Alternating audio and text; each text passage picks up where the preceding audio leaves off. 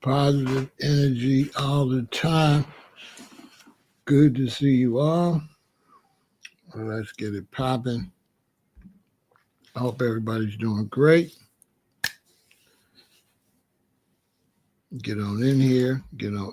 Hit the like button. Support the channel. Let's get it.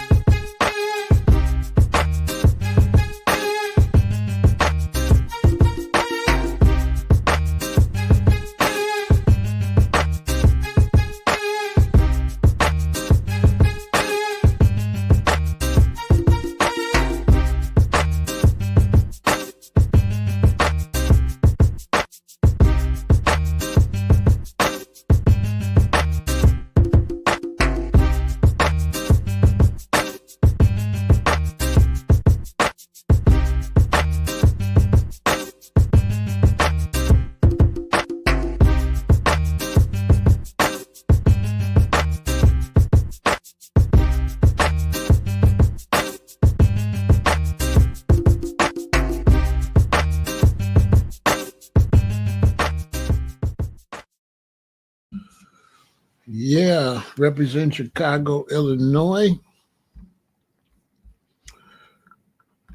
Atlanta, Georgia's in the building. San Francisco is in the building.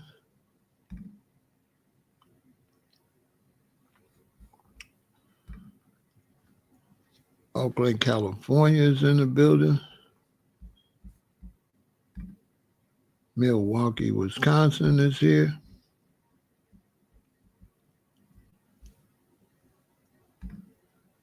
Fresno is here.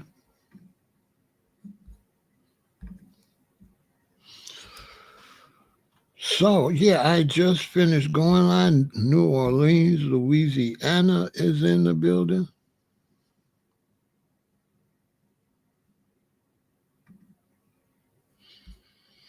I just finished going live not too long ago, and I go and I find out about this hands-off rally. Hands-off rally where a bunch of people are protesting over Social Security, right? So a bunch of people are protesting over Social Security. And they want everybody to come out on April the 5th. Which I assume is probably next Saturday.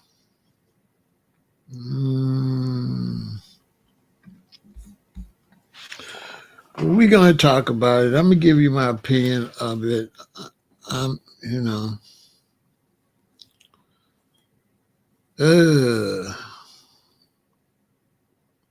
So I'm getting thrown into this early because I like to really cover conversations I find interesting and not so mundane, or conversations that I feel are like big news but are not necessarily being talked about, or certain opinions about that news is not being talked about. And this is one of those situations where they want to have this big rally on April 5th because they're upset about Trump and Musk and Social Security.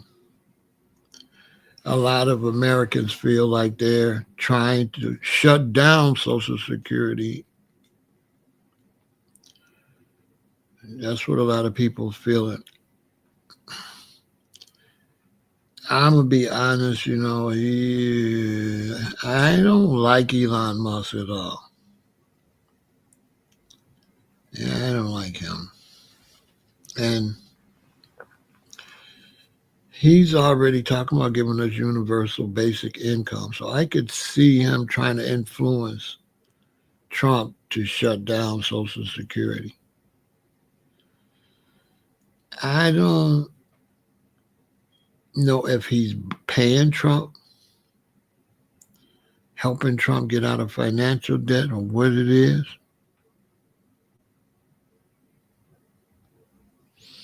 Yeah, I don't know, but it's something funny going on. I don't know. I haven't seen it yet. Uh, if it's worthy, I'll do a review on it, but I got to see if it's worthy. T double. I don't really watch a lot of movies. It really has to catch my attention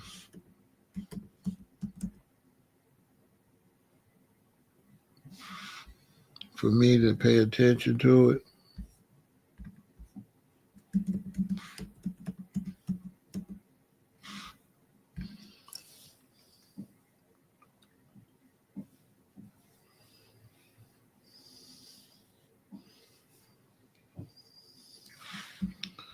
Movie called Sinners.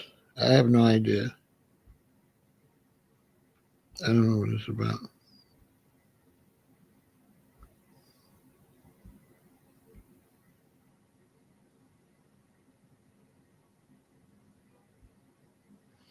I don't know what it's about.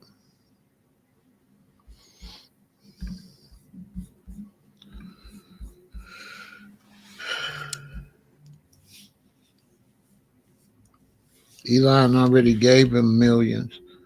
I'm sure. I know it's something to it.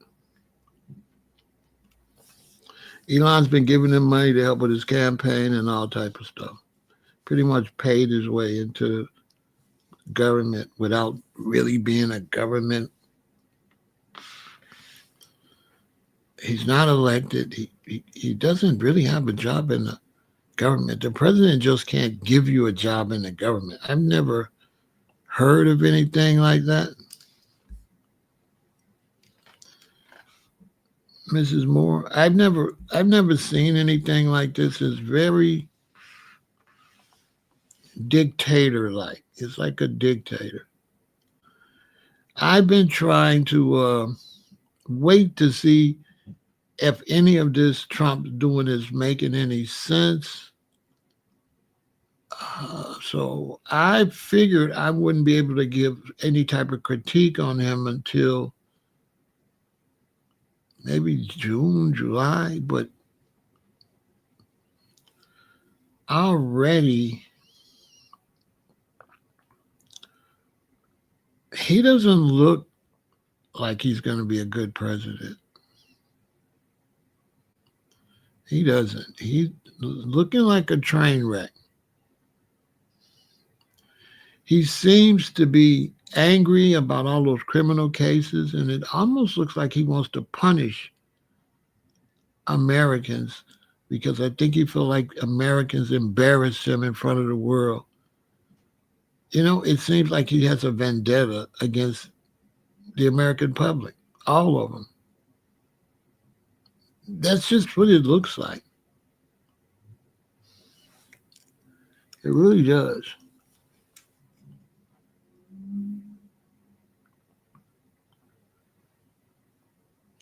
It looks like he has a vendetta, but he doesn't look like he's a great president. And of course, voters,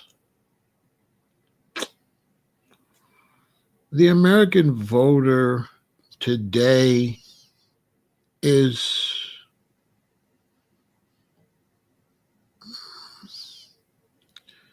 like a sports fan. They're not like informative voters. They have kind of turned politics into like sports. So the voters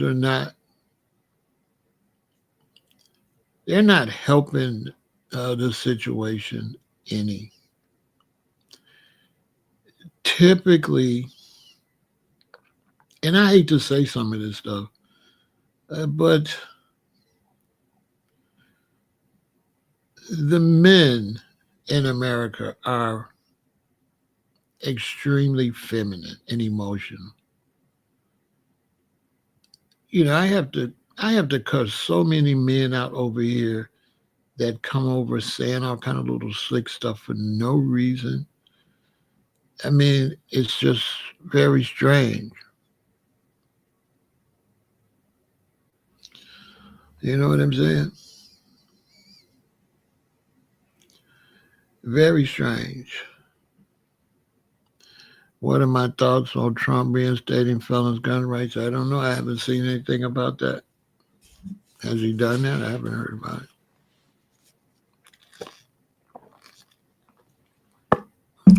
I haven't heard about it. But I know he's a total jerk. And Robert, he has a tendency.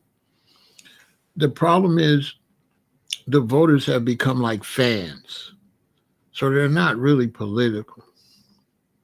So the voters are like fans. And so we're in a situation now where people that supported him, they're going to be looking for anything. You know, it's real challenge. They're going to be looking for anything he could do to try to justify them supporting him. And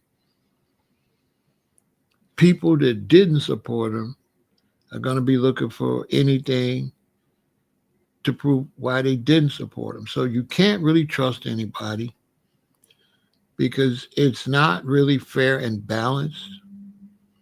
And you can almost tell, like when I do these live streams, you can almost tell who the people voted for by their comments or their statements.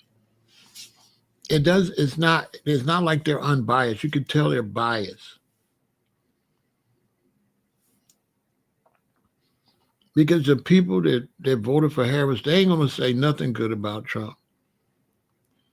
And the people that voted for Trump, they're gonna say everything good about Trump. It's just obvious. So even if he does something stupid, they feel the need to sanction him because it's like a reflection on them. They don't want to look like they voted for the wrong person. So you can't really trust anybody. I can't really trust anybody when I'm talking about politics, when they talk about candidates, because they're not going to go right down the middle. You know, they're going to be still like sports.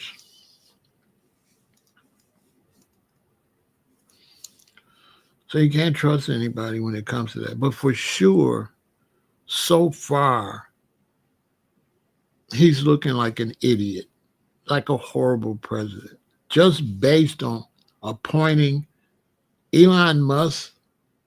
Just give him a job and he's just in the White House like that. That's bootleg. Like that right there is a dictator type. Because Elon Musk has no government. He's got government clearance to all our information. Judges had to block him. Like this guy is not a politician or doesn't work for any agency. You just make up an agency and say, oh, Doge, and name it after a stupid crypto coin, right? Right? That Elon's got a lot of money invested in the Doge, you know what I'm saying? And so it's looking, I didn't want to have to come out and say this because I wanted to wait and see what he was going to do. But early, Trump is a train wreck. He's not a good president. He's a nut, basically. He's crazy. And so he might wake up on one side of the bed. You just don't know what he's going to do. He's unstable. So he's no good. And I wasn't supposed to be able to say this for, I'm not really cool with saying this because I would prefer to wait and see him do some things. But he just started out trying to go as fast as he can doing nut shit, Just starting with Elon Musk. Like Elon Musk is a fraud. He's not what people think he is. His money that his daddy stole from South Africa under apartheid, under a racist regime, and he's had money And like a brat, he's bought his way into things to make himself look something that he's not. And he was able to use Tesla to make himself look highly intelligent, and everybody associated with Tesla. And Tesla was supposed to be such a great invention, and people just automatically gave him credit for the invention. And now it's coming out that he had nothing to do with Tesla. He came in and conned and powered out the original guys that really built the company and took it from them, basically. Snaked them out their company. First, he made them give him a high position. It was just two dudes. And so it's like, oh, so you did make Tesla. And then the first one that he was able to be ahead of, that truck is a piece of junk. I see the guy, he was trying to tow something with the truck and the whole back fell off. Like the Tesla truck is garbage.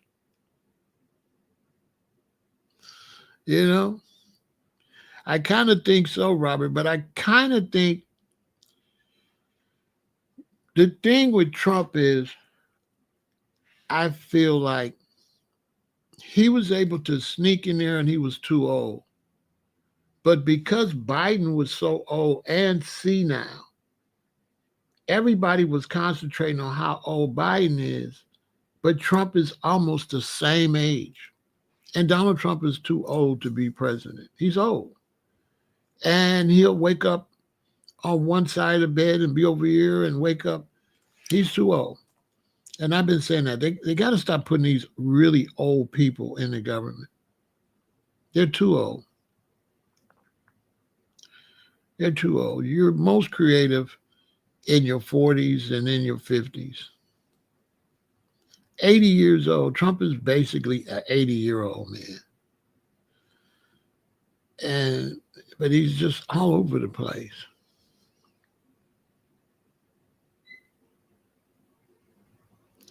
He's all over the place. It's just very strange. And so now it's kind of crazy because now you have all these white Americans mad at Trump.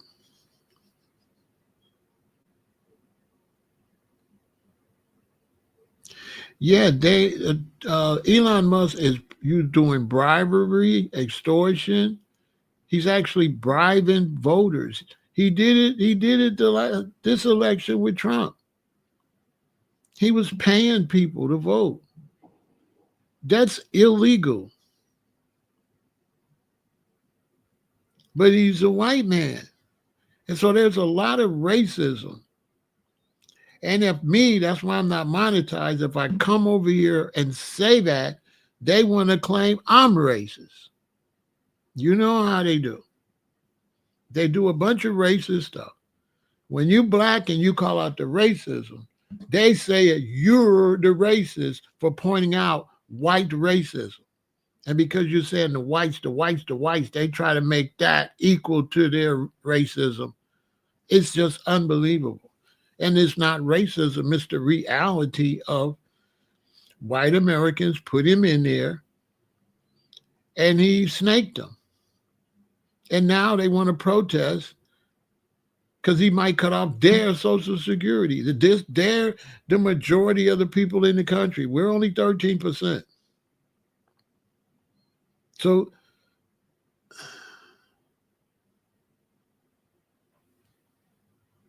So now out of nowhere, there's all these people,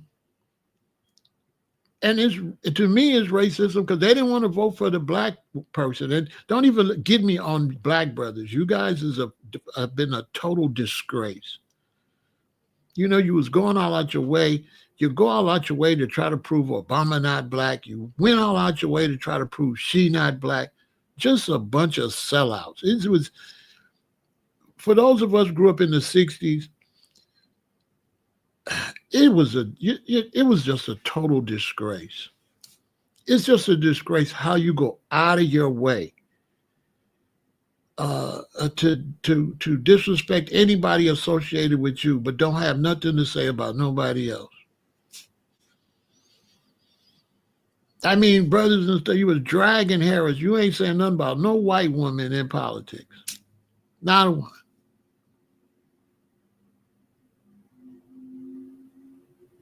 Like I see Judge Joe Brown, and he's saying all this negative stuff about Barack Obama, you know? And I'm just looking at this Bama and saying, this guy right here.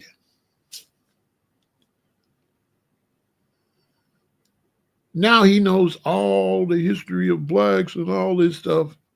But when he was on TV, he wasn't nothing but a two-bit drunk judge.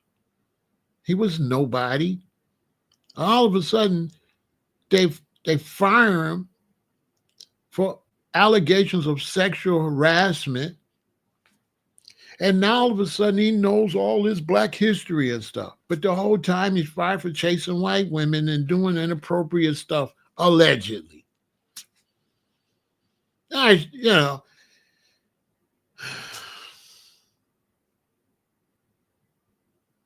me see how old he is, because I can't never. They're always too old for me to deal with it the way I want to. He's 77. See? Ham Cornell West.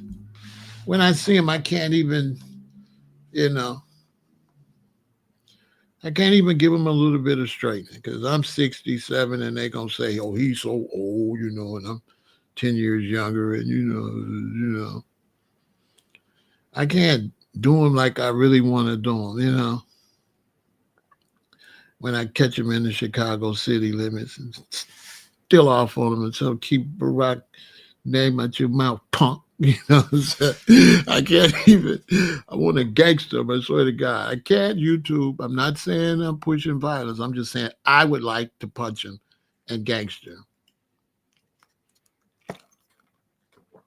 I just want to give him a little straighten when he step into Chicago city limits disrespecting. Boy, you some Bama Texan or something, bro. Stay in your lane in your bum ass state wherever you from, and do something in your state and stay out of Chicago business. You know what I'm saying? So a lot of bum ass black people that ain't doing nothing in their city always speaking on politicians that's coming out of strong places. You see what I'm saying? I had a white friend. Well, I got a white friend. I say had because he's funny guy. He's not as cool as I thought. But we was talking about this, and I was, of course, standing up from Barack Obama, and he was saying, well, we shouldn't be voting on race. And I had to tell him, listen, man, every election, you're going to have a white man to vote for. I'm black. So when we get a black person, that's going to be far and in between. So when a black person running, that's who I'm voting for. Why would I listen to a white person that has white politicians all the time tell me that I should be fair and balanced? Well, if it's so fair and balanced, why was there only one then? Why is there only one black? I don't want to hear that fair and balanced shit when everybody's always white. That's for you blacks too. You get a black person run, and now you want to look stupid when you barely get a chance to have anybody represent your black ass. And then you get one, and then you get in front of these white people on this social media and disrespect the black one with your black ass. And you think that's cool when it's really treason. To be honest with you, that's for every black person that get on social media disrespecting Barack Obama, you committing treason and should really be dealt with. But your European daddy protects you. Because if your European daddy would protect you, you would have been got dealt with out here disrespecting us like that. But if I do something to you, you're going to call the police. You're going to call the man. Uncle Sam, Pharaoh, do your job to be. So you can talk crazy because he ain't going to do nothing to you. But you can't talk crazy to him because then he gonna do something to you. So the only person you can disrespect is blacks. Because if you get out here disrespecting these Europeans, they gonna do something to you. Punks.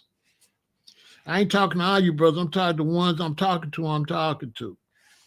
They know who they are. You always disrespect a black one. But that's because you was born in 1980, 1990. You don't know nothing, little punks. You ain't been through nothing. You a BET little boy. You ain't know nothing about the 60s or nothing about that real rah-rah. And everybody did all this fighting and stuff for your little punk ass to be born and grow up. And now you betray the race and shit. But I ain't going to get on the blacks. I'm going to stay on the whites right now. I'm on the whites right now. And YouTube, this is not racism. This is grown adult conversations. Come on, we grown. We ain't talking about hating under nobody. I don't think it's racist to say that all these white Americans voted for Trump and now they crying because he messing up their lives, taking away their jobs. So now they want to rally. Now they want to rally. But who put him in office? He got 64% of the white vote.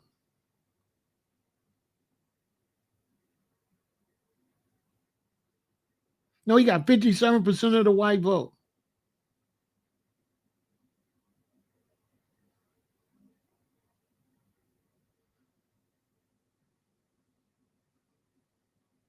$57.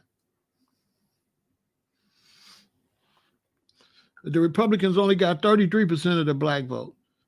They got 57% of the white vote. We voted 64% for Harris.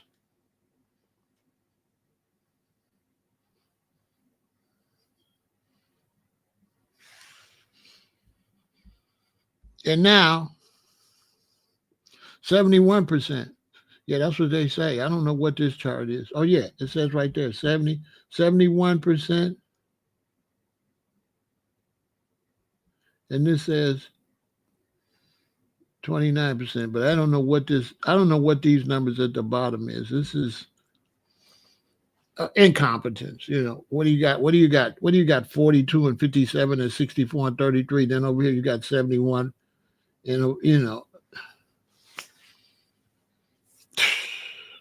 The whole country's stupid, G-Rod. You see this, G-Rod?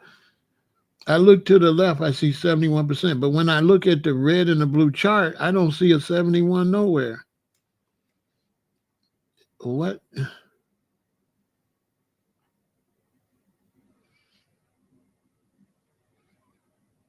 I don't know what this is.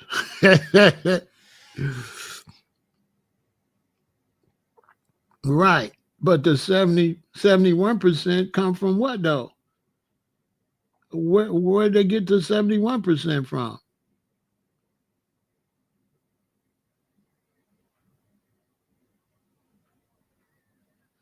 That's all non-white in one category. But if you look up at the top where it says white, it says 71%. Where is that coming from?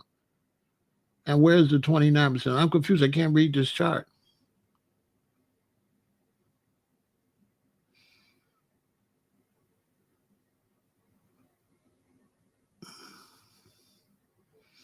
I guess.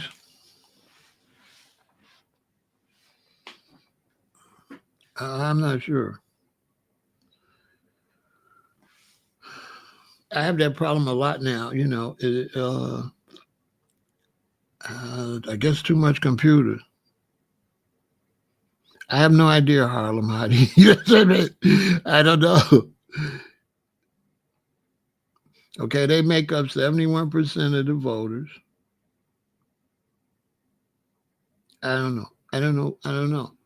That's why we're saying, I guess. You know what I'm saying, Jupiter? We shouldn't have to guess.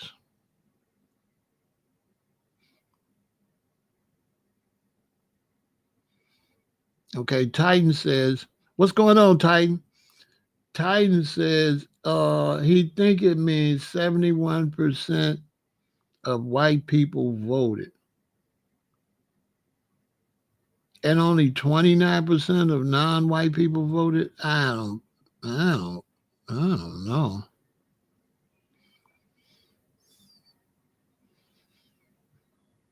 I don't believe y'all believe only 29% of not well. Yeah, maybe they calling Mexicans white Hispanics. I don't know. Don't start me to line. Okay, yeah, together that equals 100%, and that's 100% of the people that voted. Oh, I guess I don't know. I guess we 13% of the population, so I could see that. And who are they calling non-white? I'm not sure what they calling non-white because Mexicans are considered white Hispanics. Maybe not. Maybe they consider them non-white. I don't know, but I know they voted for Trump, and I know they wanted Trump in there, and I know that the government, a lot of people like Romney and a lot of politicians left because it's then got so horrible and it's so far from the original American politics that it's a total disgrace. I don't know what I've never seen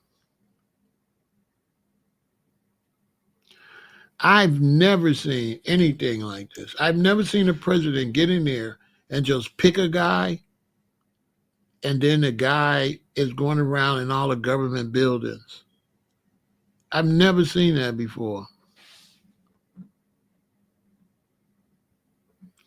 There was definitely voter fraud. People are telling me that they used SpaceX, they used the Starlink to jimmy the machines.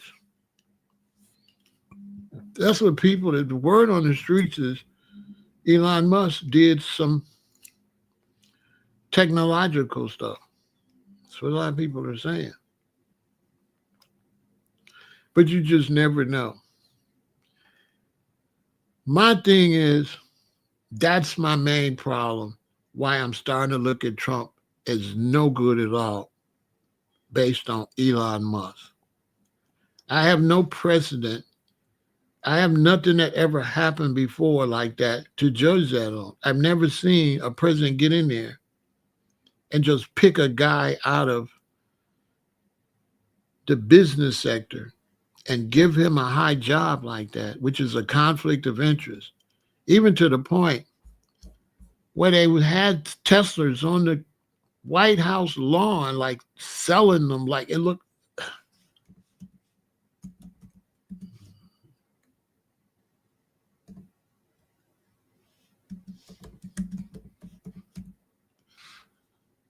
I never seen nothing like that before.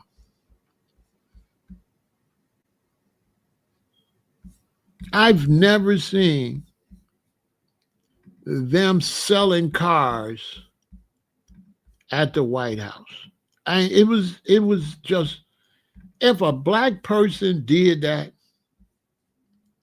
all hell would break loose.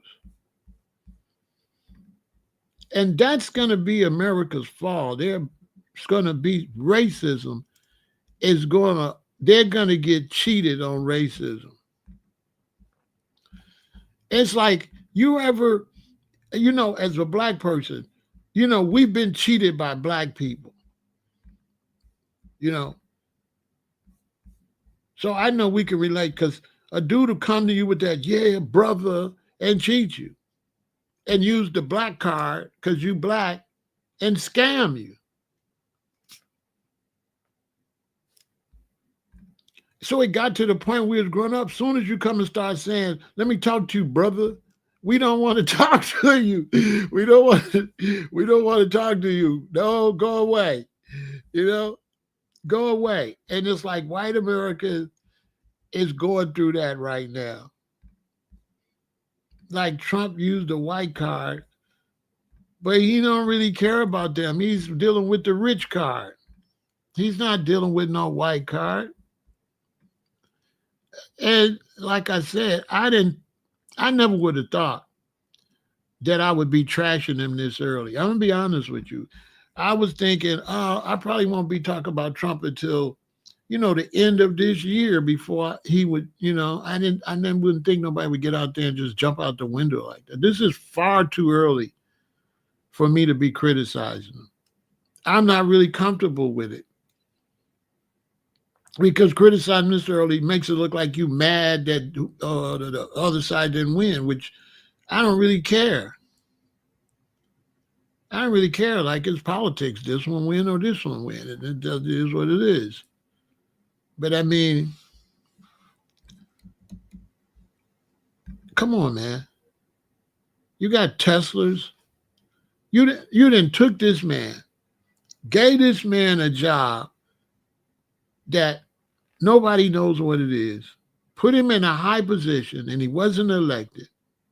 Got him in the Oval Office like he's the vice president. J.D. Vance is pissed. I don't know if you've been seeing J.D. Vance. He don't like it at all. He can't. He hates Elon because Elon is upstaging him. And then this man is in a business with Tesla. Then you bring his cars and hock them in front of the White House. Use the White House to sell cars.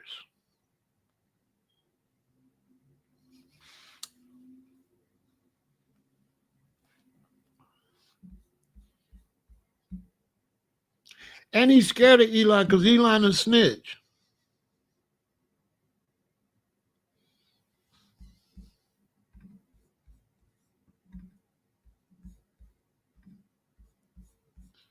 You know, I've never seen nothing like this. They were on the news the other day talking about Trump, how he talks, and they were saying, oh, he's the most powerful president ever. And they was making all these excuses for this guy who is not very presidential. He's an embarrassment, but I just don't get it. And so now all of these Europeans in America, they're scared they're going to lose their Social Security. They're getting fired left and right. They had to resign left and right. The white women are pissed because they got rid of DEI and it exposed that they were the ones benefiting from DEI and affirmative action, what we've been saying, that they took affirmative action for black people and said it's for blacks, gays, and women. And then they would be able to hire like a black woman and put down that they hired a black person and a woman. They didn't have to hire a black and a woman. They hire a black woman and that counts for two. You know what I'm saying? That counts for two people. And so it's just really bootleg to me. It's bootleg. I've never seen nothing like it, so I don't know what to compare it to. I wanted to give him a bit of a doubt, but he looks like a train wreck. Like,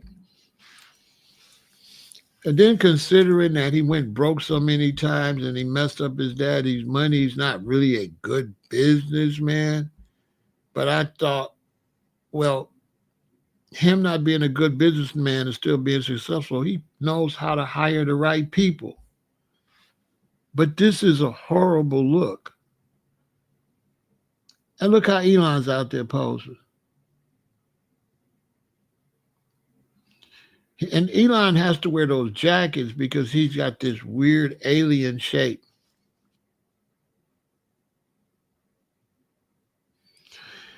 If he let Elon go, Elon will tell everything. Because Elon is the kind of person that'll move somewhere else. He'll leave the country. He don't have to be here. He's one of the richest men in the world.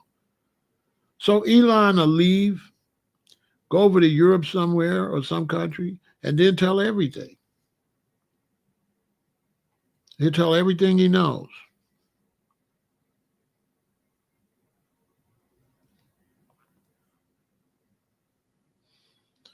Yeah, it's a high possibility, Mrs. Moore. He's got this weird shape. He was born in South Africa. His daddy says Elon had some black friends, his servants. Elon's not racist because he was real. He had friends. The servants was the friends. That's what his father's, and he knew what he was saying. You know what I'm saying? So nevertheless, they're gonna have this big rally now. Elon was born in South Africa. I just said that. Elon was born in South Africa under South African apartheid. His dad was in South Africa. And his daddy said that Elon's not racist because he was friendly with the servants.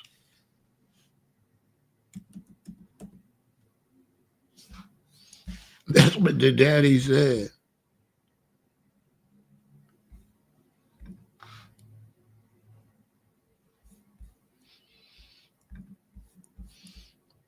That's what the daddy said.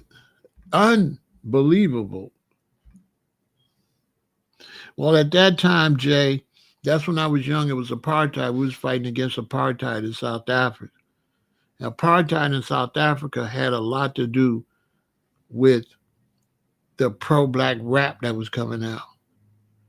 The whole pro-black movement when I was young was fueled by South Africa.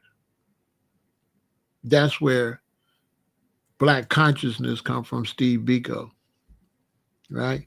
So the term black consciousness comes from Steve Biko in South Africa.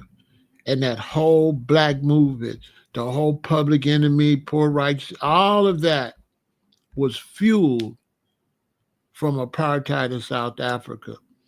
And the leader of that whole black movement around the world was Winnie Mandela, because Nelson was locked up and everybody was saying, free Nelson Mandela.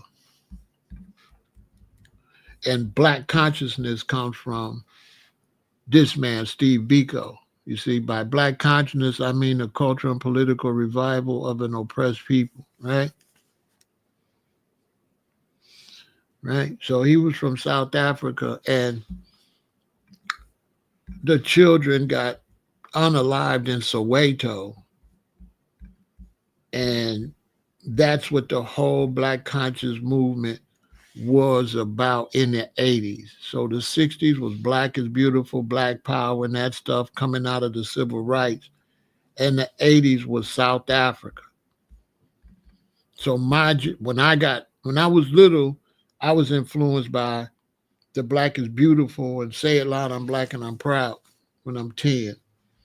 And then when I get 20, I was influenced by South Africa and apartheid. So when you see all that pro-black stuff, that's where it came from. It came from South Africa. And we was really upset over here because the black people couldn't even go to their own beaches. You know what I'm saying? The blacks couldn't even go to their own beaches. And that fueled that whole black public, and all of that was fueled off of South Africa. For y'all don't know, I give you the real history. That's a fact. When they shot all them kids in Soweto, you know what I'm saying? This was like one of the most famous pictures right here with them carrying the unalived child, where they just shot up the black people in their own country. That's the backstory on, and this where Elon come from there. So Elon come from a country where black people couldn't even go to their own beaches. We could relate because we had just had the civil rights where we couldn't get on the bus, we couldn't go to the restrooms, so we could relate. You see what I'm saying? Because this was the same thing we was dealing with, whites only in the bathroom for my parents in the 60s.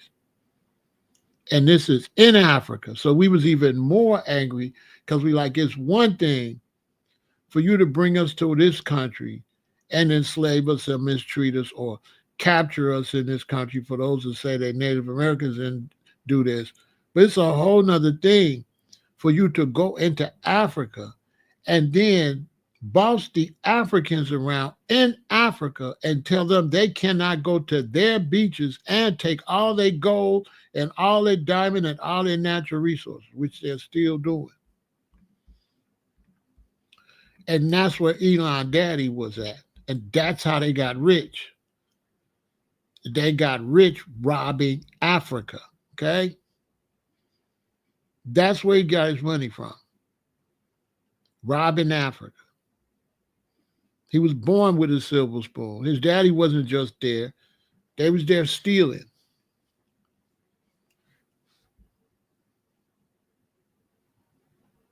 They were there stealing.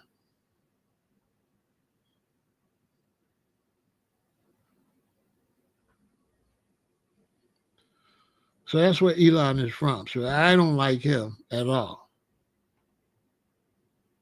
You know, I don't like him.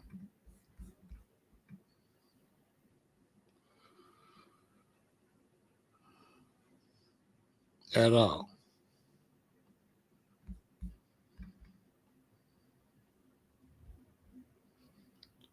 That's where he's from.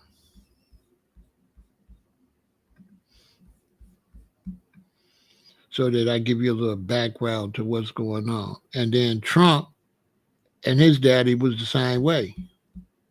Trump daddy and Elon daddy is the same. Trump was raised under that too.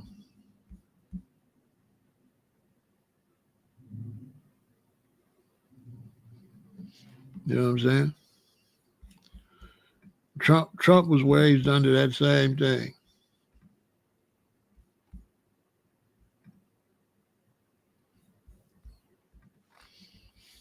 That's why they get along so well. And you know, when I seen all these black people cheering for Trump, I couldn't get mad because a lot of brothers, young brothers that's out here all on social media, they don't know much. You know? So they don't know much. They're young and they got the attitude that, oh man, ain't nobody stopping us. You can make it. They kind of don't know the history. So they feel like the past generations dropped the ball because they don't know we didn't have no ball. My elders didn't have no ball. Just the fact that you compare our struggle to sports just show you don't know what the hell you're talking about. What ball? What you mean we dropped the ball? It wasn't a game, you know. What sport was we playing? People was actually being unalive. So what do you mean drop the ball? When they was bombing churches and stuff. The fear is that the young black brothers are going to go through that again because they don't know. And because they don't know, I don't believe young black brothers will be ready for it.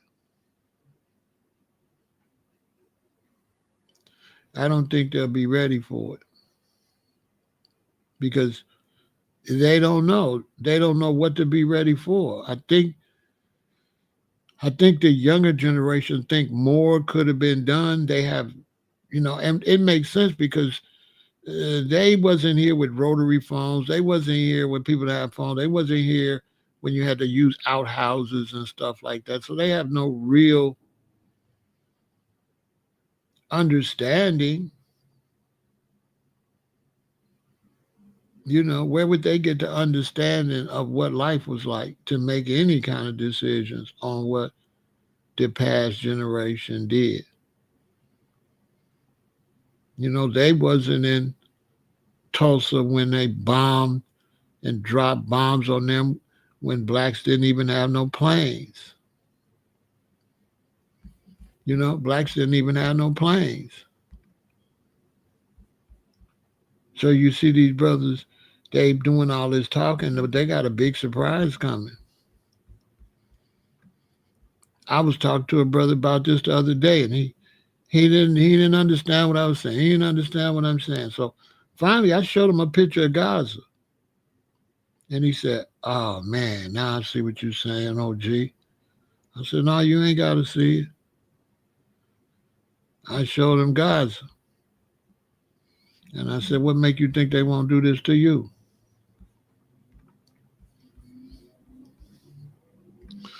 And he said, "Damn, you ain't lying, man. They doing that now." His mind was blown. I said, "Bro, what you mean a long time ago? They doing that right now." So look, that's America, and that's South Africa.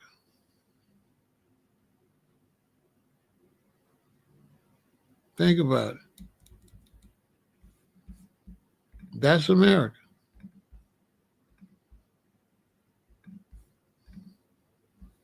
That's America.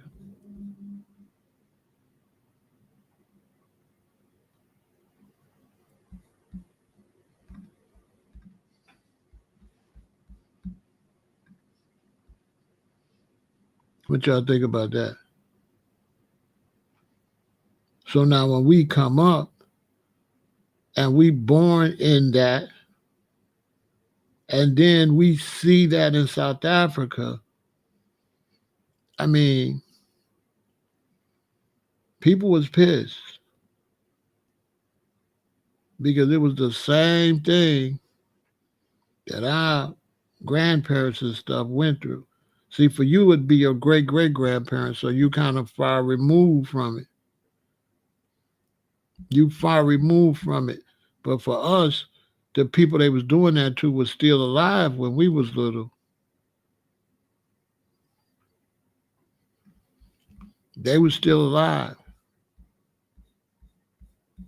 So it was real. And that's where Elon Musk come from. He come from that environment right there. That's where he come from. Seriously.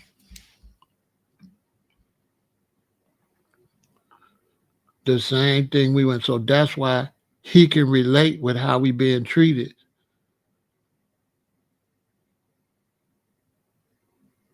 Because over there, they still got the Africans way back behind us. The blacks in America, we made the most progress out of all the blacks. That's a fact. We were the ones that made the most progress.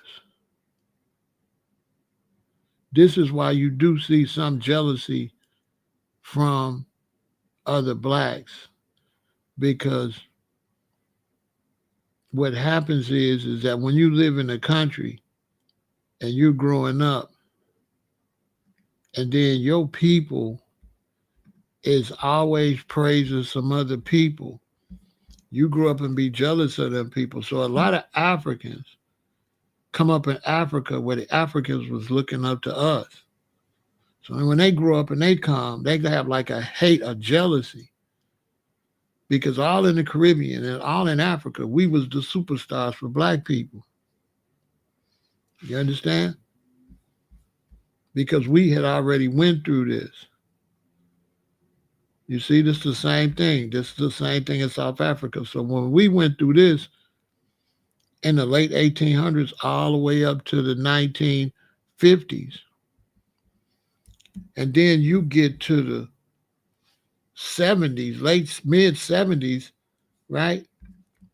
And then you see this in South Africa. You know, we was pissed because this was too close to home when we seen this over here. So we was fighting for South Africa. That's how Pan-Africanism grew, and that was the connect, right? That was the connect between Africa and Black Americans for people that don't know. That's talking about their FBA and all this tether and stuff. They don't know the history. They don't know how we got connected. Even young Africans don't know how we got connected. Black Americans got connected to Africa because of apartheid. Because apartheid was the exact same thing we had just went through. But we felt like it was more egregious because you in Africa doing that. It's one thing to do it with 20 million African Americans or black people over here, but to go into a continent with billions of blacks and do that was just the craziest thing ever.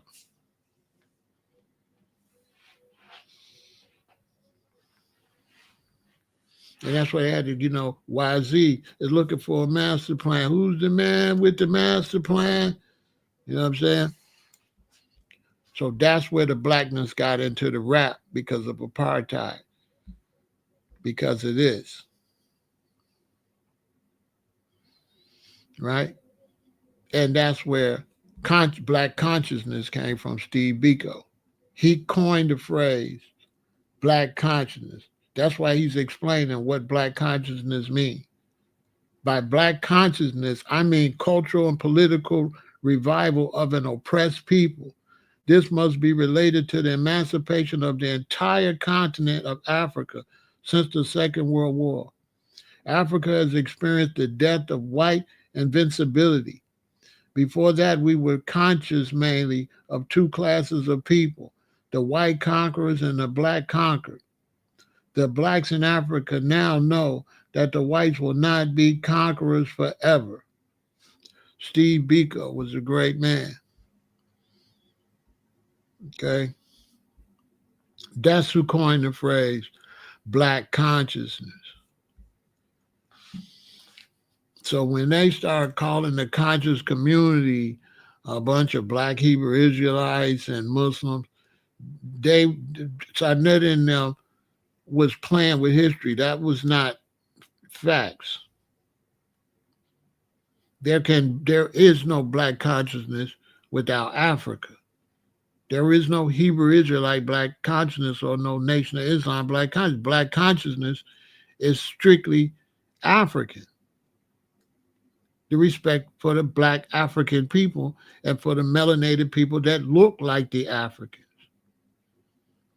So meaning if you were here and you were a Native American and you had this skin and you looked in Africa and seen somebody with this skin, whether you was from Africa or not, you identified with the other person with your skin color because everybody with your skin color was being oppressed and faced prejudice. So y'all coming with this, I'm Native American, that don't make no difference. You was black in the eyes of the oppressor. You wasn't no Native American. You wasn't no Hebrew. You wasn't none of that. You was the N-word. And then now once you get some freedom, now you want to be all this stuff and pretend like you don't understand why we were all identified together because the powers that be, in their eyes, we the same. You only a stupid-ass Hebrew or Muslim in your eyes. But in the eyes of the people that run this planet, you black. So you can walk around with your head in the sky saying you all this bullshit. But I keep telling y'all, you are what the other people say you are. And if you are enemy, you are enemy. And you trying to say you are more and all and say you're not black is bullshit. Because you Moors, if they catch your ass out here, you're going to be black. You're going to be black. You're going to be black if they catch you out here. That's why so many Moors in the white prison system today. Because they black. Go up upstate New York. It's full of Moors locked up there. But they not black. Well, why y'all locked up? Why y'all ain't got no property? Y'all talking about all this property, you could just get property. Why they locking y'all up for taking these people's houses and doing that Moorish bullshit and going to jail left and right? Polite some more.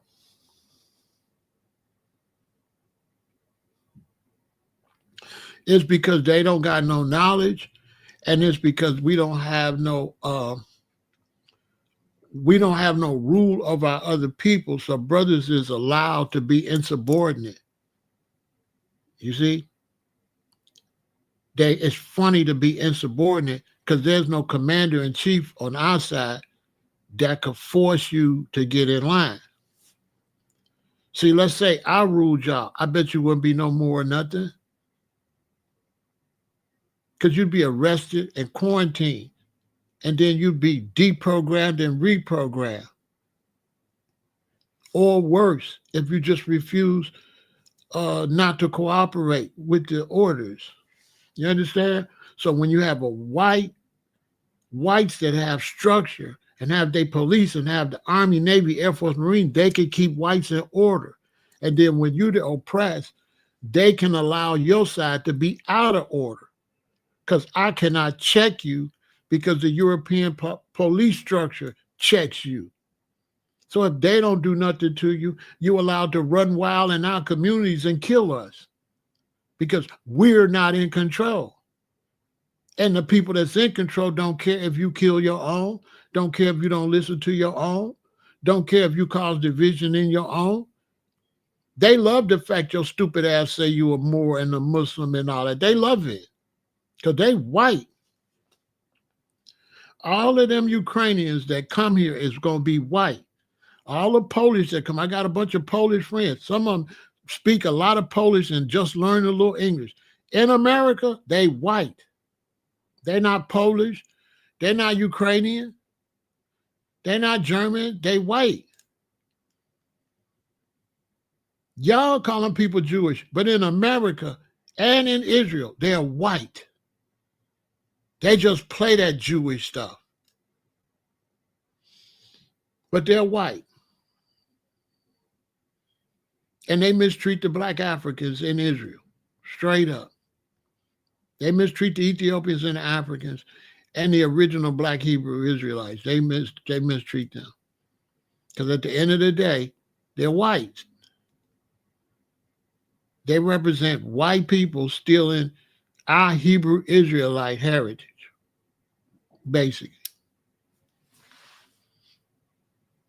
And that's why I got to get donations and shit, because they're not going to monetize me. The only way I'm going to get monetized, I was monetized, but they want me to, I can't say nothing.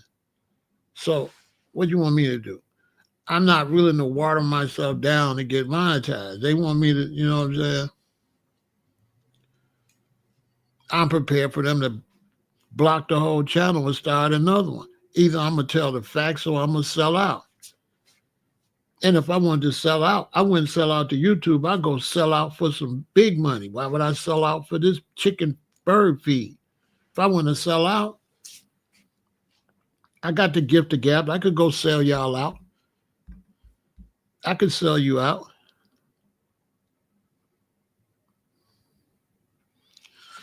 You don't like the term white. Who asked you? Who cares? It's not your channel. So go somewhere where you hear something you like. Ask me if I care what you like. Your name is What Should Matter. So you bootleg. You're not even a real person. So your opinion don't even matter. That's what should matter. I can tell you what shouldn't matter is your opinion. Because you're not even a real person. You're over with a bootleg name. And you want to ask me a question. You want me to answer somebody and I don't know who I'm talking about. You too much of a coward to even identify yourself. And you think you're qualified for me to talk to you? You a non-motherfucking factor. Don't ask no real person with their real identity, real face to answer no question to no bootleg person on social media. Man, but I'm doing me. So this is what you do. Come back tomorrow. Yeah, come back tomorrow. Because I got the power and you don't. Yeah, come back tomorrow. Come back tomorrow. You understand? Wow. See how easy that was? Bye.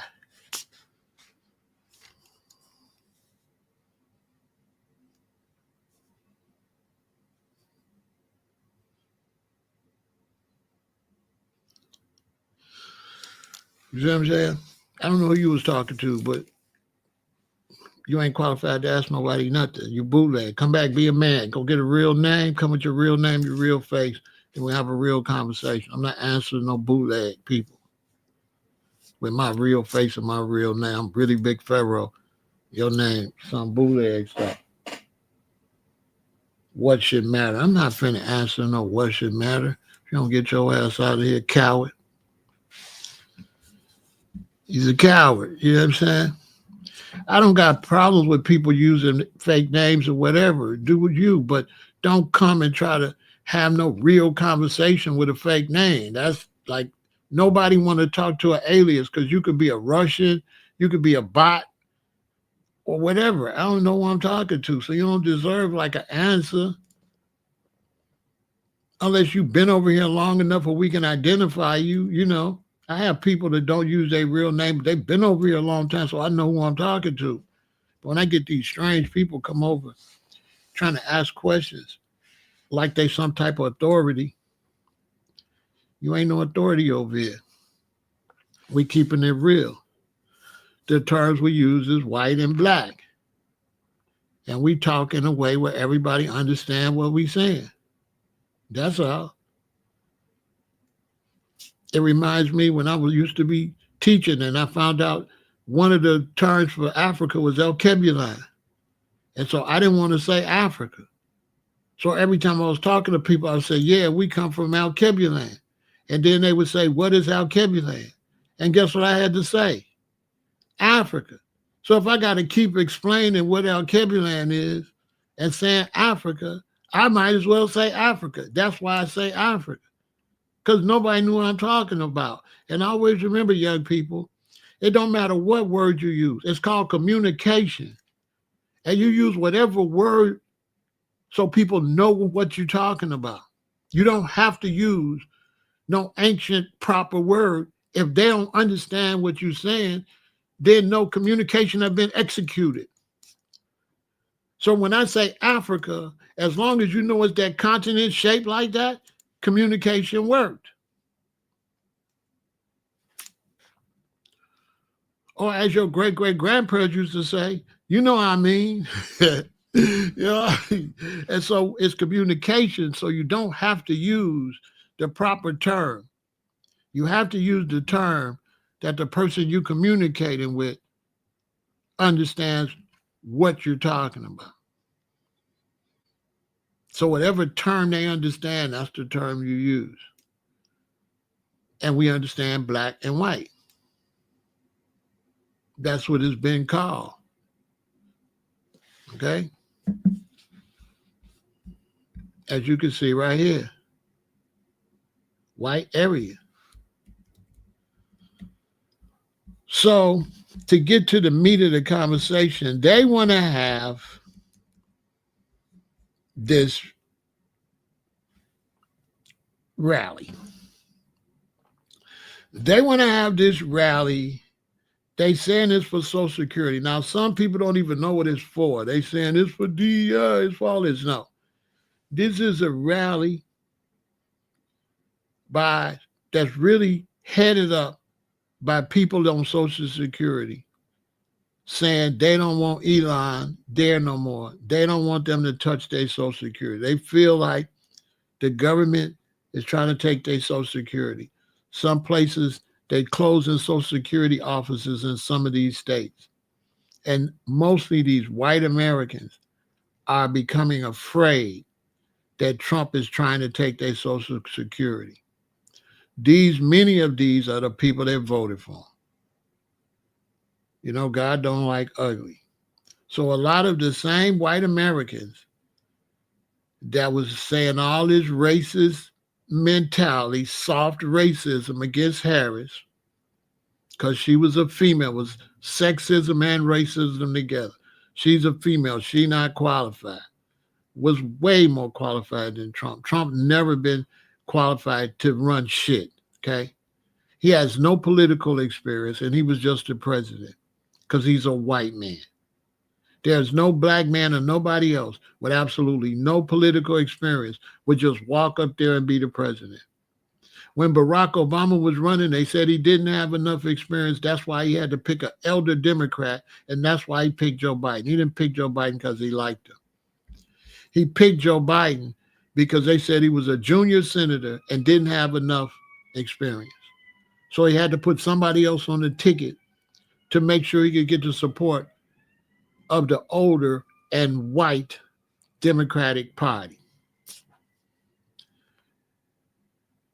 And then Joe Biden took advantage of that and got in there and did everything the opposite of what the person that gave him the opportunity to do. Had the safest border under Barack. Now we got the worst border under Biden.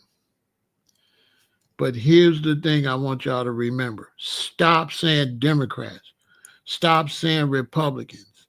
And judge each president by themselves. Let me give you an example. You want to say Democrats when it comes to Biden, and you wanted to lump Biden with Obama, and you want to lump Biden with Harris. But Harris could have won and did her own thing. She wasn't going to do what Biden did. And y'all let people fool you to think that she connected to Biden to the hip. And I can prove she's not connected to Biden or connected to no Democratic Party. In one word, Trump. What Republican is Trump like? None. Trump ain't like Reagan. Trump ain't like Bush. They don't even like him. So the fact that Trump got in there and did what he wanted to do, what make you think that Harris wouldn't have got in there and did what she wanted to do? She was not going to do what Biden did. The vice president don't make no decisions. And many times when they debate, the vice president be debating, they be both debating when they candidates, and then this one win. And if you go back and watch Harris debating Biden, you'll see that her and Biden don't even get along. J.D. Vance does not agree with Donald Trump. He would want to run against him. And then when Trump stepped down, Vance is going to do Vance. He's not going to do Trump. He's not going to do Republicans. He's going to do J.D. Vance. So black people learn that. Each person going to get their own opportunity. So if you're running with me, if I pick you to be my vice president, that don't mean you got nothing to do with nothing that my policy.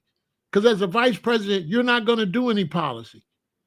All you're going to do is be the head of the Congress or whatever, and all you're going to do is go shake hands and go to little stuff. Your job as the vice president is a backup plan in case of war or in case the president dies or gets killed, and then you step up and be the president. That's your only job. The only real job of the vice president is a backup so that the country can keep running. But while the president is alive and healthy, the vice president is a nothing, has nothing to do with nothing. Okay? Understand that. Stop letting them fooling you that, oh, it's the Democrats and they all gonna do the same thing. No, Harris would have got in there and she would have did what she wanted to do. And she would have did way better than Trump, by far. As a black woman, as a Jamaican woman, as an Indian woman, she would have been trying to prove herself because she would have been the first woman president, the first Indian president, the first Jamaican president, the first black president, female black president. And she would have really tried to prove herself. She would have did a great job. Instead, you put this idiot in there with no political experience, is a crook, and is a common thief, and it got a criminal record. And white America is so racist because there's no felon black would have ever been president. But a white man could be a felon with many, many cases and broke many, many laws, including in New York, saying that his building was 11,000 square feet and there's no 11,000 square feet building in New York. And then he gets in there and people pay and help him become president, and he uses his presidency to throw all his cases out. A common crook and a shyster. Period. A common crook. A two-bit crook, a felon. And as black people, how do they treat us when we felons? Sure. But a white man could be a felon and be the president. That's the racism in this country. Okay? That's the racism. And now black man, if Barack Obama was a felon, he would have went to prison. He would have went to prison. If he did any of that, talking about grabbing by all that and all them sexual cases and all them scams in New York with property and stealing government records and all that stuff with a wife that come over there from Europe, from Russia somewhere, we ain't even get into where she come from. She come from over there near Russia that some pimp bought over here and introduced her to him. And ain't no telling what kind of tapes or videos and shit they got of him. The reason he's so nice to Putin. You want me to tell the whole story? It ain't no newsman and nobody want this smoke over here. Not MSNBC, not Fox News. None of them want me on there. Because I'll break the TV. Okay? And now they loved him and all this racism and put him in there. And now the very Europeans that voted for him, put him in there, is want to have a rally. Because they scared they're going to lose their Social Security. And I'm sick of America always not respecting us. You don't want to give us reparations. You don't want to do nothing for us. But every time you don't got enough people to rally, you always want black Americans to come rally with you. And we sick of that shit. You don't want to do nothing for us. But every time white America or America get in trouble, they want us to boot up and go to war. They always want something for us and then try to act like we didn't do nothing. We built the whole fucking country with free labor, where you haven't taught your own people, so they don't even know the history. So some white man will argue with me, he don't know nothing. He don't know that Cotton built everything he got. He don't know that he got GI Bills and the blacks didn't. He really believed he worked harder. Because that's what they told him, he worked harder.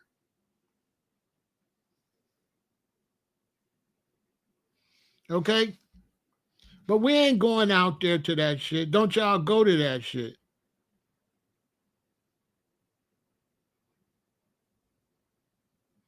Okay? Let's hear what our people got to say about it. Youth is coming. And before anybody starts romanticizing protest, let me just say it plain as day. No confusion. We are not going out there. Not this time. We are not going out there. A whole lot of people are planning to hit the streets, right? I know y'all have heard the buzz. Chants, signs, cameras, emotions are going to be high. I get it. Hell, I've been out there before. But the last time we marched, what happened? They tear gassed us, shoved elders to the ground, committed vandalism, and then blamed us. They shot rubber bullets at kids, and then had the nerve to call us violent. We showed up with our voices. They showed up with riot gear. We screamed, "Don't shoot," and they loaded that clip anyway. And let's be clear, this administration, they've let us know in no uncertain terms, Black people in the street equals threat. They're looking for a reason to vilify us. They're waiting for a headline to twist. They're hoping for a camera angle that's going to justify their brutality. And what do we get in return? A quote tweet, a statement, maybe a mural? But no safety, no justice, no peace. So no, we're not marching this time. We're not going to give them the photo op that they so desperately want. We're not playing into that cycle. We're not going to give them the excuse that they're so desperate for. We're protecting our people. We're staying home. We're building offline. We're organizing smarter. Because we don't need to be in the streets to prove that our rage is real. So let them march, let them bait, let them spin the same tired narratives. But don't let them turn your Blackness into a threat on live TV. April 5th, we sit back, we step back, we stay safe, because survival is resistance too. To all the Black people on this app, and if you're not Black, I guess you'll be out there in the streets by yourself. Black people, April 5th, there's supposed to be a whole thing about a protest, marching, whatever, in these streets. The only thing that I need you guys to do in these streets is to go to the grocery store, gas up your car, and then take your butts back home. We are not getting out here doing nothing else at all. We are resting for the next 4 years or less. And we're hoping for the less. Because, baby, we don't need him in that White House longer than he's already there. So, Black people, April 5th, y'all stay home. Go get your groceries. Get your gas. Don't buy nothing else. Because we are not doing this. We are on rest. We are not protest. Because, y'all, you know, they want to martial law us so bad. And we are the wrong generation to do that, too. We are the most serious, unserious generation there is. And this government don't know what they're doing. So with that being said, April 5th, let's just make sure that we are staying home and have a good time, catch up on our shows, and rest. 1 million people are going to march in the United States on April 5th. 1 million people. Sit your black ass down.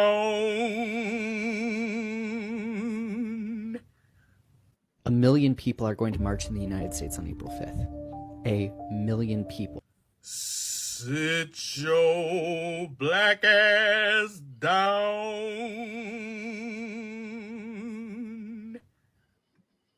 That's what we are. That's what we are, right? There's 100 videos with the sit your black ass. That's 100 of them. There's 100 videos like that. Okay? There's hundreds and hundreds of videos like that. Right? We're not going out there. We don't care nothing about that. Before we go out there and rally with them, we would do better to set up and start having like meetings and stuff with brothers from Africa and the Caribbean, brothers from Africa, Caribbean, and get that tight. I would rather go and rally with some Africans and some people from the Caribbean and talk about international reparations and staying out of each other's business and don't step on each other, but help each other. I'd rather do that. I'd rather do that than to go out there getting involved with state business. And then when it's through, America always use us to come rally. The Mexican people, a lot of people do that. And then after we rally and do this shit, then they, forget y'all. You know what I'm saying? After we rally and all that, and they get what they want, they turn right back to devils. Don't care nothing about us. We're not going out there with that. They're gonna get some sellouts out there. They're gonna get some sellouts out there. You know what I'm saying? Exactly, Jupiter. Exactly, G-Rock. Kick us right to the curb. No, we're not going out there for that. We're not going out there. If they want to cut everybody's Social Security off, let them cut it off and see what happens. Let them cut it off. These people are tear this place up. They're trying to go to Trump for the Washington, D.C. to pass something that people be destroying Teslas. Man, Elon Musk is done. He's done. He's a dumbass. He ruined his own company. His companies is going to be downhill from here on out. He sold X to his own, one of his other companies that he owned. You know why? Because he want to try to get his name off of that, because that's been a crash too. X, Tesla, all his stuff is finna crash. You can look at his face now and he thinking, should he have did this? No, you a dumbass. You should have just got your money. He shouldn't have never, when he was that rich, he should have never jumped in politics. And if he was going to jump in politics, he should have made moves that was good for his business. This fool made moves that ain't no good for his business. None. He done tied himself to Trump at the hip, which that's what he should have never did. He should have just stayed in his lane. It's a conflict of interest because Trump and them trying to censor people, but X is saying you got the freedom of speech. So now Elon wants to stifle our speech, but X was for freedom of speech. So you got X, but you work for the president, and if we get on X disrespecting the president, what you going to see? It's a conflict of interest. Now they want him to step down from Tesla. The shareholders and stuff, they want him to step down. They losing money. They don't want his name associated with Tesla because he's an idiot, okay? Elon is an idiot. He's a little spoiled brat that daddy stole a bunch of money from South Africa and gave him some money to invest and used their bankers and their investors to show them how to invest. They don't be smart. They be having the money to pay the smart people to get the money. That's for Elon and Trump. They pay people. They take their daddy's money and they learn how to pay people to make money. And these accountants and bankers and stuff make their money for them. They don't know how to make no money. They dumb as hell. Elon shot up 2 rockets within a couple weeks and they both crashed.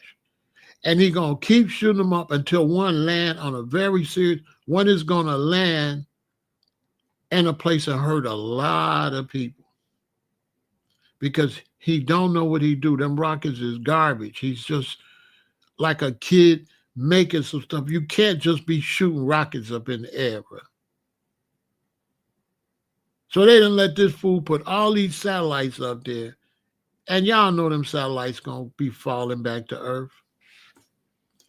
And if them satellites start all falling at the same time, it might tear up how many cities?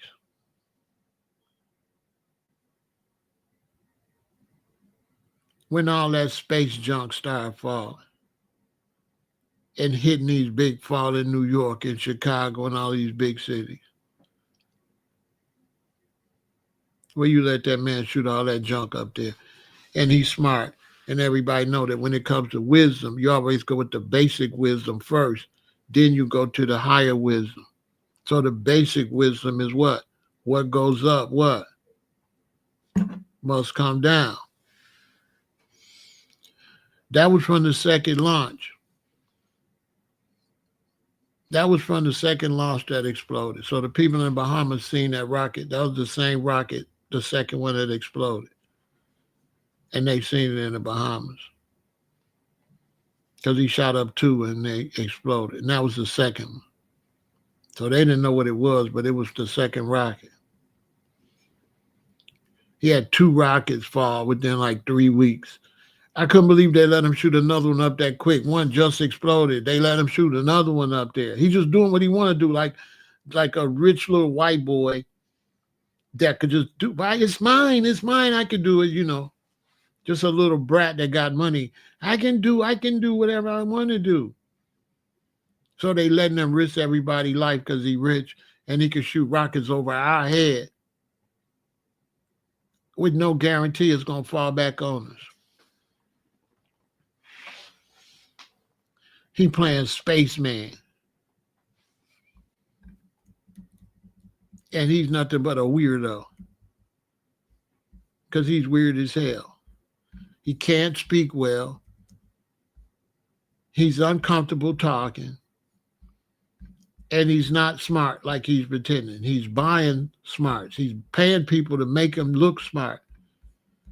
He ain't none of that. Him and Trump. Their fathers was the go-getters. Their fathers was the sharks. They ain't nothing.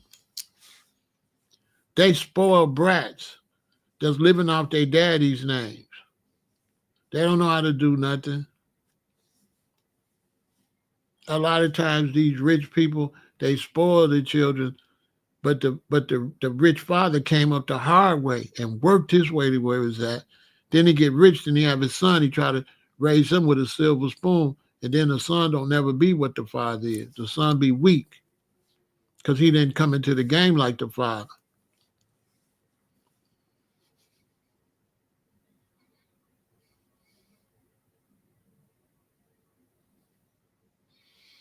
You understand?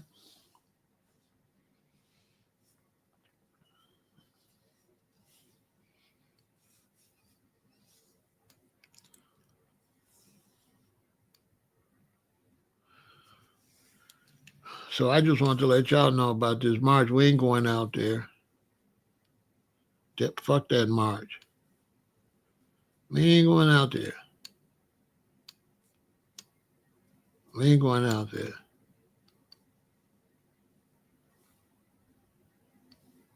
Because the way Trump is acting, what's going on? The way Trump is acting, we probably going to end up in a war. We probably going to end up in a war anyway. And people like Trump will start wars, but they ain't got to fight. His sons ain't got to fight. Everybody else's sons got to go. His sons ain't got to go.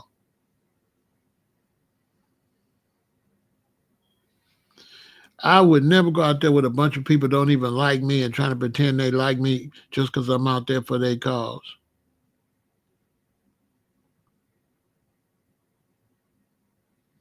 Because anybody with any sense know that every Social Security office going to close going to be in Democratic states, and everything going to be revenge on the Democrats because his ass had all them felonies. He ain't doing nothing but revenge. Nothing he doing is real policy. It's all revenge for being embarrassed and being a felon. That's all.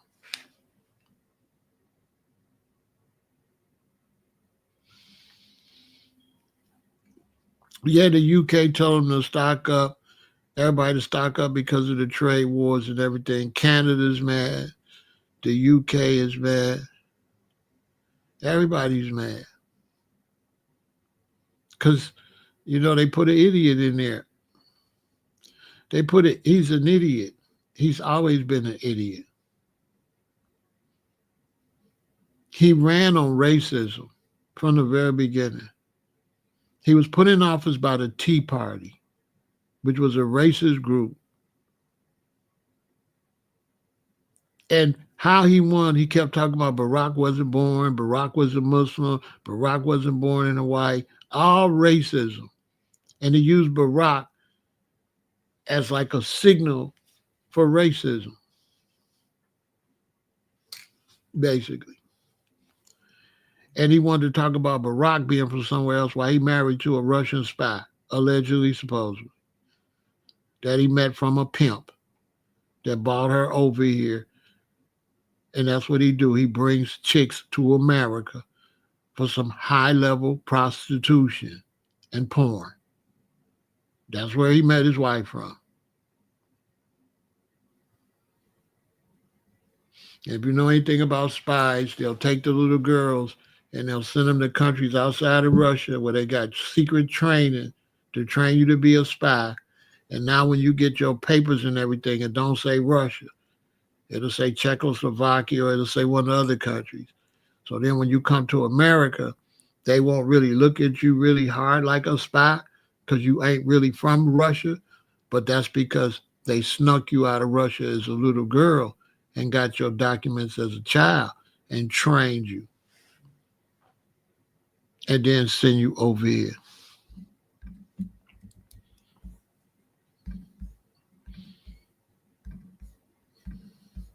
I'm just telling you. You know what I'm saying? That's why I'm not monetized. That's why y'all got to support the channel because I'm not monetizing. They liable to shut me down eventually because we live in a situation where the wrong person see what I'm saying. All they got to do is not like me and they could just say I did something. Although I didn't do nothing. But all they got to do is say it because they run everything. So all they got to do is see me and say, you know what, he this, da, da, da, da, da, da, da. And then that's it. You know what I'm saying?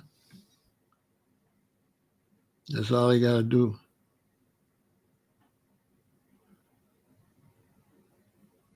That's all they got to do.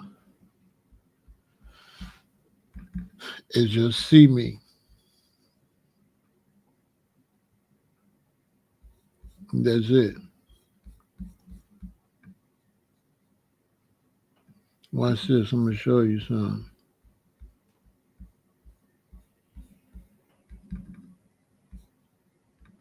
Let me see if I can find the pictures.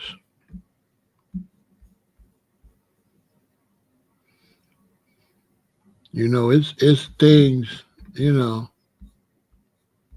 it's things that, you know, when you see Trump being so, you know, cool with Putin, you have to ask yourself, what do Putin have on him?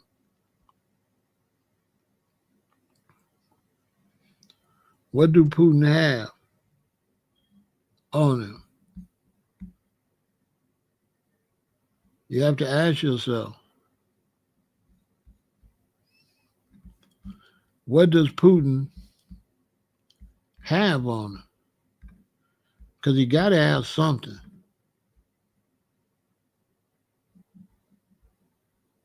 Anybody can see that. Because he attacking everybody but him. He ain't said nothing about him. You know what I mean? And this is looking like it's going to be a big old mess. You know? So yeah, stock up on food. I had bought a bunch of food and stocked it up, but I never really finished jarring it up. It's on this expiration. I'm finna eat some of it before the day, throw the rest away, and go buy a whole bunch next week and do it all over again next week. And I've been trying to get all my family to stock up and get ready, you know, because if it don't be the government and war, it's going to be Mother Nature. We're going to get squeezed from both sides.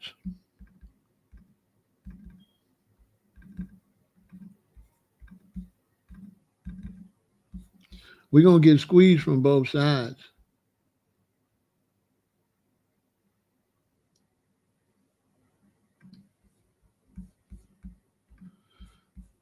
That's a fact.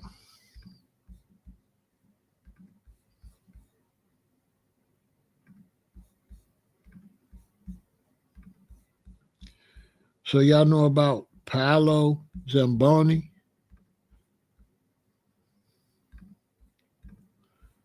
Man, I'm going to get in trouble.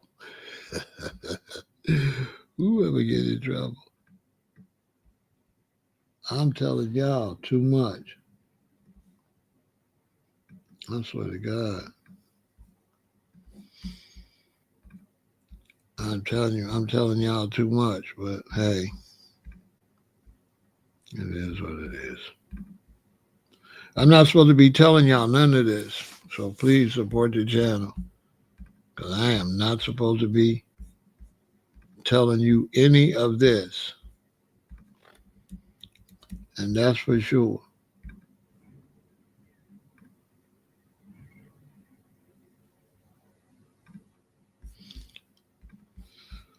I'm not supposed to be telling you any of this. And so Trump can't be trusted anyway. I believe he's compromised.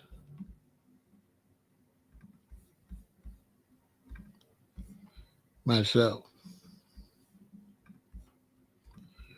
I believe he's compromised, and I believe that Russia got video footage or something on him.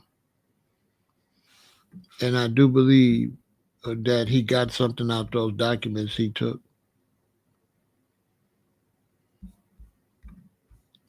This is the man that introduced him to his wife. International pimp, crook, Zampoli. Okay. That brings a lot of women over here from Europe.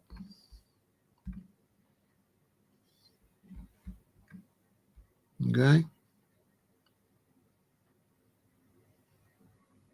That's who introduced him to his wife. What y'all think about that? Bought her from somewhere over in Europe.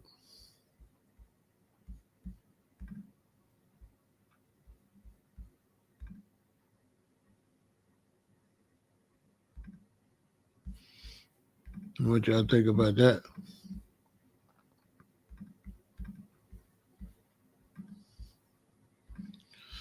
Bought her from somewhere over in Europe. He brings over ladies. Okay. And the question is, where did he get her from? Who is she? What's what's going on? What they got on Trump?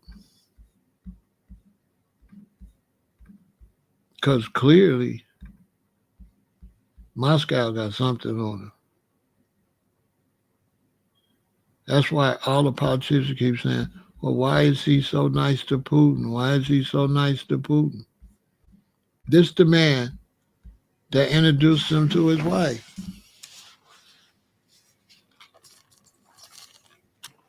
What y'all think about that?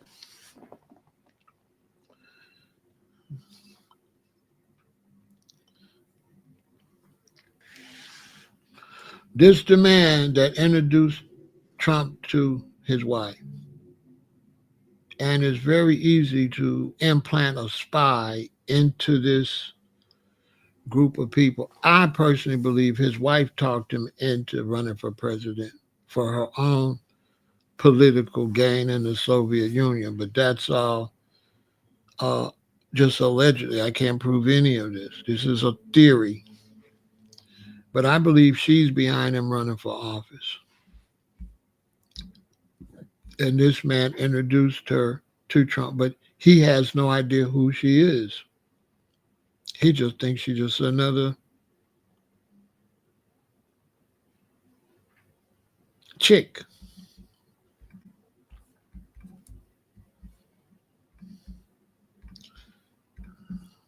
That's what he thinks. But to me, you come over here, and your woman is from Europe, close to Russia, and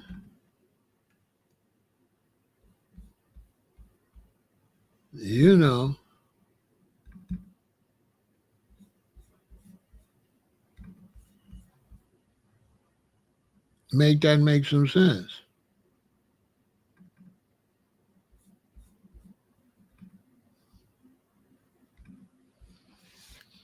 That don't make a lot of sense to me. That's suspicious to me that your wife come over close from Russia and then you end up with all these top secret files, which some people were saying there was information about satellites that was watching Iran. There was information about nuclear submarine locations. All of that, they made it disappear. And he's president again. How do you leave with files that classified? They say the files were so classified that they would not even be able to bring them to court. They would have to bring fake ones in court because they can't even let the court see them. And then these are top military files So Trump gets back in office and fire all the tops of the military who would know what he had and put his own puppets to run the military.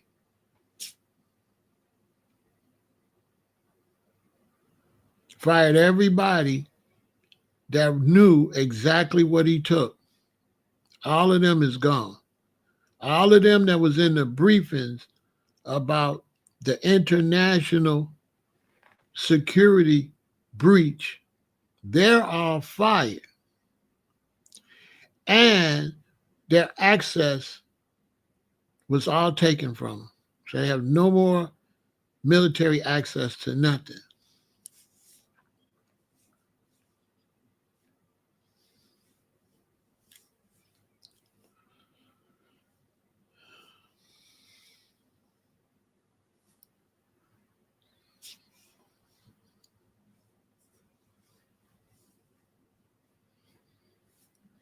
And he's a creep. And he's been a creep. And so the question is, does she have files on him?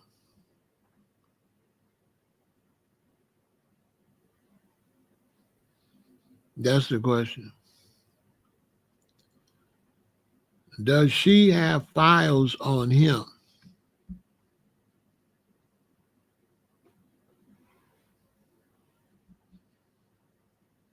What has he been doing? You know?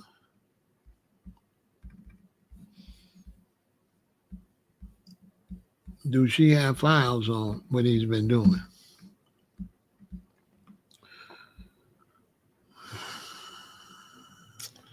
That's what people would like to know.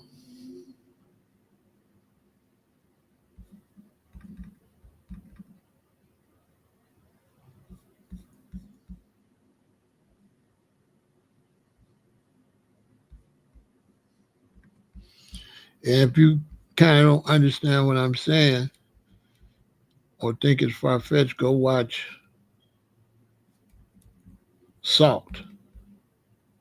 And then you'll understand what I'm saying. It'll show you how they do it.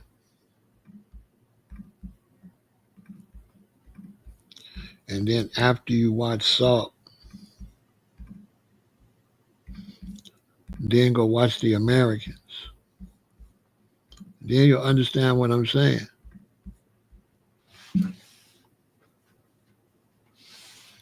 Go watch The Americans. You know what I mean? And then you'll understand what I'm saying. But Salt will really show you what I'm saying because they show you everything.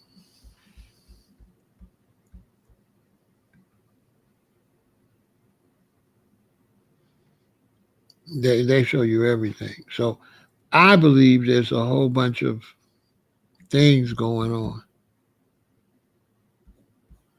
You know? Including the mysterious circumstances with his other wife that's buried at his golf course. Wow. You know, it's like a movie. It's like nobody don't see it. Why is she buried at the golf course? What is he hiding? They need to dig that up and see what's in there. And by her being at the golf course, if you want to dig it up, he'll know. He might not know if you had a funeral home, but he got her on private property. Well, he'll be alerted if you come snooping around and try to dig her up. But I wonder what's buried with her. That's what I'm wondering. So it's a lot going on. That's why you should stock up with food. You should be ready because it's a high possibility we're in the middle of some type of battle between governments. Definitely I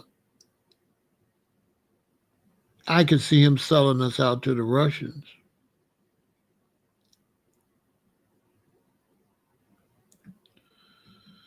And mind you that in South Africa, where Elon is from, the Russians is very powerful in South Africa, very powerful.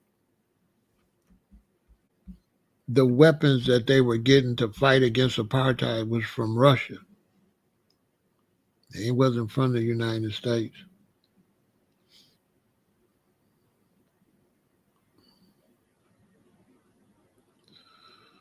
So it's a lot going on, y'all.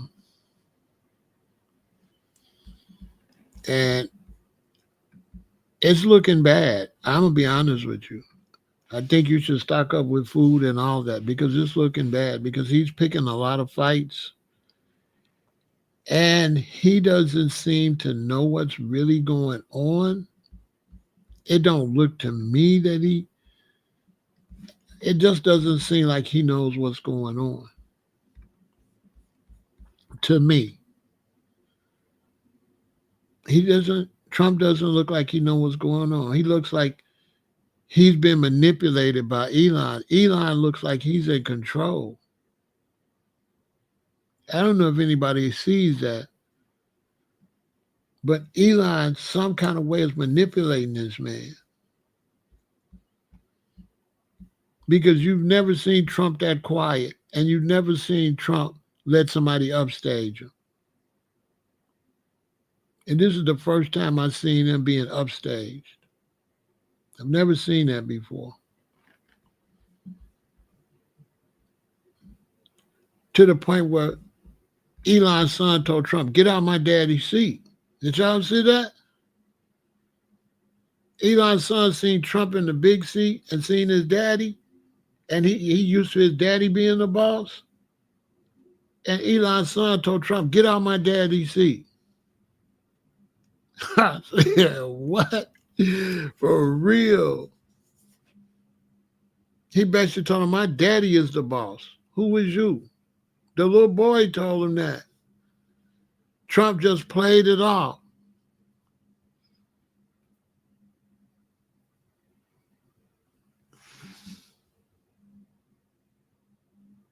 He wanted to say something. Yeah, you seen that? He wanted to say something, but he can't. He wanted to say something, but you can tell he can't. They got something on him. And when he put Elon over Doge, Elon brought in his whole crew that's beholden to Elon. So the team of people that Elon got to look at all the Social Security and look at all this stuff is Elon's team. They're going to only report to Elon. They're not going to report to Trump. They are loyal to Elon. This shows how stupid Trump is.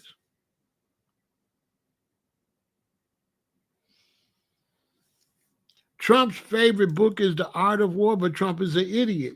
So he's trying to have books like his daddy and like these people to look like but he's as dumb as a rock. That book ain't doing him no good. Because if he really read The Art of War, there's no way he would have Elon in that position. Because The Art of War is totally against how he's moving. Nothing he's doing is in The Art of War.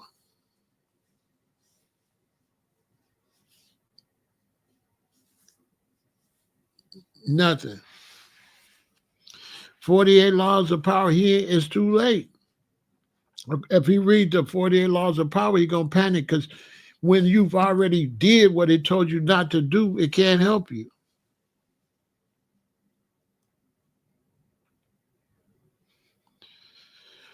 Now, let me tell you something. When Elon go into all these places, because he got all these electronic experts, if Trump tried to fire him, he could push a button and everything will go off. He's going to have the place wired. He's going to have bugs, okay?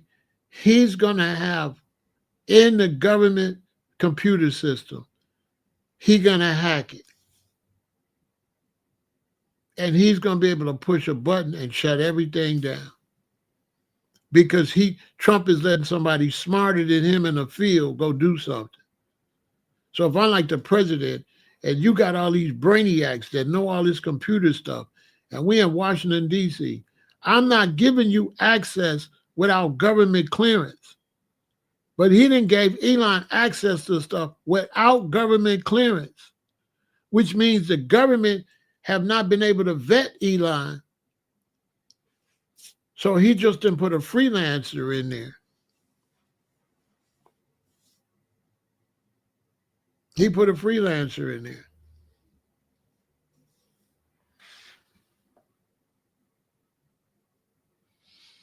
But neither. He have a delete button. He could push a button and shut the whole shit down. Elon could shut the whole shit down because Elon's not the one doing it. And I'm glad you said that, Benita, because what other people don't understand, Elon's not doing nothing. He's paying people to do everything. Elon didn't start Tesla. Elon's not doing anything. He's paying people. Then he's getting in the front, taking the credit for all these geniuses that's setting all this stuff up. He's a dumbass. Elon is a dummy, but he's paying people. And then he's making himself look smart off of their expertise. Which means you heard of a double cross, which means Elon could try to double cross Trump and hire some people to work for him to set everything up. And one of those people could double cross Elon. Because if one of them tech experts do something, Elon won't know how to undo it. Elon won't know how to undo what these experts went and did. So if it's the wrong guy, they can snake Elon and just take everything. And Elon won't even know. Look at how he looked at all the records and everything he said was wrong. All the results he said of the records was all wrong. The wrong dates, the wrong money, the wrong addresses.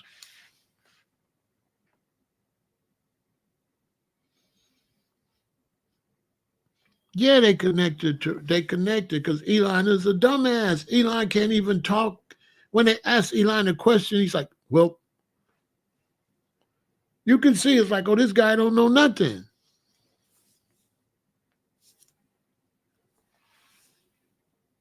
This is how the rich get richer. They pay people that know it, and then they take the credit for it. But they don't know shit. They just let the money do it. And because they don't know nothing, they have to hope the people they hired know what they're doing.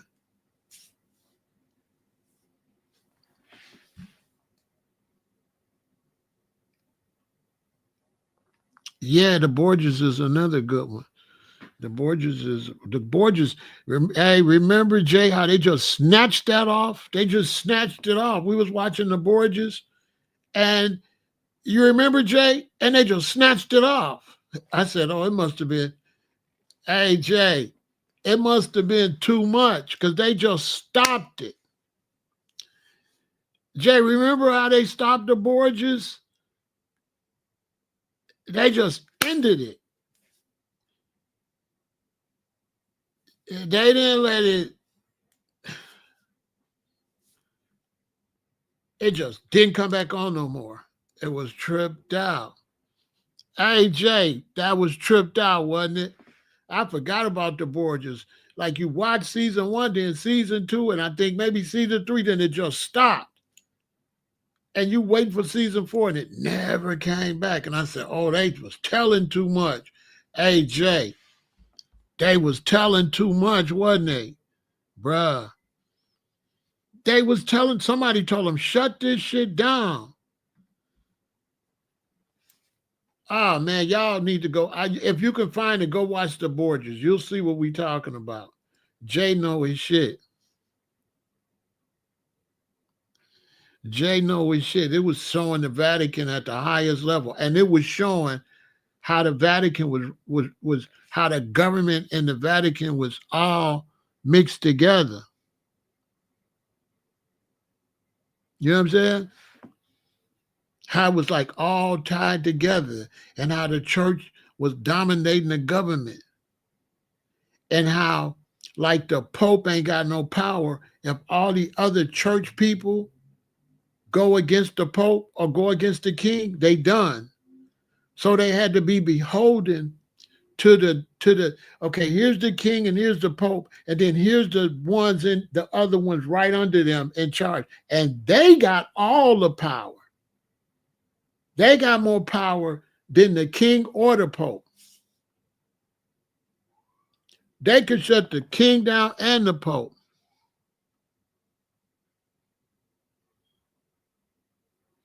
Nah, it wasn't no new series, not that I know of. It just stopped. I don't know. I got to go look. It just disappeared. That was years ago. I just never looked no more.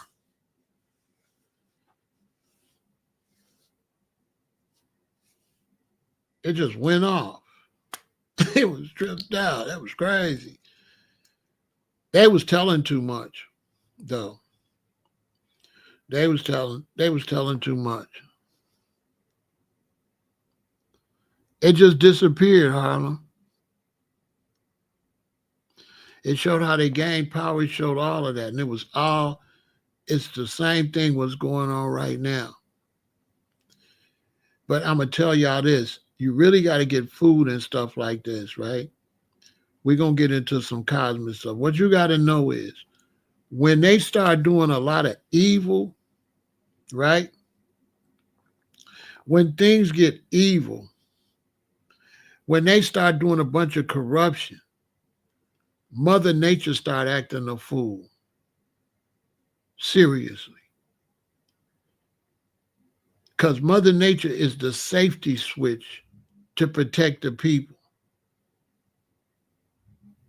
And so anytime they try to go too far, Mother Nature gonna start tearing shit up. And when Mother Nature start tearing shit up, it interrupts their plans. So right now,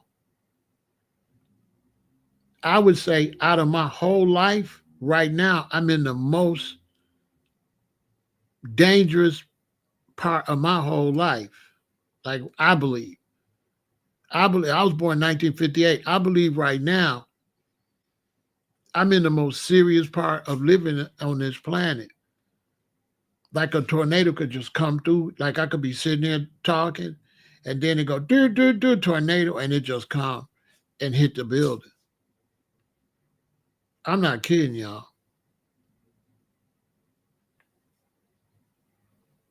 If you open up your eyes, you can see. And it's so bad that they're not even showing the storms. That's why I shut down This the News. I was going to do This the News. And I ain't told nobody this. I had a channel called This the News I was going to do over here, right? And I was getting ready to do it. So I started posting all of the natural disasters on my Instagram. Do you know they flagged me? And they claim because I was copying these news stories from these other sources, but I was using their thing to do it, and I was giving credit to who I got it from. So I wasn't posting it like it was my content. It was saying reposted from so-and-so with them tagged in it, which they got duets and all that. But it wasn't that. It was what I was posting. And then that's another reason I had to stop and I didn't do This the News, because it was too many of them. And I realized, I'm not going to be able to repost all these natural disasters because there's too many of them. They're happening all over the world, flooding and stuff like everywhere. Y'all seen, like in the U.S., y'all seen them baseball size hail that tore up that lady car? And they can only pick up 4 of them in one hand, hail. That was last week. Tore her car, busted the sunroof, busted the windshield, dented up the whole car. Hail's this big, which means eventually We can have hell this big and just come through the roof of your house and just tear your house up.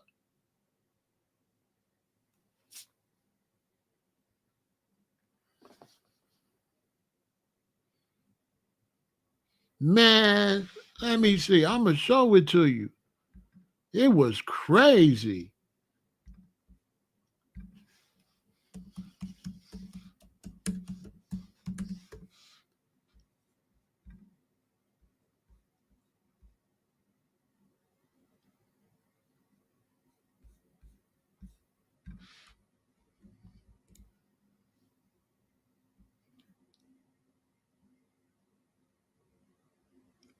It was in Texas.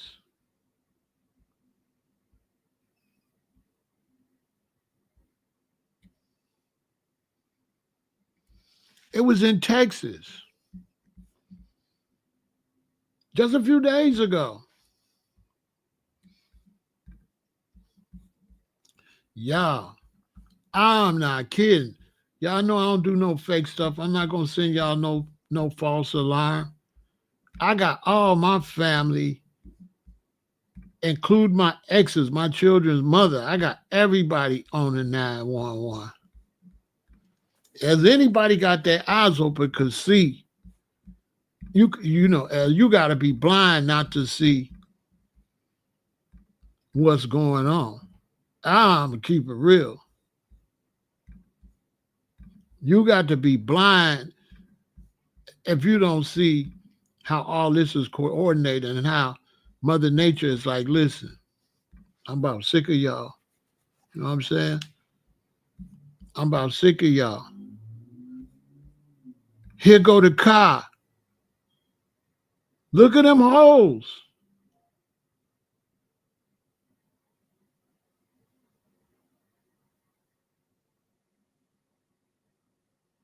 And I've been in a hailstorm. Man, it ain't just Texas, it's the whole United States. Look at California burnt up. Look at Florida caught on fire. Up New Jersey caught on fire. They couldn't put it out. The hurricanes we had towards the end of the year. Here in the Midwest, just a few months ago, before last year ended, the tornadoes was coming across at an angle, like 6 of them. Tore down people's houses up out there. Then the other place up there, like in the mountains, tore that up. They haven't fixed that back. I can't even name all the places. Those places are still torn up. What's the one up in the mountains? Was that South Carolina or something like that? Where it went up and them people lived in the mountain and it did something that don't happen in the mountains and tore they hole. Where was that at? That was what, 6, 7 months ago? I mean, you can't even name everything.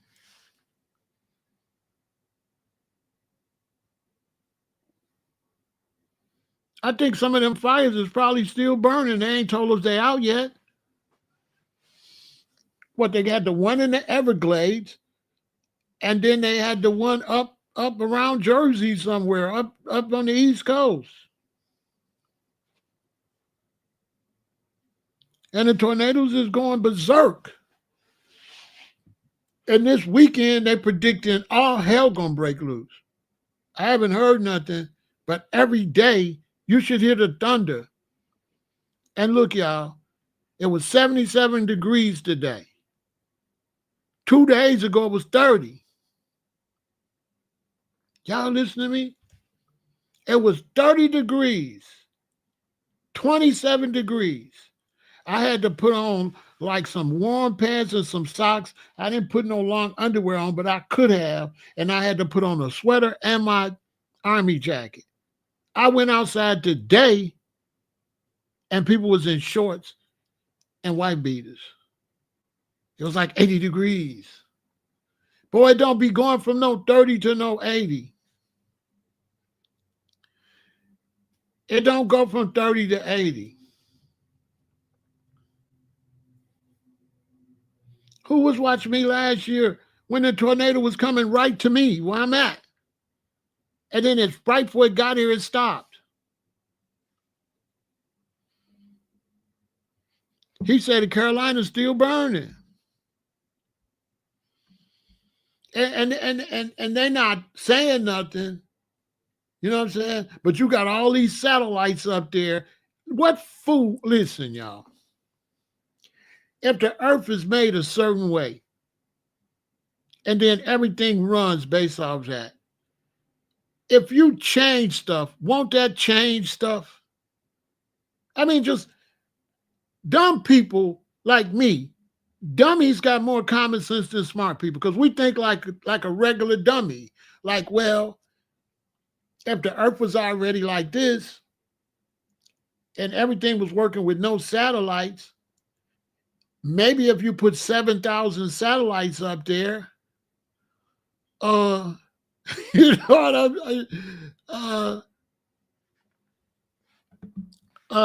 duh. So everything gonna run the same way if you got thousands of airplanes going back and forth and thousands of satellites, so everything gonna still work the same way. Have y'all seen a video of the 7,000 satellites? Because I thought Elon was just trying to put 3,000 up there, but other people got some up there.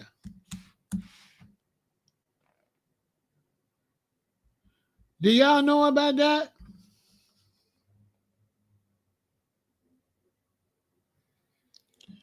And do y'all know about the cloud of debris that's in space? Y'all seen that? And that was from 11 years ago. Let me find.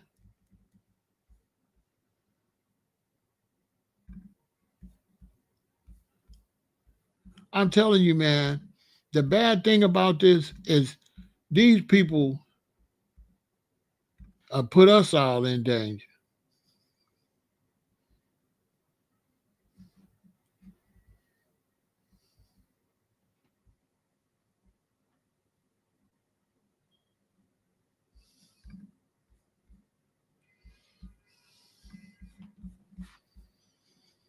I ain't gonna lie.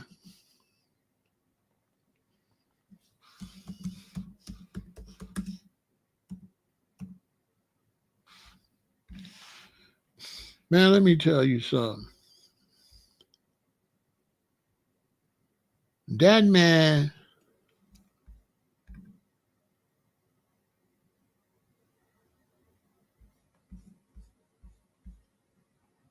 let me tell you something.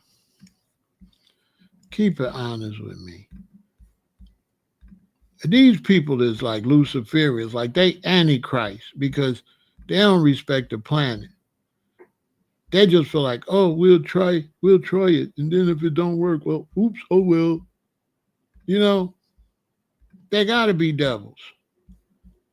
They gotta be antichrist. Who would do that? And dumb. We used to call it a smart dummy. And there's nothing worse than a smart dummy. He's just too smart for his own good. Trying to outsmart. So smart, they think that they can outsmart nature and outsmart the earth. Man, look at this right here.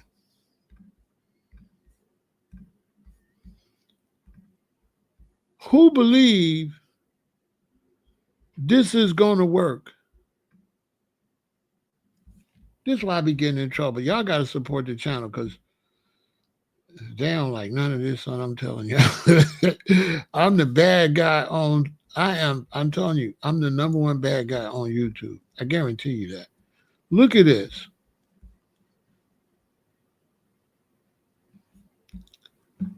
Does anybody believe that they can have this Starlink stuff and all this stuff up there like that and ain't nothing gonna happen? Who believes nothing gonna happen? This ain't gonna affect the weather or nothing. That stuff just twirling around up there and it ain't gonna do nothing. Does anybody believe that this is not going to do anything?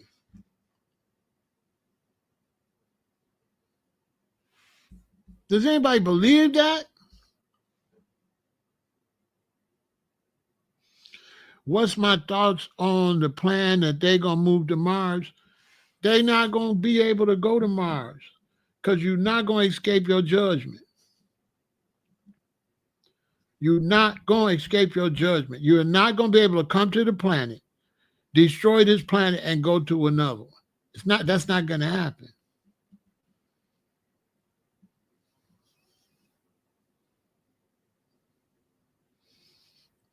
Goshen will tell you that. Anybody that's really got that high level of mentality, I'll tell you that. Because if you look at it, it's two things, right? It's God or Allah Jehovah, right? That's one. And then it's Mother Nature. Now, the way I look at it is people will say God gonna destroy it, but I don't believe God gonna destroy it, because if there's a God, the God created the ecosystem. And the ecosystem was designed to survive. Just like we was designed to survive. Whatever designed us, we have a mechanism to survive. So whatever designed the earth and the atmosphere, and the ocean and all that, it also has survival instincts. It will do things if it feels it's in danger. So if you do too much to the earth is going to clean itself. Duh. So when it said God rested, I don't believe God did nothing since then. I don't believe Allah and God is doing anything, because it never said God and Allah went back to work. On the seventh day, it rested, and it didn't say, well, then Monday it went back to work. So why would Allah do something? Why would Allah answer your prayers? Why would Jehovah answer your prayers? Because we want we want Allah and Jehovah to be stupid like us. But Allah not stupid like us. Allah gonna make this shit, and then that's it. And then you on your own. And you could pray till you turn blue in the face. If you do the wrong thing, you go wrong gonna happen. You're gonna reap what you sow. And it's gonna be automatic. It's not gonna be God gonna do it. No. Just like your body, God don't make you sick. You make yourself sick. They make stuff in this world that make you sick. If they didn't make this stuff, we would never get sick. Right? So you're right to believe in God. You're right to believe in Allah. The problem is you don't give God and Allah they rank. You make them stupid. That's what I don't like about, because it's really not religion. These are facts. They're just trying to call it religion. But if you think about it, you're not giving Allah or God their real glory, because they would make everything to work on his own. If you think about Allah not finna do shit. Allah gonna set this shit up and tell you, sit down, do this, do that. And if you don't do that, it's gonna be already set up to fuck you up. And Allah not gonna fuck you up. You're gonna fuck your own self up. Ain't no God gonna do nothing, because it was set up to work automatic. It was already set up. It was set up perfect. So there was no need for God to interfere. If God is perfect and set this shit up perfect, right? Religion ain't got nothing to do with God. Religion has nothing to do with God. And people don't understand that. Religion is dogma. It don't have nothing to do with God. So Islam got a dogma. Christianity got a dogma. And then different Islam got different dogmas. And the Baptists got this dogma. And the Seventh-day Adventists got. So people mistake dogma with religion. Because what they call religion is dogma. That don't have nothing to do with Allah, Jehovah, God. That's dogma that the groups make a shit up. All that shit's made up. Because if it was that serious and Allah or Jehovah and God is that great, they would just come tell us. We wouldn't have to read it in no fucking book. Feel me?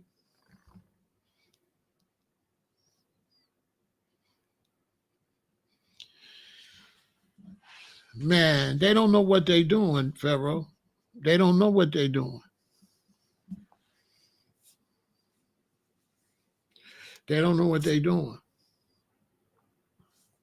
Because look, it say everybody gonna go to heaven, but the scriptures say the meek gonna inherit the earth. The scriptures don't say we're gonna go to heaven.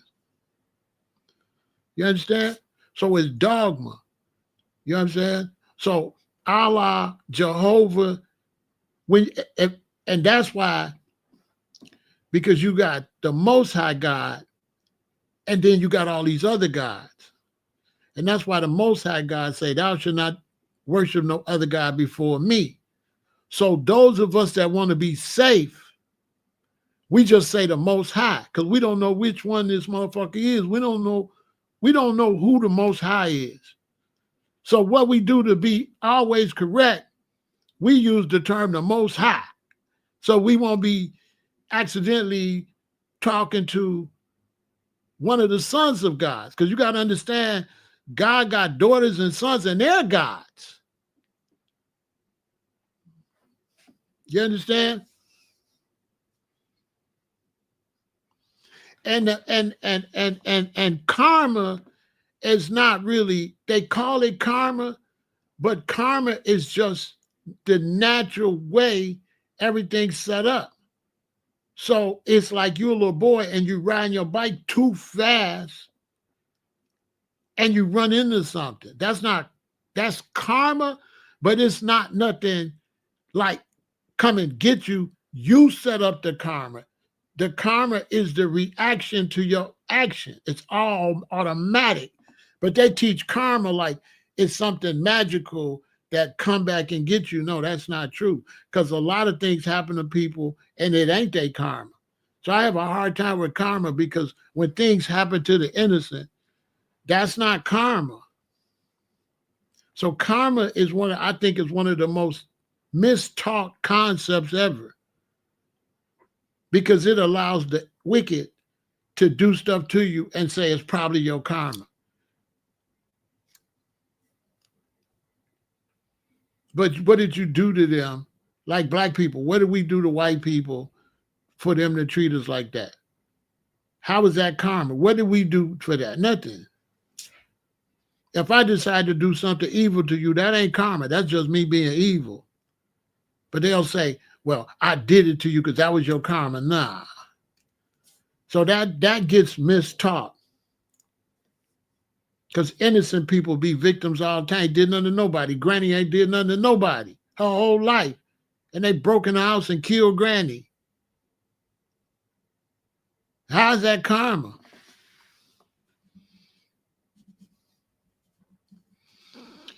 It ain't no such thing as karma. That's some shit they made up, Jay. That's dogma. That's some people made up. It doesn't exist. You can't show me no God in no scriptures that talk about karma. That's some man-made bullshit.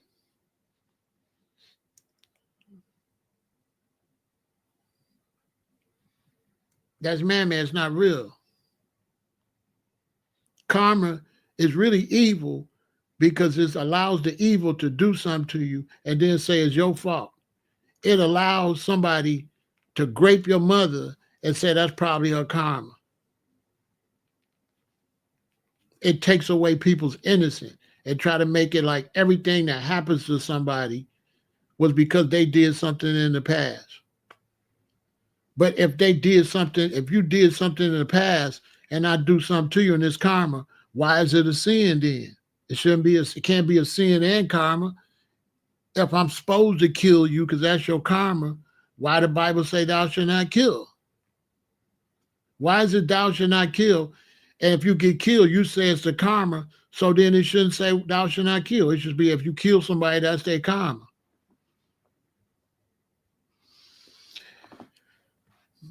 Past lives, I don't believe in past lives. I believe there's no such thing as past lives. I believe you live 3 lives, 4 lives at one time. So I believe if my father, when he had sex with my mother and he put the sperm into my mother, that he go into the future. He likes my mother and he wants to be reincarnated with my mother's personality. So he has sex with my mother. A part of his body breaks out. What comes out your penis? You. What is sperm? Sperm is you. It's a small piece of you that break off and go into the woman, and then she grow you. And then when you have a son, you raise yourself and you guide yourself. And you say, hey, when you in this life, don't do this, don't do that, don't do that. Trying to tell yourself how to live. And you still be here. So how could it be a past life when you here raising yourself? And then the woman likes you. So when she have sex with you, then come to have a girl, then she came back with a little bit of your personality. So me and my sister is my mom and my daddy.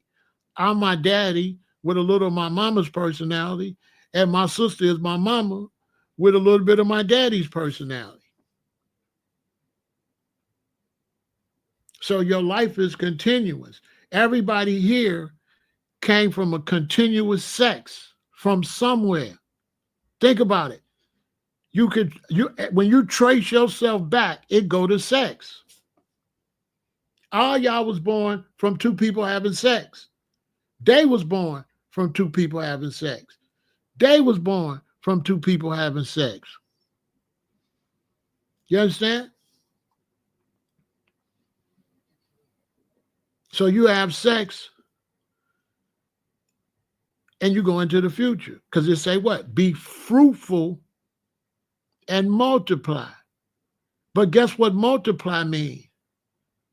Multiply don't mean having an apple, or orange, a pear. Multiply means taking 1 apple and having 10 apples. And so multiply means take 1 you and make more yous, multiplying yourself.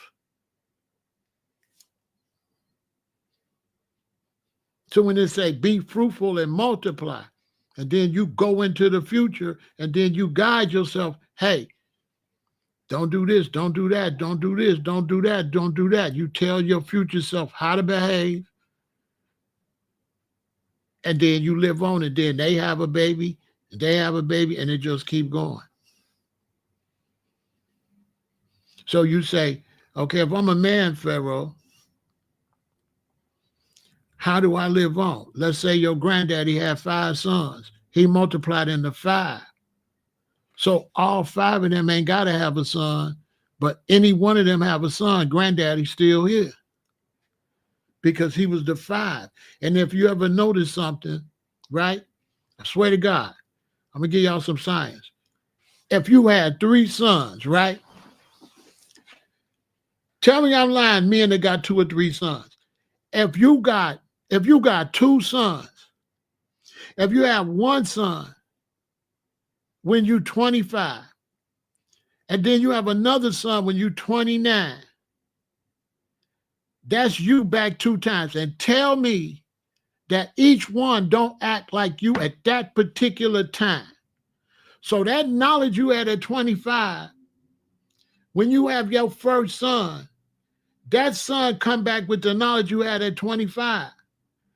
The next son you have at 29, tell me he don't be more mature than the first son, because you came back when you was older. And if you look at your two sons, that being you in two different stages in your life, but you probably ain't noticed it.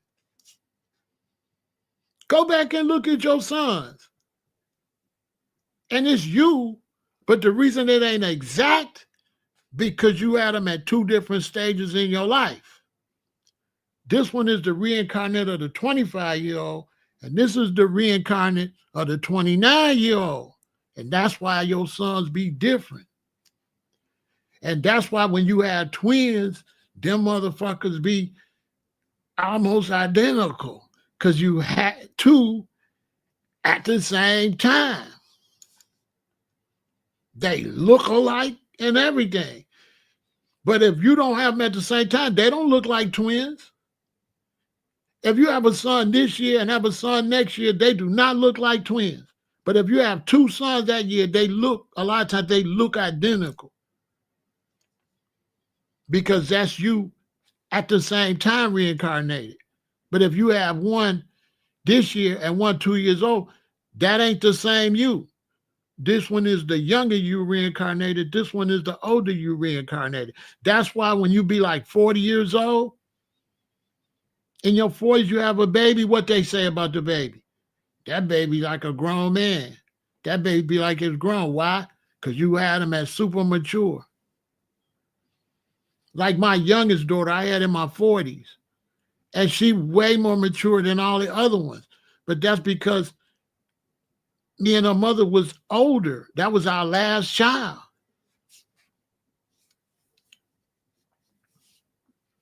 That's some whole other science right there. See, the ancient Egyptians, we was trying to find out about life. And then we found out it was through the sperm and the egg. You know how I figured it out? You ain't gonna believe how I figured that out. So I got dreadlocks. So anybody got dreadlocks, you'll notice your dreadlocks will start growing. And there's always new dreads growing. There's always new dreads twisting and coming up. So I started thinking about that. And that led me to think about sperm. And I was like, you know what? When I have sex, that sperm is actually like a part of my body that's breaking off. So it really was a revelation. I like, so when I have sex, I'm actually shooting me into the woman. That's actually me. That is my DNA that breaks off. I'm able to break off a part of my whole cellular structure and put it in a woman and grow myself and then raise myself and guide myself with all the information that I learned. But the trick is that the information I know, if I have a baby when I'm 30 or 40, I'm trying to teach it to my 5-year-old, 15-year-old, but they too young to really learn what you're teaching yourself. So it's hard to teach yourself because what you know, you might know as a 29-year-old, and you're trying to tell your 10-year-old, and he can't comprehend his past life. So it might take him a little while to go in life and reflect on what he told himself. So in other words, I'm my father. My father's right here, right now. And my 3 sons is me, and my grandson is me. And all of them is down from my daddy, then it go back to my granddaddy, and it go all the way back. The same person. So that's why, you know, it ain't a bunch of people in Judgment Day waiting on you. So if you're a lady and your mother passed away, I don't know why you crying. You is mommy. Your mommy didn't go nowhere. Your mommy, you are your mother. If your mother here, she's raising herself. And sometimes you be here 3, 4, 5 times. Because your mother here, your grandmother here, you here, and you got 2 daughters. All y'all is the same lady with just a little slight alteration in your personality.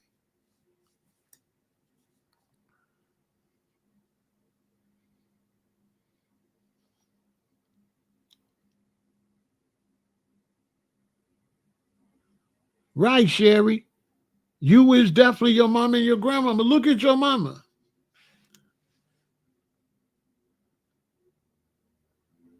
With Christianity, the reason Christianity got mixed up is because Christianity never realized, and they don't be realizing that the Quran and the Bible are history books, and they tried to make them religious books. See, the Bible's not a religious book. The Bible is a history book. The children of Israel is a lineage, not a religion. It's Abraham, Isaac, Jacob. That's a family tree. There's nothing religious about that. If you look at Genesis, and it says, it talks about Adam and Eve and all that, right? Right? All right. Who wrote Genesis? Moses. Was Moses here with Adam and Eve? No. So when you read Genesis, you're reading about Moses telling stories that they used to tell and wrote down old stories. That's why Genesis is so valuable, because Moses is telling you what people used to be saying at that time, but he wrote it down. Because Moses didn't see Adam and Eve. So where did Moses get Adam and Eve? Those was the stories that people were saying, and Moses wrote them down. In the beginning, it was this. In the beginning was that. Because back then, they used to tell the history through word of mouth. So the Bible is a history book. It's a history book about a people and their beliefs in God.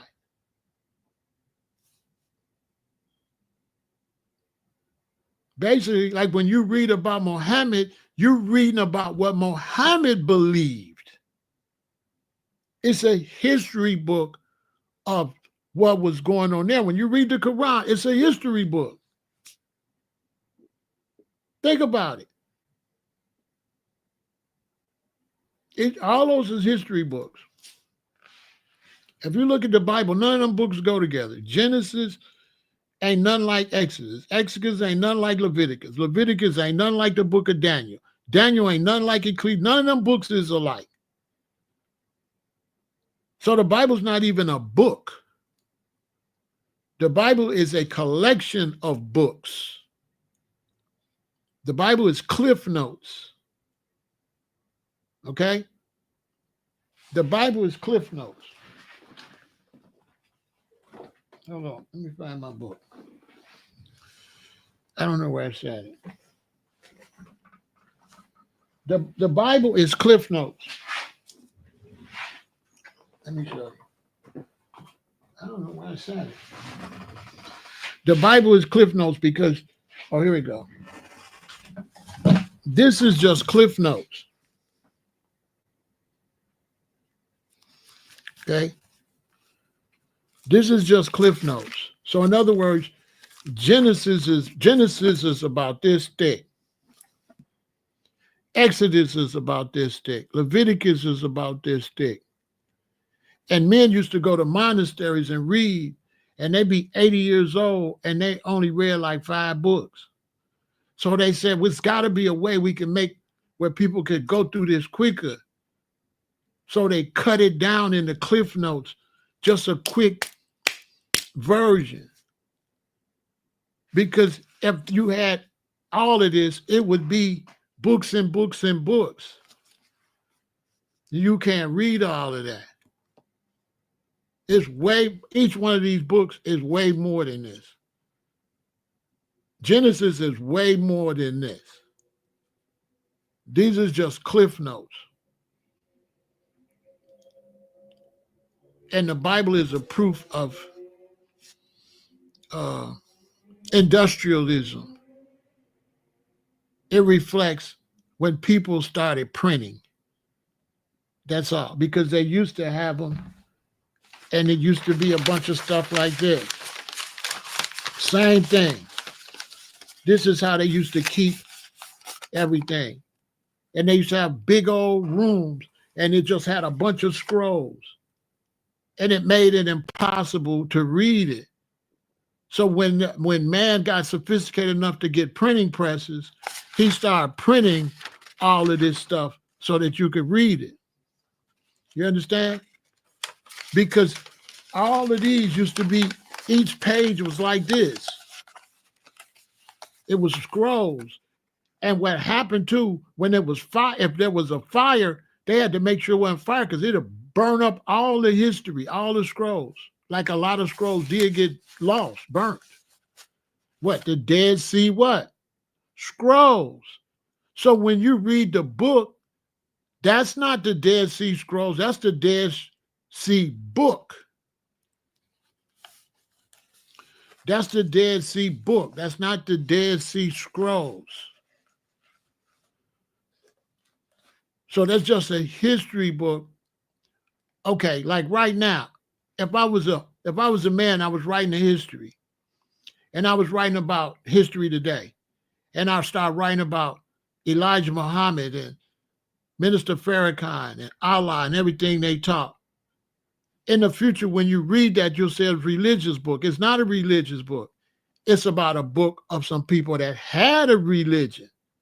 So if I write the details about the Nation of Islam and what they believe and their God, that don't make my book religious, but the people I'm writing about is religious. So it's a history of the Nation of Islam. It's not a holy book. It's a history book. And then Elijah Muhammad came, and then he had this son, then he had this son, and then Farrakhan took on the same thing. You could write the same thing now. And then in the future, somebody might take that and try to make that a religious book. That's not a religious book. It's a history book. There's nothing religious about David fighting Goliath. There's nothing religious about, and then she married Shabakalah, and then he married Kawubalah. Read the Bible. It's like, and then he lived 800 years. Read the book of Numbers. There's nothing religious in the book of Numbers. Most of the Bible is got nothing religious in it. 75% of the Bible, damn near 80% of the Bible don't say shit religious. It's like, and then they went to war with the Chaldeans. That's not religious.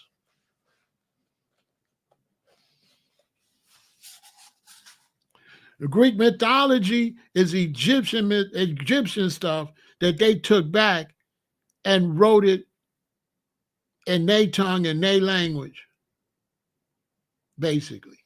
Because Mount Olympus is still in Africa. And Hercules was black. So Greek mythology is our information. All that's our information. Different people tell it different ways. A lot of stuff was through word of mouth. So, of course, in Greek, they're going to say this. In Japan, they're going to say this. In Hawaii, they're going to say this. You understand? It's word of mouth. Most of it, it takes two periods. You got the period before the great floods all over the world, when giants walked the earth and there was a lot of mysticism. And then you got the period after that. And that's David and all of them. So that's why some parts sound all mystical. Because let me give you an example. When you read the Bible and they say the angels came down, right? What would they say now? They would say aliens. So angels then ain't nothing but aliens now. People now are still seeing aliens. People see aliens and people see spacecrafts. So it's the same shit. They just using different words. The Bible say the chariots of God are 20,000. Those are spaceships.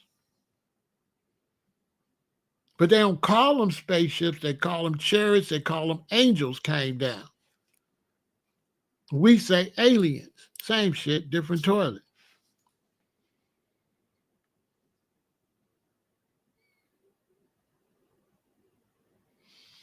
Okay? In ancient times, right? Nobody was stealing religion. in ancient times, the practice was every story that you heard, you always drew the people to look like you. So nobody was stealing your culture. If you heard a story about Christ and stuff like that, and you was in Germany, you would draw a German Christ. If you was in Italy, you would draw an Italian Christ. If you was in Ethiopia, you draw an Ethiopian Christ. If you were in Zimbabwe, you draw a Zimbabwe Christ. This was the practice in ancient time, because these drawings was to tell stories to your people, and everybody would draw the story the way they look, because they did not know how to draw other people. An artist can only draw what he's seen, and they wasn't doing all this traveling from country to country. So if I'm in Germany, I can't draw no Africans, but I can draw Germans. So I draw, that's why if you look at the Dragon Slayer, St. George the Dragon Slayer, he is drawn in every different nationality, because in ancient times, you drew everything to look like your culture. That wasn't considered stealing. That was just how everybody did it. Even in Africa, if you had a story in Africa, the Egyptians would draw it their way, the Ethiopians would draw it their way, the Nigerians would draw it their way, the same story. But the way art used to be done is you draw it the way you look. So that's why some Buddhas look black. That's why some Buddhas look Asian, because the Asian's not going to draw no black Buddha. When you see a black Buddha, that was black Asians drew him black. But when you get to beige or yellowish looking Asians, they're going to draw him beige or yellow. This was how artists used to do arts. Okay? What happened to the dragons? The dragons were never around like that. The dragons are always off in mountains. It takes 3,000 years for the egg to hatch, but they still here. They're still here, Jay, but what people don't understand is you have to travel to see how big the earth is. There's places where nobody go. Man, let me tell y'all something. They watching TV, that's all book. There are places on this earth where no man go. Like in Hawaii, they'll have a place like you be right here. And you right here. And then down there is land down there. And then it's an ocean. But this is just a straight cliff. It doesn't have a walk down or walk down. It's just up here and there's no way to get down there. And then in the ocean, it's all rocks. So no boat can come, which means there's no traffic down there. There's no traffic. Right? Yeah, well, you can't get to. There's no traffic. Now, let's look at dragons. Now, let's look at roaches. When roaches get into your house, do they build where they live at where you can find it? No. They be back up in the cabinet, behind the cabinet in a hole somewhere where they nest be. That's what dragons gonna do. That's what some of these creatures gonna do. They not gonna be where somebody gonna bump into them. They gonna find a spot where nobody travel. And if you do travel there, you ain't gonna live to tell you seen them. But if you knew how big this earth is, how many islands they got uninhabited, like on the big island of Hawaii, there's places where nobody walk. They got you thinking that somebody's on every inch of this planet. Hell no, this planet big as hell. Nobody have been all over China. Man, if y'all think somebody seen every inch of Africa, let me tell you something. When I got out of high school, I started working at a book factory, and I worked with a West African. I forgot where he was from. His name was Ben. He was either from Senegal or Ghana. And he told me, he said, In Africa, we have the tiger, and he said we have the tiger beast. And he said the tiger is just like a regular tiger. But he said the tiger beast could smell you from miles away. And when he smell you, he start running and growling. And he could be 5 miles away, 2 miles away, and he's already ready to kill you. And he said in Africa, he said they got forests where the trees grow so tall and it's so dense that it ain't no light in there. Listen,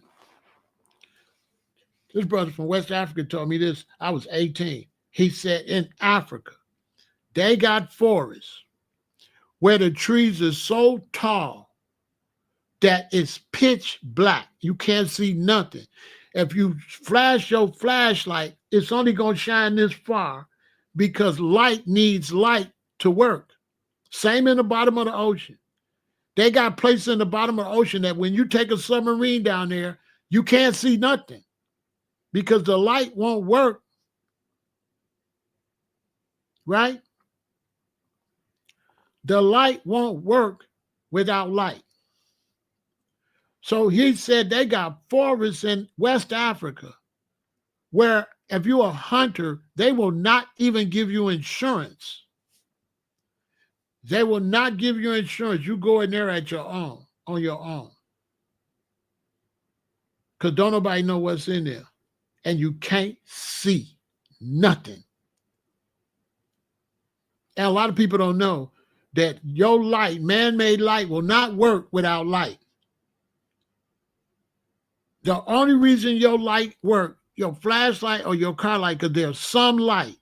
But if you go somewhere where there's no light, your light will only go this far. It will not shine nowhere.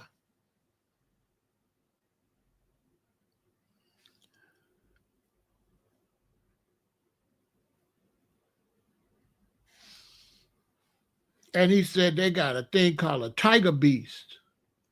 And he said in them jungles, don't nobody know what's in there. Don't nobody go in there. Because don't nobody know what's in there. All in these islands in Indonesia, and you got Micronesia, Melanesia, and Polynesia. Out there in Micronesia and Melanesia, man, they got stuff. They got giants that live back in them caves that the people that been to war with, and they don't even go up in there. Like Hawaii got a forbidden island. You cannot go there.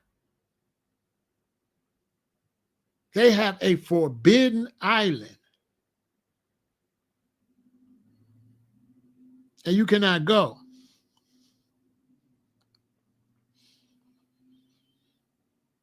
Because the planet is huge. The only way I know this shit, I went to the Big Island. I left California and went to Oahu and went to the Big Island. And if you went to the Big Island, you'll know what I'm talking about. Even on Oahu, they got a spot where you be driving and you could go this way to go town, or they got a road say go this way. Our dumbass, we took the other road. Let's take that road and see. And when you took that road, it took you all the way around where the volcano, like lava and shit is at, right? Because they got volcanoes on every island, but some of them not active. And I swear to God, y'all, I say I ain't never going back over here. So when you drive over there, it's this weird, because lava rock, you got the rough lava rock and you got the smooth lava rock. And when you drive over there, it's all this smooth lava rock, but it looked like you're on another planet. And you could tell big reptiles live over there because the lava make lava tubes. So there's big tubes that go down and they can go all the way to the ocean to another island. They can go anywhere. So there ain't no telling what's over there in them big ass holes. And it was fire over there. I couldn't believe they let us drive over there because it was lava leaking, but it just wasn't shooting up. Man, I said, I ain't never driving back over there. That was one of the scariest shits in my life.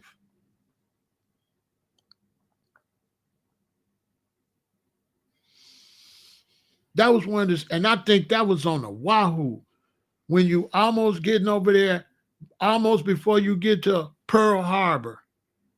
And there's an off-road where you can go to take you around where you can see the lava and shit, and it don't be nobody over there. We was the only one over there. I left Hawaii because over there, my queen had 2 miscarriages. And so my queen wanted to fly to L.A.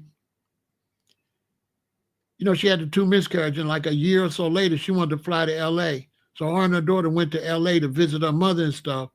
And when she got to L.A., she was feeling funny. And then she found out she was pregnant.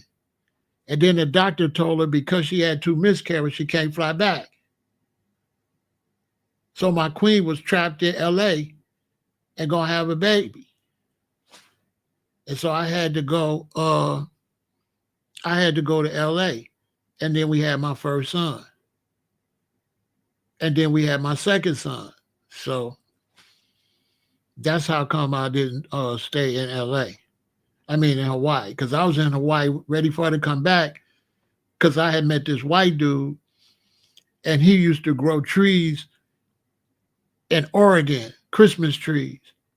And he had this big ass house and he had this big water catcher and it had solar panels and it had the battery from your car or a battery you could plug so you could use the battery power for the lights or the stuff.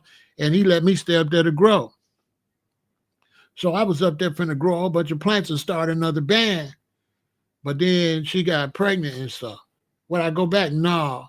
Because one thing about a place is when you go to a place, let's say you go somewhere and you have a good experience in 1994. If you go back in 2014, it ain't gonna be what it was. So you can't recapture a moment. Anywhere you go, that moment you capture that was nice, if you leave 20 years later, that's not going to be there. It's going to be a whole nother place when you go back. So I already know if I go back to Hawaii now, ain't no need of me going back looking for that Hawaii. That Hawaii's gone. Ain't no need of me going to LA looking for that LA. It's gone. Because everything comes in time. Everything be popping at a different time. And if you're there when it's popping and you leave, it ain't going to be popping when you go back. Everything you're going back to look for, it will not be there. The Hawaii I went to is gone. Because that was 1983, 84, 85, 86, 87 in there. That Hawaii gone. They didn't have homeless camps like they got now. They didn't have dope fiends like they got now. Hawaii got dope fiends. Hawaiians out there as dope fiends and all that. No, I wouldn't go back out there. It's forward ever, backwards never. You know what I'm saying? Nothing is the same. Like LA was great. I can't think to go back to LA. Like when I left LA, we was downtown selling almost $500 worth of incense every day. Me, my queen, with her daughter, and my boy. He would be on that side of the street. I'd be on this side of the street. She'd be there. She'd sell $200 to $275 worth of incense every day. And we sell like 150 each. So that's like $3, $5, like almost $600, like $650 every day. Every day. Think about this. We 3 Rastas downtown selling incense Monday through Saturday. And we making $5.50 every day. And rent is what? Pennies.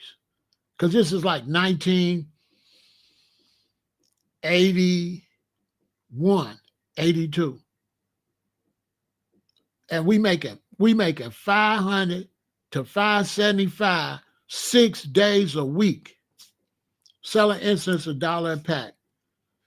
Because everybody don't mind giving you $1. So people down there looking at us We down there in our army clothes and stuff selling incense, looking at us. We had more money than them.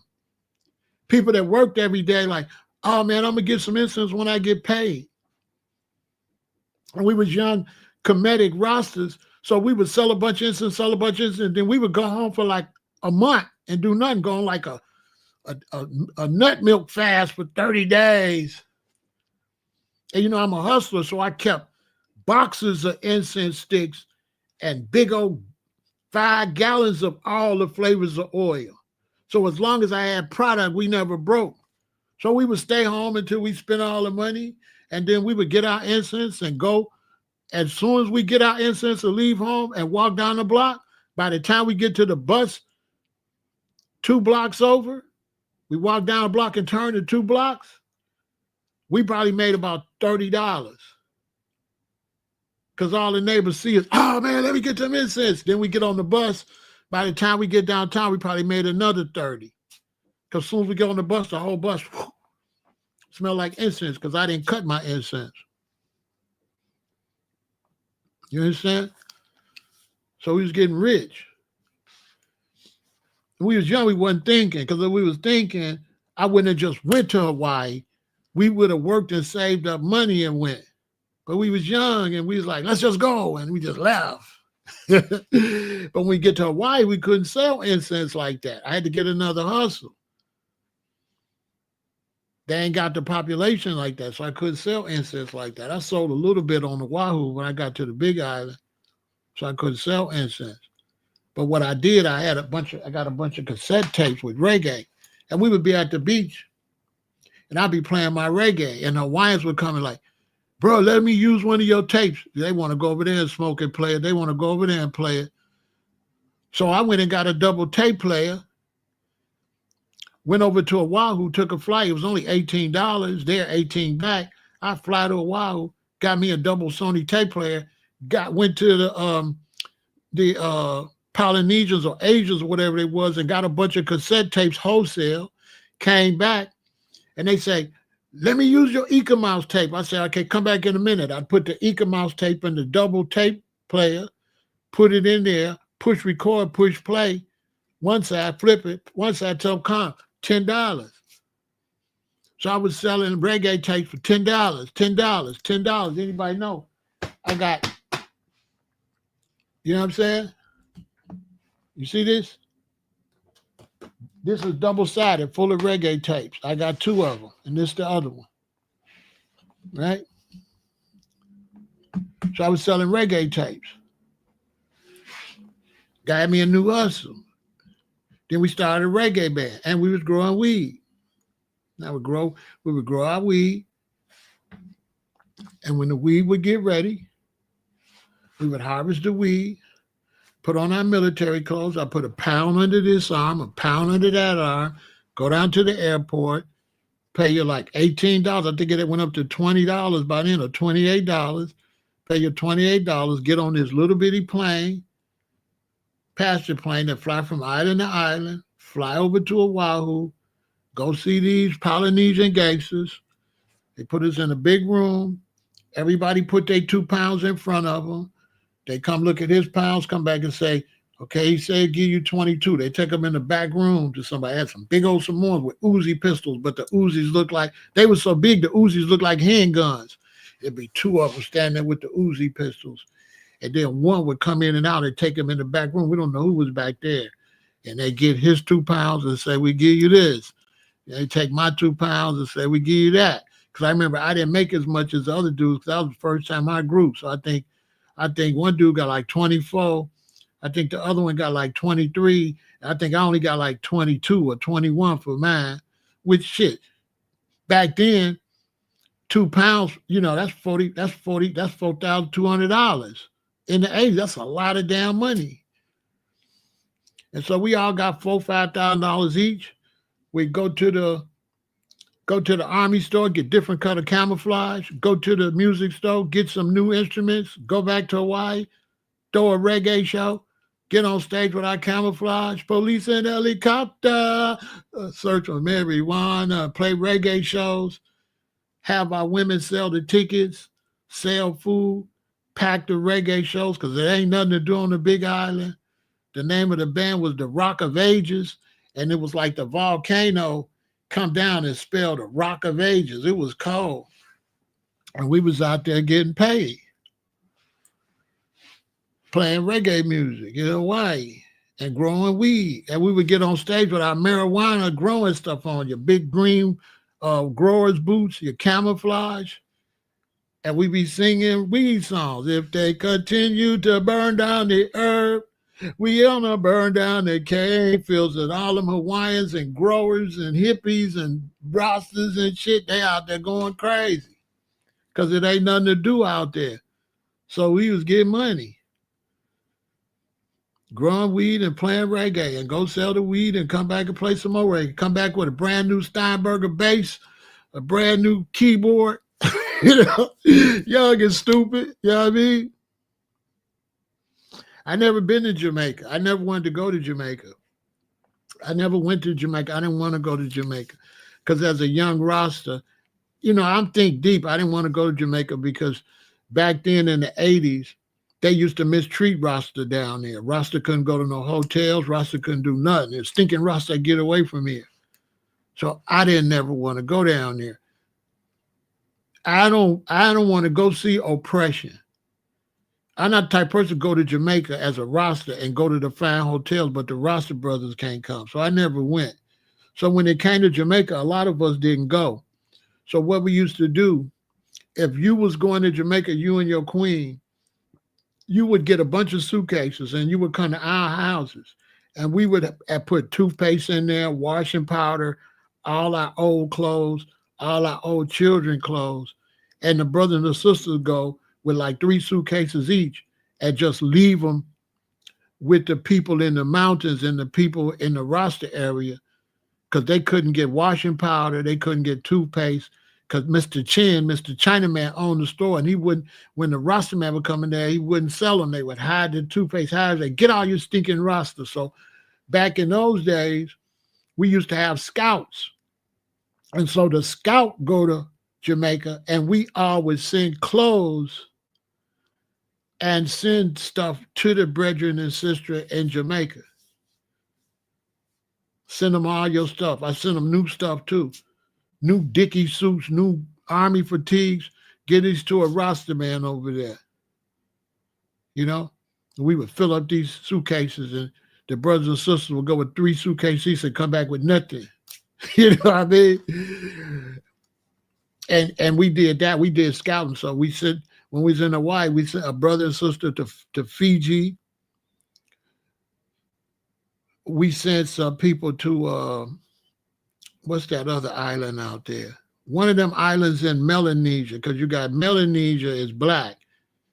And you got Micronesia is kind of darker than Polynesia. And then you got Polynesia, and is the light ones like the Hawaiians. And we would just send scouts. Then one sister, we sent her to Kenya. That's why we didn't go to Africa, because she went to Kenya and they was mean, and they called her Ferengi with the same thing they call the whites. They called the Rasta sister Ferengi and treated her messed up, and it broke her heart, man. Man, her heart was crushed, man. As much as we loved Africa, we some young Pan-Africans, and we sent that sister to Kenya, man. And man, she came back, she still live in Hawaii. She said she'll never go back to Africa because they didn't have no culture. They was totally colonized. And she said they had puddles of water everywhere and the kids had malaria. And she said, why y'all don't put dirt in this water like mosquitoes are breeding this water? And she was trying to do all that. And they called the sister Ferengi. They didn't treat her like an African. They treated her like a foreigner. That's why I be telling black people, they ain't going to look at you as no African. Yeah, there's dragons out here. There's all kind of creatures out here. Like they got the pig man in Hawaii. It's a big old dude with a face like a pig. He mean as hell. Then you got the mini hoonies. They're about that big. And it's like if you sit your phone down right here and go do something, come back, your phone be gone. And then they just be high and watching you laughing while you looking for your phone. And then like 4 minutes later, 5 minutes later, when you walk away looking for it, come back and be right back right here. Facts. They some little bitty people, and they can go in the lava tubes, like the lava tubes go down all under the ocean. So you can, if you're small enough, you can go in them lava tubes and walk all the way to the other island. Mermaids too. I know somebody, I used to be out there and sit out there with the fishermen, and they told me about the sea witches, the mermaids. But my oldest daughter mother lived in Israel. She met some mermaids. My oldest daughter mother, Joyce, she was a Hebrew Israelite. She went to Israel, and she was out there, and she came upon this. It was like kind of deserty, and then it was like this, like small lake. So she said she was over here at the lake, and she seen a black lady in the water. So she said she went over to the black lady in the water, and she started talking to the black lady in the water. She thought the lady was swimming. So she said she talking to the lady. The lady's like this with her body in the water, and she's up on the side on the beach part talking to the lady. And then she said the lady was real comfortable talking to her, and then she seen the bottom come up, and she was a fish from here down. And she said, once the lady let her see the bottom, a whole bunch of them was there. And she said, what they don't tell you, you got men. They only show the ladies. But no, you got men. They had men, women, children, older people, and they were all half black, half fish. And then she said, once they got comfortable, they just all came back up. She said she think when she came over there, they all went under the water. But then she said once she talked to the one and the one became comfortable, they all just started swimming all over the place. And then she said she was talking to him, and a guy rode up on a horse, and they all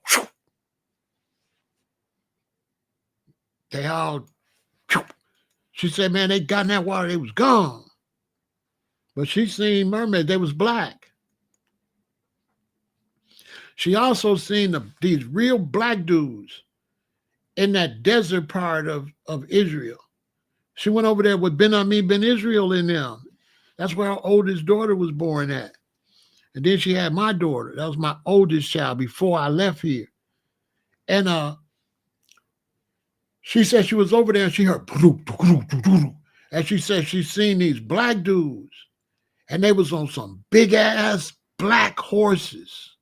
She said they was so black and beautiful. And she said the dudes was wrapped with all this white stuff, right? So they was wrapped in a whole bunch of white material. And they rode up on her and they stopped. And she started talking to them. She asked them, it's hot out here. Why you got all them clothes on? And they told her that all that white keeps them cool. And they said also when they wrap all that white, they say, because it's sand, they ride it through the desert. So they said when they got that material flapping, that stopped the sand from sticking to them. They don't got pockets. They said if you had pockets and stuff, it would be full of sand. So the reason they wrap up with all that material is because when they ride through the sand, it protects them for the sand, but the sand won't stick because it's like they got a flag on and it's waving. So the sand don't stay on them. So you know it's true because I never would have thought about that. And the reason they had their face up because they said that sand will beat your face up. They had their whole face wrapped, and the part around their eyes only wrapped once, so it's sheer. You can see through it. And if you don't want to see through it, you wrap it twice. So everything else on their body wrapped 2 or 3 times, but their face wrapped once, and they can see through it because that sand will tear their eyeballs up. And she said it was on some big ass horses, man, that sound like thunder coming or some shit. And they rolled up on her and they live in the desert. They just live out there. They just ride. You know what I'm saying? Like some black ass Saudi Arabian looking type of people. She was in Israel.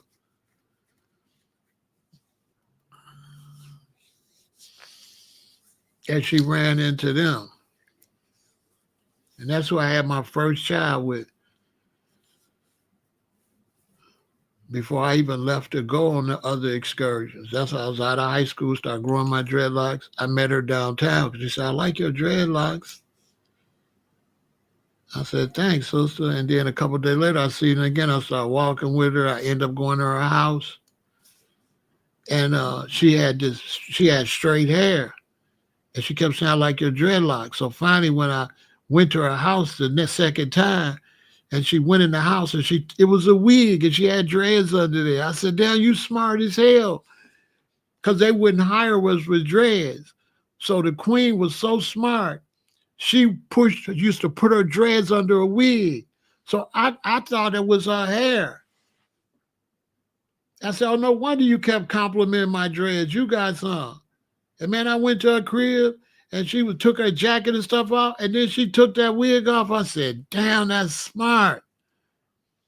Damn, you smart. She worked for the post office, and I worked for the Treasury Department, and all the federal buildings is right there on Clark Street.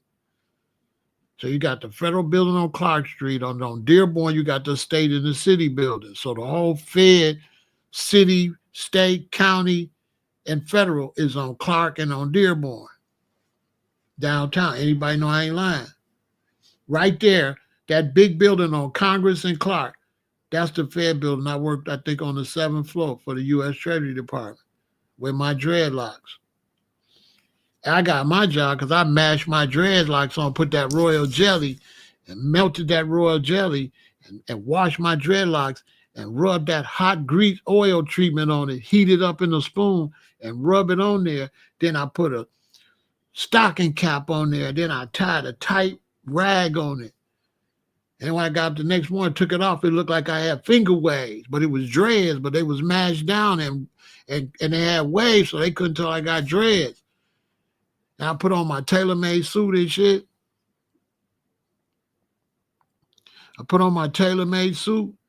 And then I went down there, and when I walked in there and synced all them black women, I knew I had it because I was clean. I was really into fashion before I went militant. So I pulled out my fashion shit because my mother had me take the civil service exam. And so they started sending me jobs in the mail. And I went down there and got the job. They say, you got like 30-day probation period. So 30 days, I oiled my shit down, tied it up, went in there with my player suits on. Day 31, I put my army fatigues back on, washed my dreads out, and went to work. My supervisor said, come here, what's going on with your hair? Nobody knew about dreadlocks back then. Nobody knew about dreadlocks in 1978. She called me into her office. What is going on with your head? I said, yeah, I used to have my hair fried and dyed and laid to the side like yours, but I don't do that no more. I'm a black man. I'm proud of my natural hair. She said, well, you know, they might give you some problems. I told her, I hope they do fire me. I'm going to sue the hell out y'all for rape, for religious discrimination. This is my religion. I would always say it's my religion. And my mother worked for the government too. So when my mother would call, talk to me, she would always talk to my supervisor. So like later on that day, my mother had called, let me know she finna pick me up. And my supervisor answered the phone, say, hey, Bess, girl, your son's something else. Ooh, he's something else, girl. I asked him about his hair. He said he used to have his fly dyed and laid to the side. He gonna sue us if we fire him. For real. But that black lady, they was cool. But none of the girls would talk to me. Once they shook my hair out, they all was like backed up off of me. When I would come to work, they would look at me like, you better not say nothing to me, because nobody knew nothing about dreadlocks. They was like, you better not say nothing to me. You talk about hate and discrimination.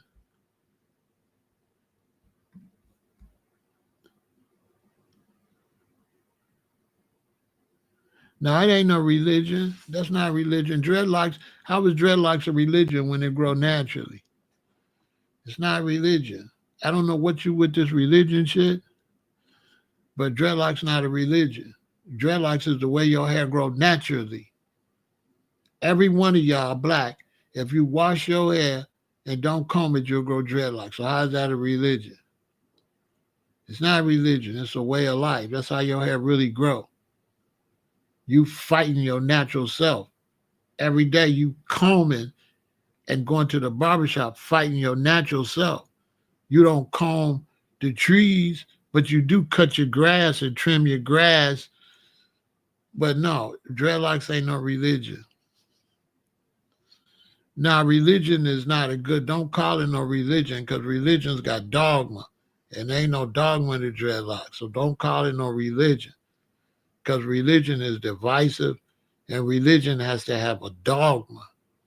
You cannot have a religion without a dogma. I just said I was suing for religion. So I understand what you're saying. I told them I was suing because of religion, but I was bullshitting. It wasn't my religion, but that's what I could use. So in other words, it's not a religion, VW, right? But if I go to court tomorrow or Monday, if I go to court and I got my crown on and the bailiff say, remove that hat, I tell them I wear it for religious reasons. See what I'm saying? But I be bullshitting. I don't wear it for religious reasons. I just tell him that so he get the fuck off of me. So I do use it as a lie, but it's not, I don't have a religion. I just tell them that because they can't bother me if I say it's a religion. But it's not a religion. I just tell them that. Yeah, I just be telling them that it's not religion, though. It's just natural. I'm just a natural man, original man. Original man didn't have no religion. You know what I'm saying? Religion is new. You know, your hair used to protect you because you didn't have no clothes and you was in a warm climate. So your dreads grow down your back, protect your back and protect you. Yeah, when they say not vax, you could say religion. Yeah. You know what I'm saying? So I just tell them that, but it ain't really no religion. It's a way of life. We just natural. Because we don't grow dreads. We just leave our hair alone. The dreads grow by themselves. You know what I'm saying? So people think we grow dreads. No, we don't grow dreads. You go get a haircut. You twist yours. You cut yours. You put perm on yours or whatever. You dye yours. You do something to yours. We don't do anything to ours. It just grows on its own.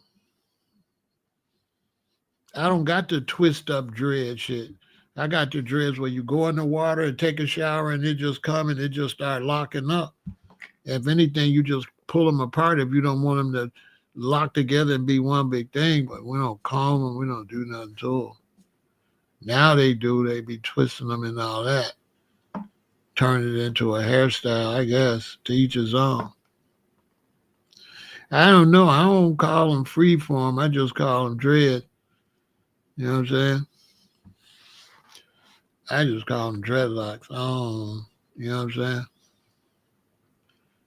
Because typically freeforms, you don't pull them apart. But now I guess so. But originally freeforms is just going to be one big chunk or two big chunks. But if you got any pulling, that's not freeform. You know what I'm saying? So my dreads, I never had freeform dreads. Not technically, but they'll probably call them that nowadays. You know, because all the misinformation that be going on, you know, y'all, there's a lot of misinformation that be going on. And they be calling just anything freeform, but it don't be freeform. You know what I'm saying? Times change and people don't stick with the original culture. You know what I'm saying?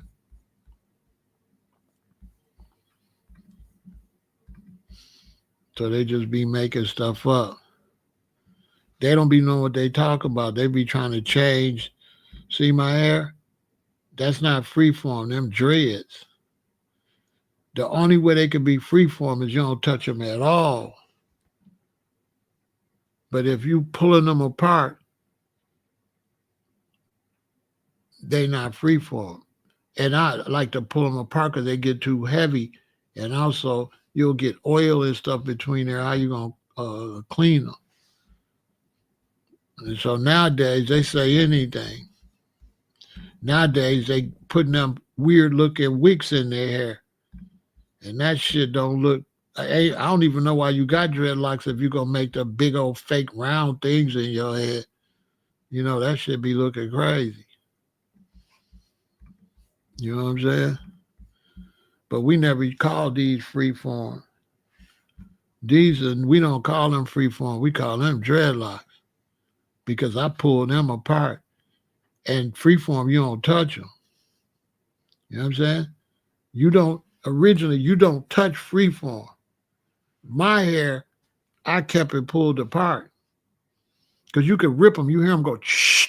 You know what I'm saying? You can hear them when you pull them like, shh, shh. Because you don't want them to all lock together.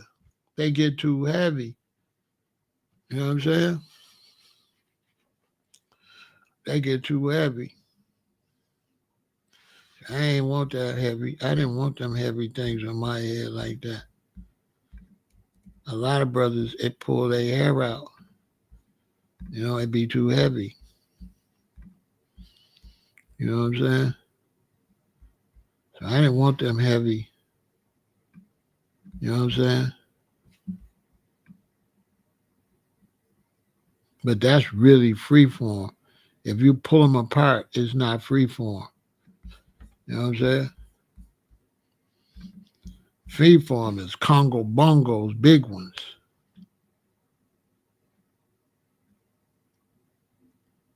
You thought dreads was a negative term to say? Who told you that? Now they say dreads is a negative term. That's what they say now.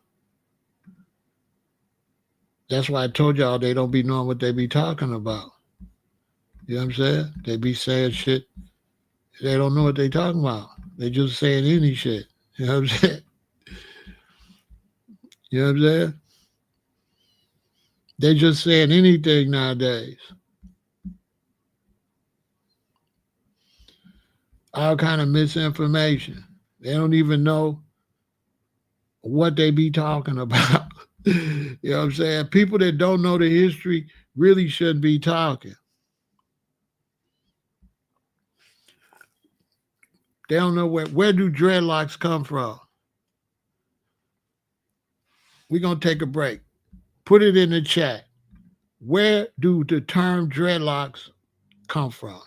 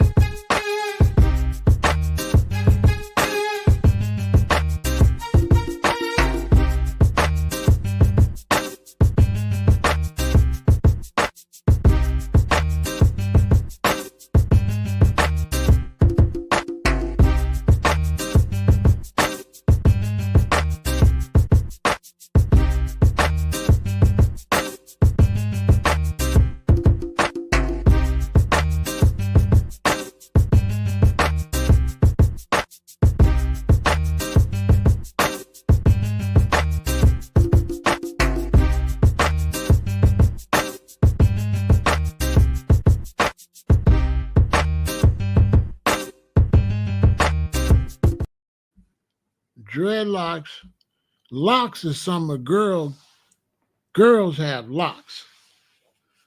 Okay? Girls got locks. Now, dreadlocks don't come from the Rastafari movement. Dreadlocks come from Ethiopia. The term dreadlocks comes from a movement of guerrilla warriors who vowed not to cut their hair until Haile Selassie former emperor of Ethiopia, was released from exile after leading the resistance against the Italian invasion. The warrior's hair became matted and began to lock over time. Because the warriors with locks in their heads were dreaded, the term dreadlocks came into fruition. So dreadful is what a soldier is. I'm terrible and dreadful. I ain't no pussy. I ain't Goldilocks. I don't got no fucking locks. Women got locks. I'm a soldier. And a soldier, when he go to war, he got to be dreadful. People dreadful mean they scared of you. And they need to be scared to go to war against you. So I is terrible and dreadful. I don't got no locks. I don't got no locks and I ain't got no three bears. Goldie got locks and three bears. I'm terrible and dreadful. A soldier. I'm not cute. I'm not cute. I never want to be cute. Monkeys is cute. Girls is cute. So I don't want to be cute. And so all the brothers that went and wanted to get them cute dreads is pussies.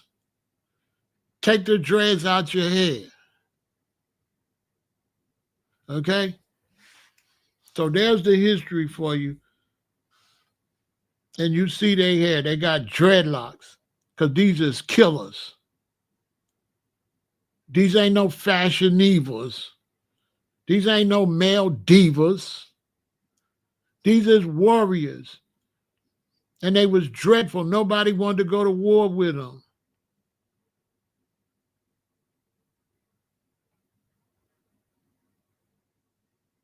You see it. So people be talking. They don't know Rasta culture or history. I is terrible and dreadful. Dread, not the dreadlocks. I don't got no locks. I got dreadlocks. Roots. Earthquake, lightning, brimstone, and fire. Kill, cramp, and paralyze. All weak heart conception. One match, burn Babylon down. So you ain't on none of that. You were pretty, dready. It's a pretty dready. And I ain't pretty. I'm not cute and I'm not pretty. I don't got no fucking locks. Goldie got locks and three bears.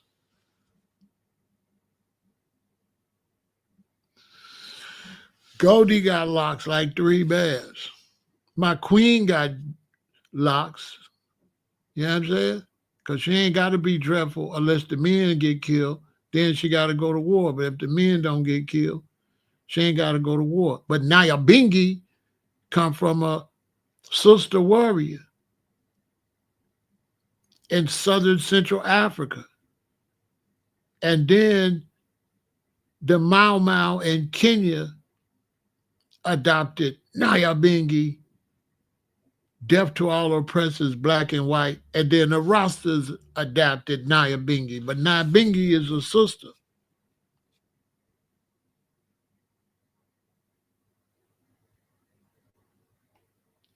I don't be talking to nobody about my life. I don't talk about it. You know, it's a certain conversations I don't have.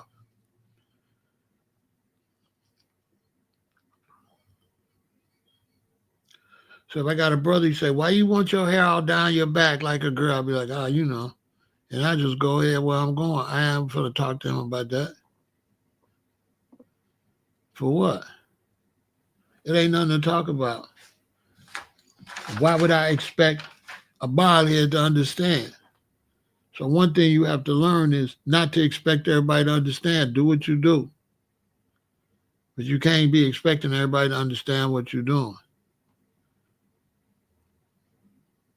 If it was my brother, my mother and father, they're going to get a pass. As long as you ain't trying to clown me out in public, you know what I'm saying? Then it's cool. Other than that, why they say Nyabing is for men only? Because the reason they said Nyabing is for men only is because the only reason she had to go to war because they had killed all the men. You understand? So they say Nyabing is for men only because we don't really want the sisters to be going to war, right? Because typically, right, if we go to war, somebody got to stay home and take care of the babies. So the women can't go to war. Who's going to watch the children? You know what I'm saying? So if you got a tribe or you got a kingdom and you go to war, the women got to stay at home and take care of the children and got to nurse the wounded soldiers. They can't go to war because who's going to watch the babies? So it's not like disrespect. It's just everybody got their job to do and women have children. And we fight to protect the women and the children. The women and children don't fight to protect us. And when sailors used to go out, the women stay there. You know what I'm saying? So it's out of respect. It's not to disrespect you. It's out of respect, Mama Empress. You don't gotta be Nyabingi. You just a mother and a queen. You know what I'm saying? But the woman that made that up was Nyabingi. And so typically, it's not that you can't be Nyabingi, it's that we don't want you to be Nyabingi, because in ancient African cultures, every time the women went to war, it was because a lot of the men was dead. So there's no man want a position where you go to war, because that means we dead. And we don't want to be dead. We want to live and win. So that's why we don't push a situation where you got to go and put your life out there, because that means we losing. So anytime the woman got to fight for you, that means the other army have eliminated too many of the men. You know what I'm saying?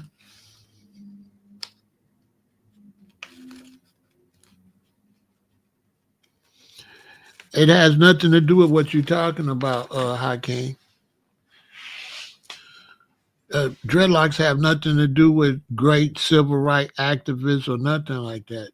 Dreadlocks is just a natural way we grow our hair naturally.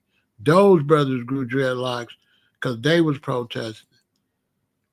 But if Allah is God from the beginning of time, that means Allah was here before the razor blade. So that means Muslims is fake, because if Allah is God, you didn't have no razor and you didn't have no comb. So when you was original man and you didn't have a razor and you was in the Stone Age, you didn't have no haircut. So if Allah is a God that was made when we start getting haircuts, then Allah is a baby. If Allah is from the period where man could cut his hair, then Allah is not the original God. Because the original God was before we could cut our hair. Period. And Khalid didn't know how to eat and killed himself. He had high blood pressure, but that's another story. He wasn't writing exact. He was eating a bunch of trash, died in the bathroom. But no, you got it mixed up, bro. Allah, Islam is not real. Islam is fake with the haircuts, because how could you say you with the original God with a haircut when God was here before haircuts? There was no haircuts in the beginning of time. Nobody had no razor blade. Nobody had no clippers and shit. How long it was before we got to the Metal Age? It was the Stone Age. Nobody was cutting their hair. So that religion, that's nonsense. Like, they don't represent God, original God. They represent an Arab God that was made up later. That shit was new. Islam is new. It's a baby religion. It's the grandbaby of Judaism. You got, you know what I'm saying? That's a baby religion. That shit not original. You understand? Islam is not original. That's some new shit. That ain't no original. That shit not original. I respect brothers that's Muslim, but that shit, they can't talk to me like that shit's original. That shit new. They in the Quran talk about Abraham and all that shit. They ain't even got their own original people. So that's a grandbaby of all them religions. Judaism, Christianity, Islam is the last one. That's the grandbaby, according to Dr. Yosef Ben Shakani. The African origin of the three major Western religions. Go read it. The African origin of the three major Western religions, Judaism, Christianity, Islam, is the grandbaby. That's not no original shit. As a matter of fact, Allah is Alat. Allah is God's wife. Allah is not male. Allah is female. Allah is Alat. So if them brothers practicing Islam, they don't study. That's the problem with religion. Because when you get into religion, you don't want to study nothing that go against your religion. So you block knowledge. But it ain't no Allah. It's Alat. Allah is God's wife. Spelled A-L-L-A-T. Alat. Basically. That's why Islam is under the female. The male is on the left. Arm, leg, penis, leg, arm, head. Islam is arm, leg, arm, head. Allah. No penis. The 5-point star is female. The 6-point star is male. That's why you see the penis at the bottom. The 6-point star represents God, and the 5-point star represents his wife. Alat. Female. I would dog Khalid. Khalid, I would dog walk him. He couldn't debate me. He'd be mumbling and bumbling. This the big leagues. I surpassed all of them.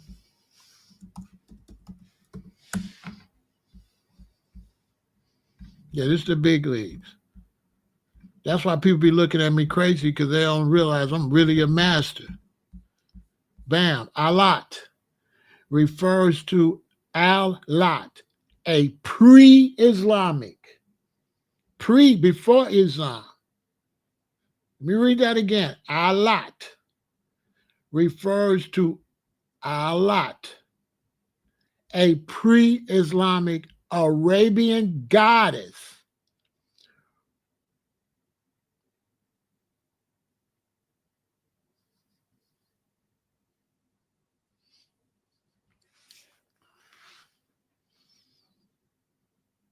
Talking about the daughter of Allah. No, Allah is Allah. Allah is a female. But when you get to a certain point in history, the men was chauvinistic and they wanted to put the women out the religion. And that's why none of them religions respect women.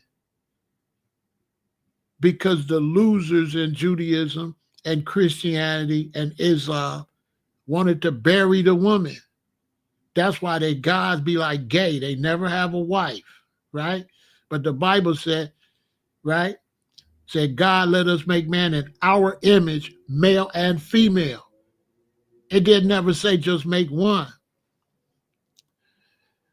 Khalid is dead. I ain't saying no good brother. He was like my teacher, but I eat teachers. I eat teachers. I'm not here to follow a teacher. I'm here to follow my knowledge. So yeah, he was a great man then, but that shit's outdated. I went to see Khalid and Farrakhan the first Savior's Day they put back together. But no, that shit outdated. He ain't no match for me. Like, rest in peace to him. But I wouldn't follow none of that shit he talking about. The nigga got a haircut. He not original man. That's not original man. Plus, Elijah Muhammad was teaching a lot of bullshit that we was light skinned and we had straight hair and Yakub. Don't make me get into all the weirdo shit, you know. And is in the Nation of Islam, it's a lot of bullshit, you know. We was originally light skinned and our hair got nappy. Our hair was straight like Farad, you know. You know what I'm saying? As a matter of fact, they wasn't even pushing Farad until Rasta started wearing Haile Selassie. And when Rasta started wearing Haile Selassie, that's when the Nation of Islam started pushing Farad. They wasn't even fucking with Farad. If y'all want to know some real history from a nigga that was really here, when they seen us wearing His Majesty, after about so many years of that, all of a sudden you start seeing them wearing Farad. All of a sudden he was God. Facts. All facts. I'm the realest nigga alive. They wasn't pushing Farad until Haile Selassie. The first man pushed as God was Emperor Haile Selassie. Not Farad. They didn't start pushing Farad until like 84, 85, 86. All of a sudden you start seeing the brothers with Farad on come around the rosters. It's like, look at this phony shit. You didn't have that shit on a few years ago. The niggas don't want to. As a fact, I got respect for him, but the last time I seen Mustafa, he walked out of my apartment. I'm really him. The last time I seen Mustafa, we was young. As I was with Mustafa when he was in high school. I was like 1 year out of high school, and I think he was maybe a junior. That's before they put the nation back together. I'm really him. I really got that real black culture history, like for real. I remember when Farrakhan went to LA and said, I know y'all ladies like a light-skinned man like me with good hair. Yeah, I remember he said that fuck shit in LA. All the brothers was pissed. Yeah, he said that. He told the ladies, he like a light-skinned nigga like him with straight hair, with good hair. Yeah, he said that shit. The Nation of Islam don't even fuck with dark-skinned people like Khalid. Don't make me see how people make me do people. The Nation of Islam is a colorist organization that fights against dark-skinned people. Every nigga that run that gotta be high yellow. They ain't gonna let no dark-skinned person do nothing. They never would have let Khalid run the Nation of Islam. He was too dark.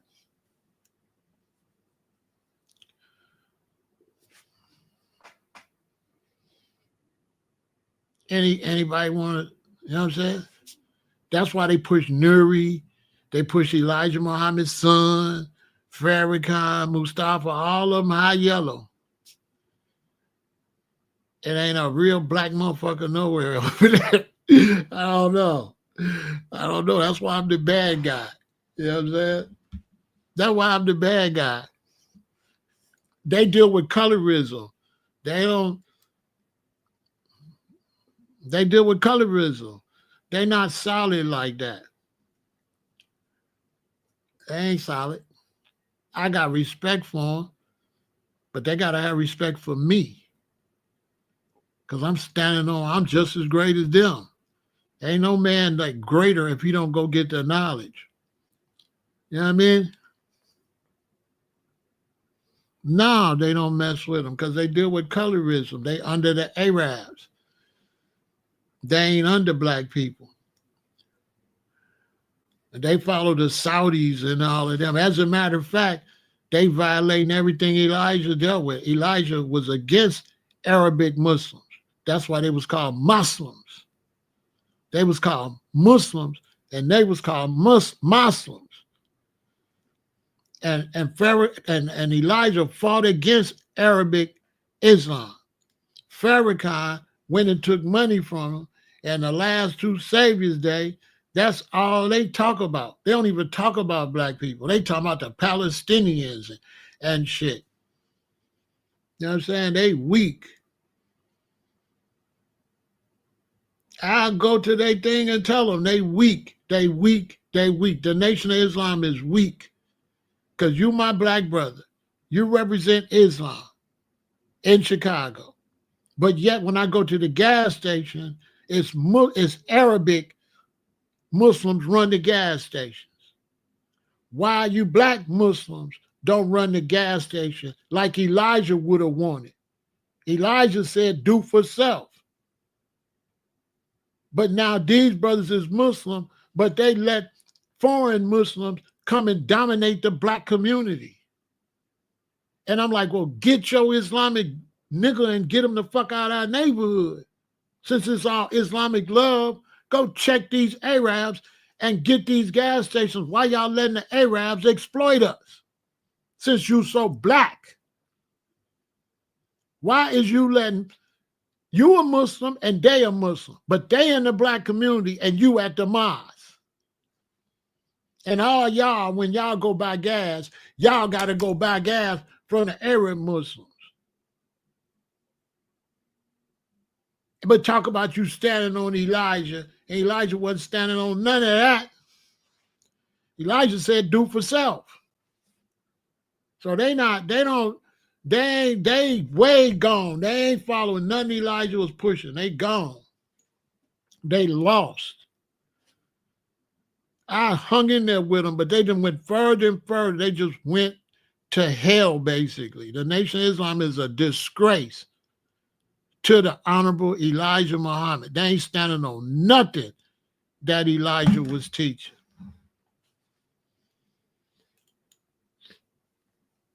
And then they'll try to bully you and want to be some righteous gangsters and shit.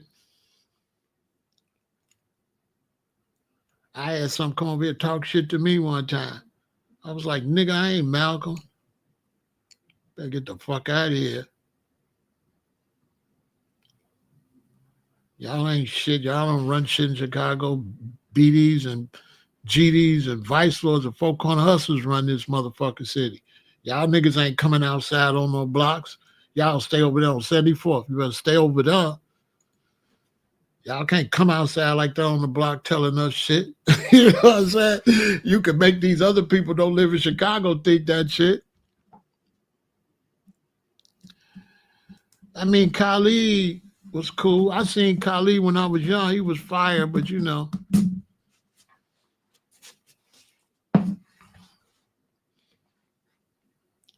I'm 67. So when you come up in the game like that and you've been black conscious, I've been black conscious since 1978.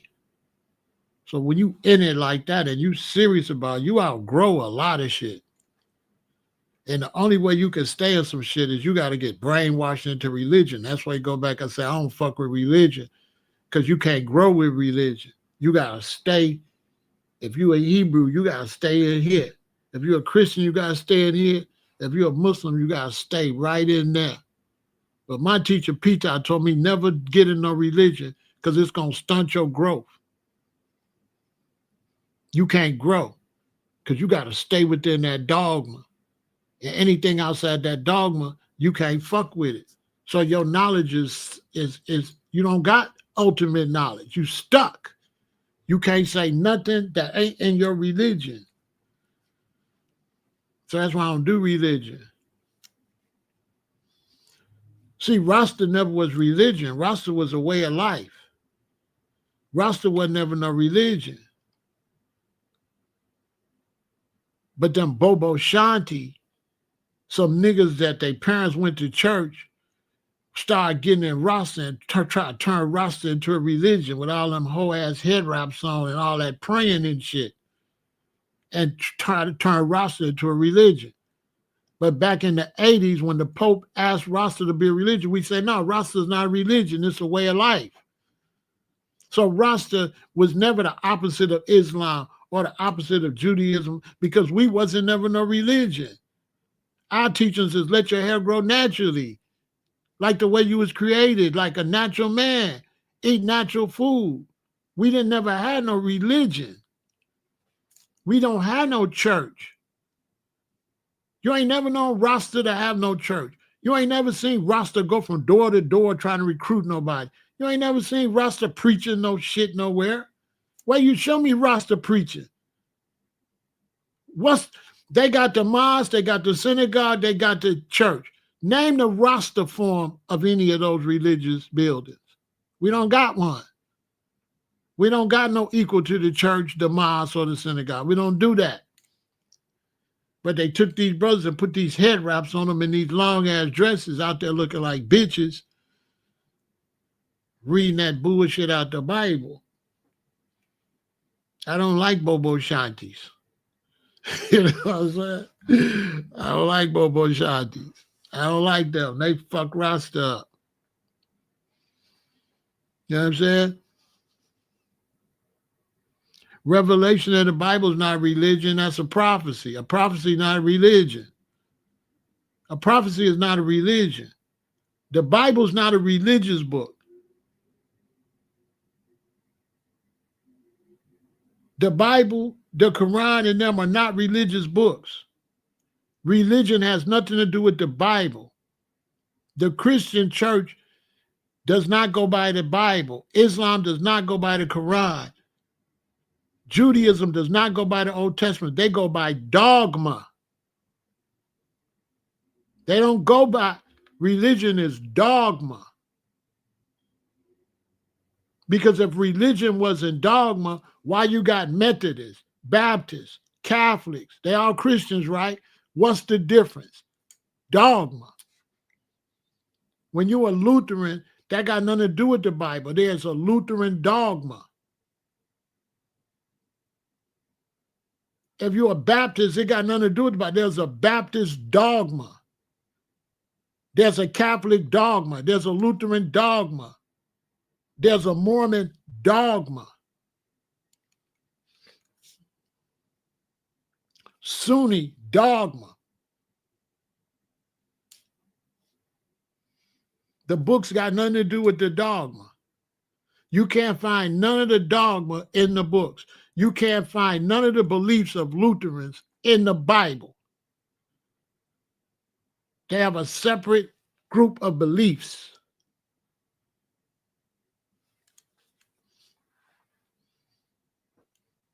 So the book of Revelation is not a religion. It's a book, a history book, and it's a book saying what a man said. It's not a religion.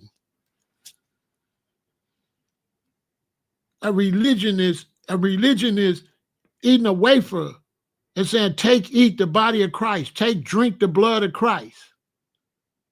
Communion. Praying 5 times a day to Allah. That's a dogma.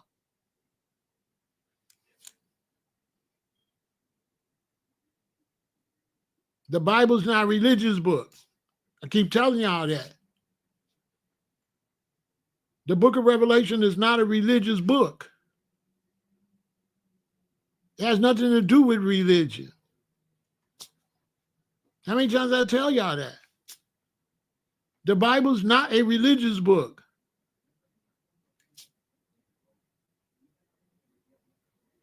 That's why when you go to church, they never read the fucking Bible. They skip back and forth. The Bible's the only book, and the Quran, that you could say you read, but you haven't read. You flick through it. Any other book, you got to read it, the whole book. The Bible's the only one you can go and he said, turn to 1 Corinthians. And it said, now turn to Peter 2. That's not reading the Bible, skipping. That's not reading. Reading is start at Genesis, read to Revelation. They don't do that. No church reads the Bible. They sing hymns and shit, and the preacher get up there. So then you live your life. And when you live your life, you come back again. And then you go, and sometimes you know how people will treat you. Just talking a whole bunch of shit.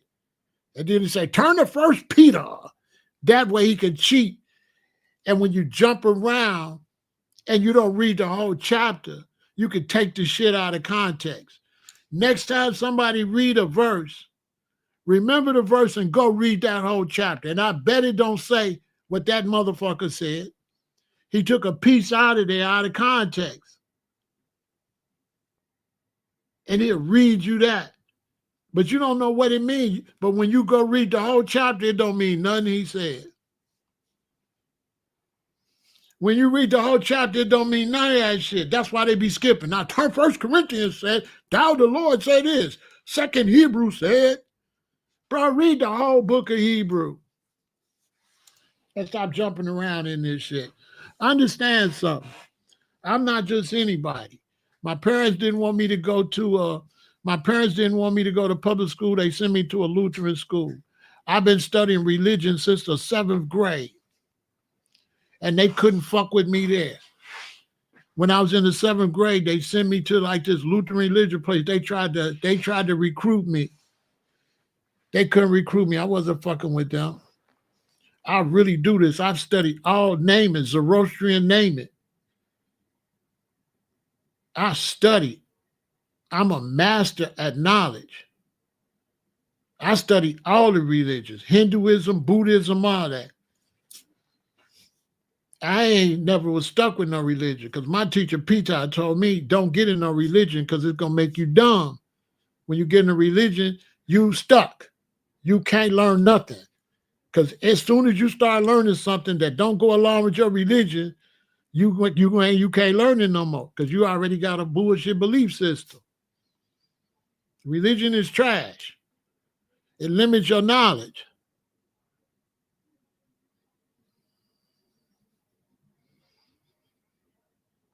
You know what I'm saying? Because all of them was my teacher. So when you see my teacher, Peter, he told me don't do religion. You know what I'm saying? Hold on. Let's see what we got.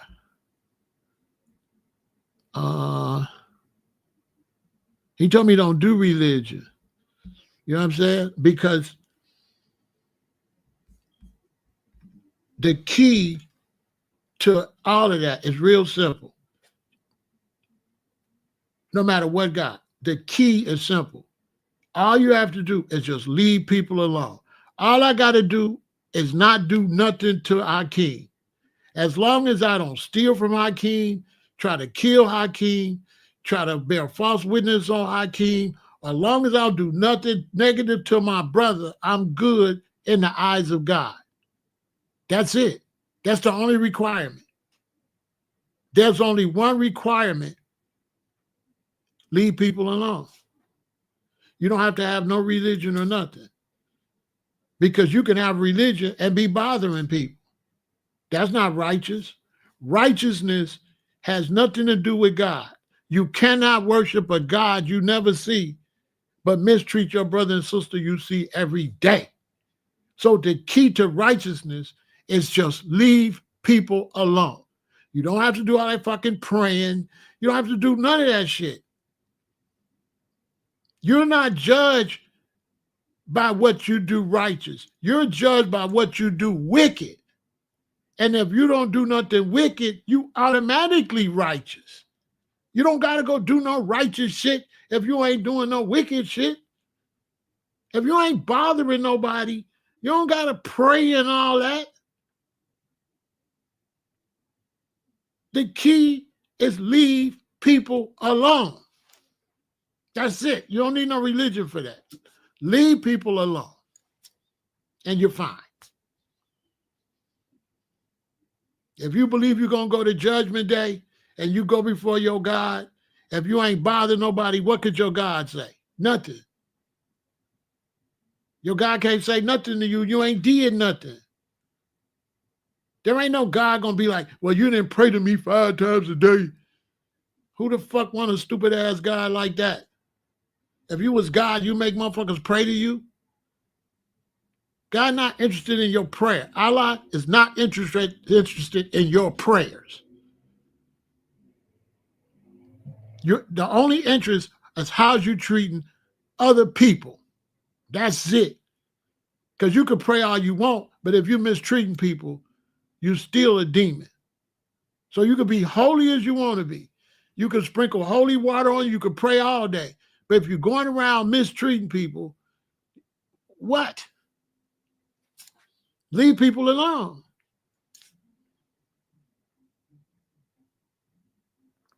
So if I get around a brother, he a Muslim, he whatever, it don't matter as long as we ain't doing nothing to each other. We all on the same page. We all doing the same shit. We cool. But it ain't gonna do me no good to get around a Muslim brother and accept his religion, but then when he turn around steal his wallet and shit, it's like, yeah, I accept the religion, and you look around, I steal wallet, try to talk to your wife and shit.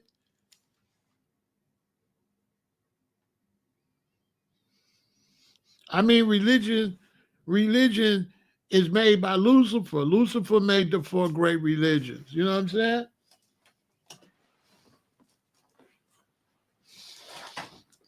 You know what I'm saying? Read this book, The Great Oaspi.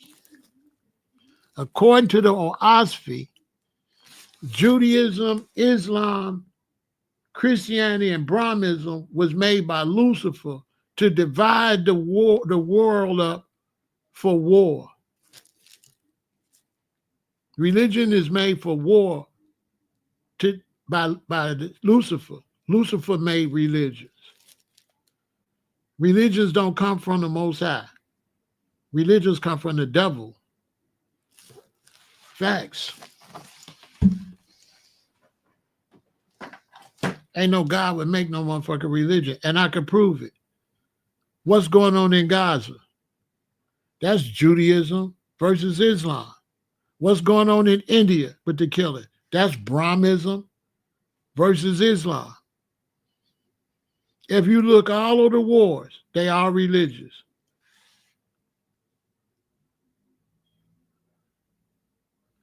King James ain't got nothing to do with the Bible. The Ethiopian Bible is the oldest Bible. King James ain't got nothing to do with nothing.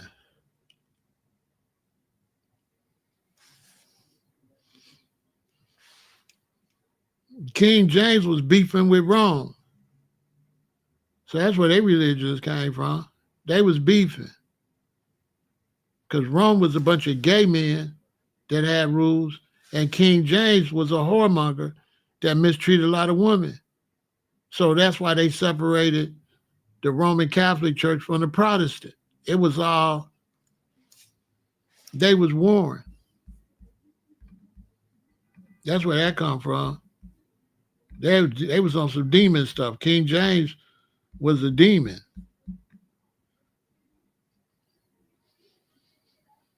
They put their names on books, but their names don't supposed to go on the book because the Bible ain't no book. The Bible is a bunch of books, short versions of books.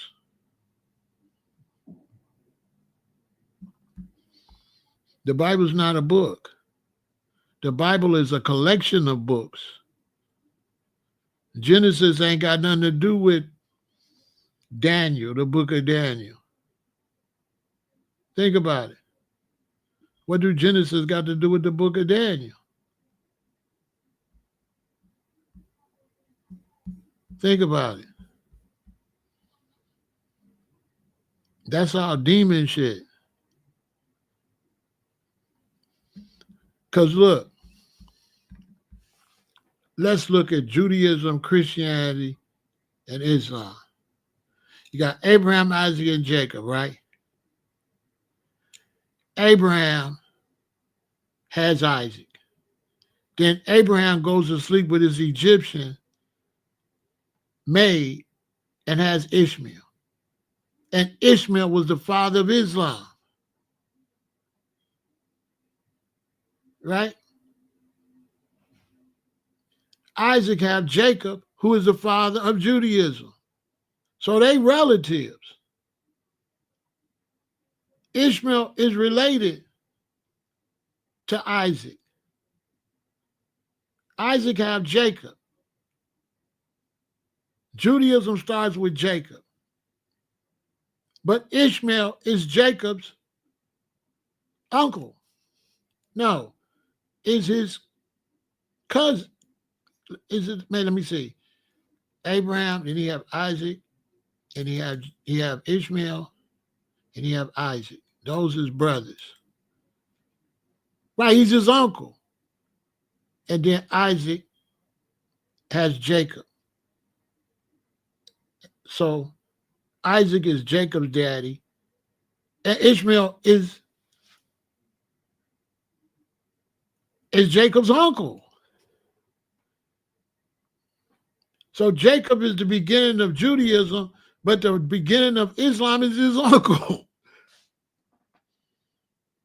The beginning of Islam is Ishmael. That's Jacob's uncle. And the beginning of Judaism is Jacob. And that's his uncle. So how all of a sudden there's some different shit from the same family? See what I'm saying? It's all bullshit. Look it up.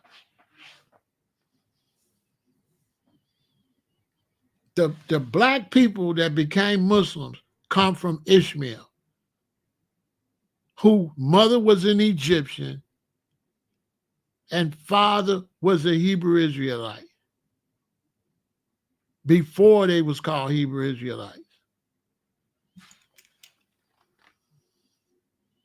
So they family.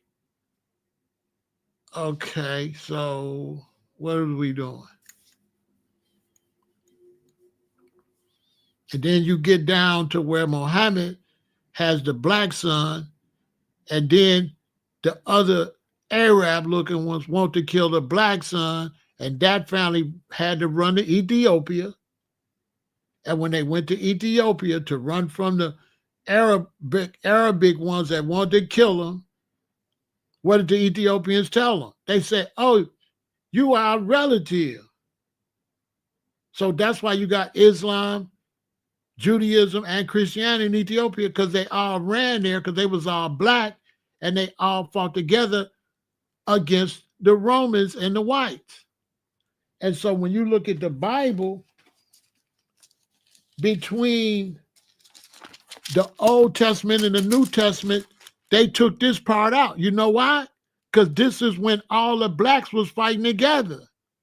This is when the Muslim brothers and the Hebrew Israelite brothers and the Christian brothers was all fighting the whites. Facts. They all got pushed down into Ethiopia. That's why Ethiopia never got conquered, because all the beginnings of them religions, the black versions, was in Ethiopia fighting against the whites. They took that out. You got to get the Maccabee. You got to get the Apocrypha, the books of the Maccabee and shit, to read that part. That's not in the Bible. They took that out. It's a big space. You know, see how it ends? And all of a sudden it goes to, you see how the Bible ends with, and then it starts with Matthew. It's a big part in between there. It ends with Malachi. And then it starts with Matthew, Mark, Luke, and John. But there's a whole bunch of shit happened between the Old Testament and the New Testament. This book, Matthew, don't start right behind Malachi. Malachi is a long time before we get to Matthew. So what happened in this part? This is when all those black brothers was fighting against the whites.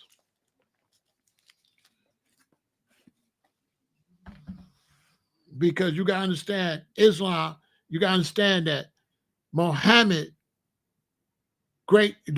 grandfather was an Ethiopian. That's why when the grandson and them ran to Ethiopia, they said, we found it. See, Muhammad's grandfather was Ethiopian. Muhammad is an Ethiopian descendant. The Arabs don't want me to tell you this. Facts. And then it wasn't Muhammad that spread Islam. It was Belial. The black dude Belial spread Islam. That's why they used to call themselves what? Balalian. Who remember when the Nation of Islam called themselves Balalian? They had Balalian news because Elijah was showing them the facts. Elijah was teaching them about Belial. Belial was the one that spreaded that out through Africa. Belial was black. And that's why you got Sunni, you got the two different, because one of them is the righteous ones and the other one ain't. One of them is the direct descendant of Muhammad, and the other one is Arab pirates.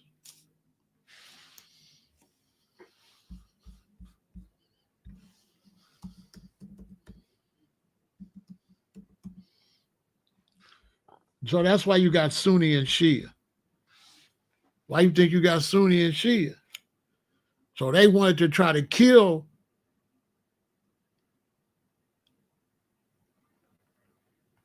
Muhammad's descendants, and they wanted to take Islam. They wanted to kill the black ones. So the black ones ran to Ethiopia because the mixed ones that was up there, they tried to take it from Muhammad's real family. That's why they beef, and that's why they mistreat the Africans and Islam, because the black Muslims are the real ones. And them other ones is the thieves.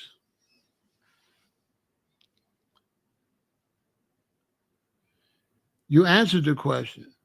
Why is it a battle against us, we the original people? Because haters gonna hate. What do you mean? If you're the original people, people gonna kill you so that they can pretend they you.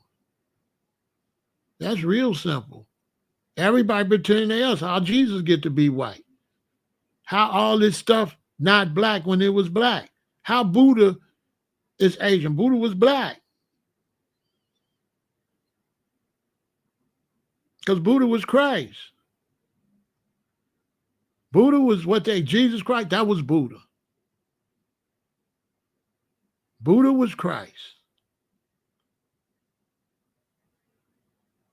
Ask a Christian person, do they know where Christ was? And there's a big part where Christ is missing. And then he show back up.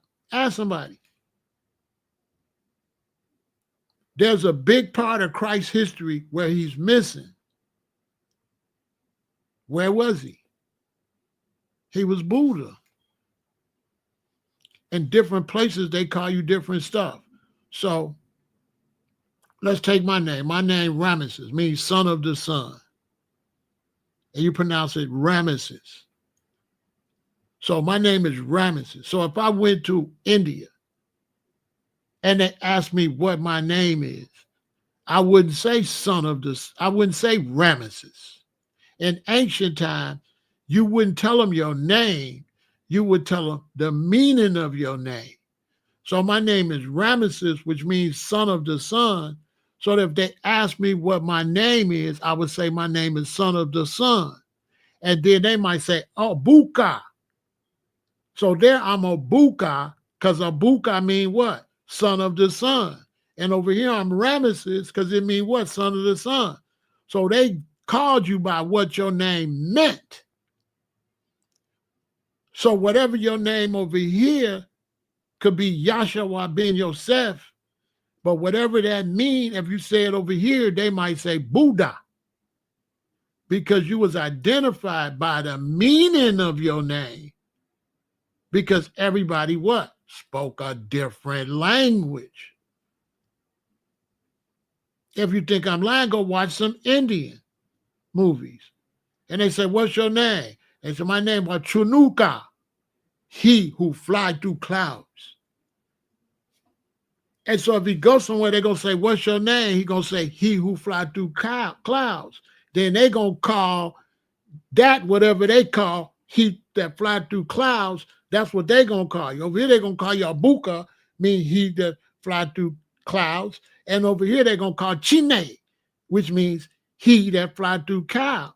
So when they tell everybody his name Chine, they're going to say, oh, his name is he that fly through clouds. They know what that means. They called you by your meaning of your name, not your name.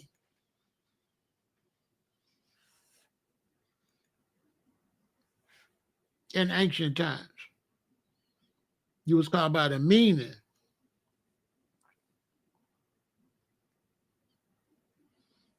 And with the Hebrew Israelites, they always named you your name, and they always named you your daddy name. So if your daddy was Joseph, you would be Yahshua ben Yosef, Joshua, the son of Joseph. And this is how they kept their lineage.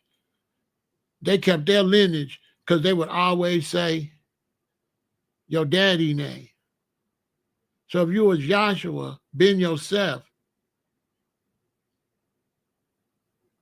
right? And you had me and my name was Michael, I would be Michael ben Yahshua. I wouldn't be Ben Yosef because that's your daddy. And now my name would be after my daddy. And so then they know your daddy name, they know my dad, they know my name, so they would know, okay, Ben Yosef, then Ben this, they know you a descendant of Ben Yosef because they know Ben Yosef's son, and your name is Ben after the son. And then your grandson name is Ben after you, and like that. And then that's how they kept the lineage. Because everybody name traced back to their daddy, and your daddy name traced back to his daddy, and this daddy name traced back to his daddy. That's a great name. So that's how they kept lineage, because your last name always traced back to your daddy, and your daddy's last name always traced back to his daddy. And his daddy name traced back to his daddy, like that. That's how the Hebrew Israelites kept their lineage. But when you went to other countries, they knew you by your name's meaning, not by your name.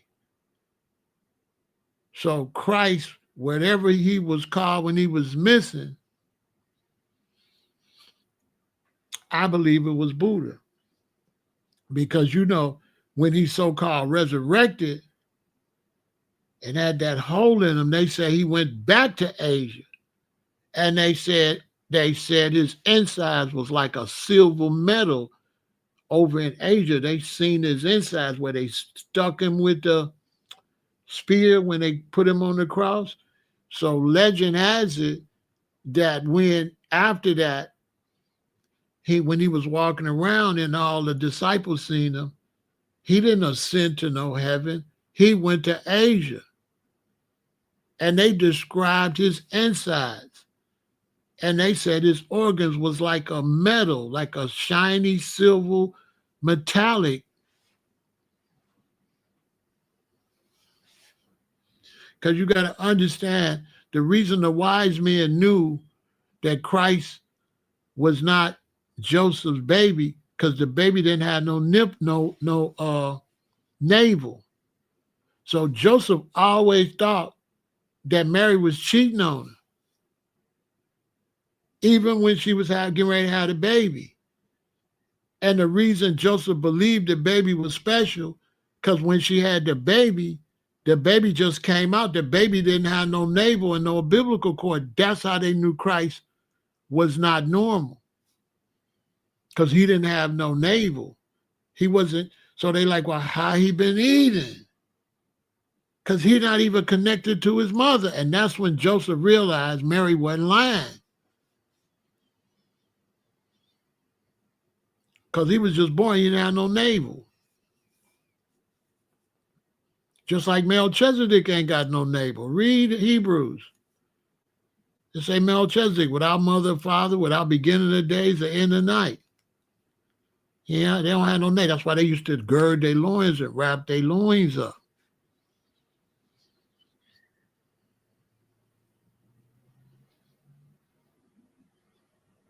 They don't teach all that. Like Muhammad was a holy man.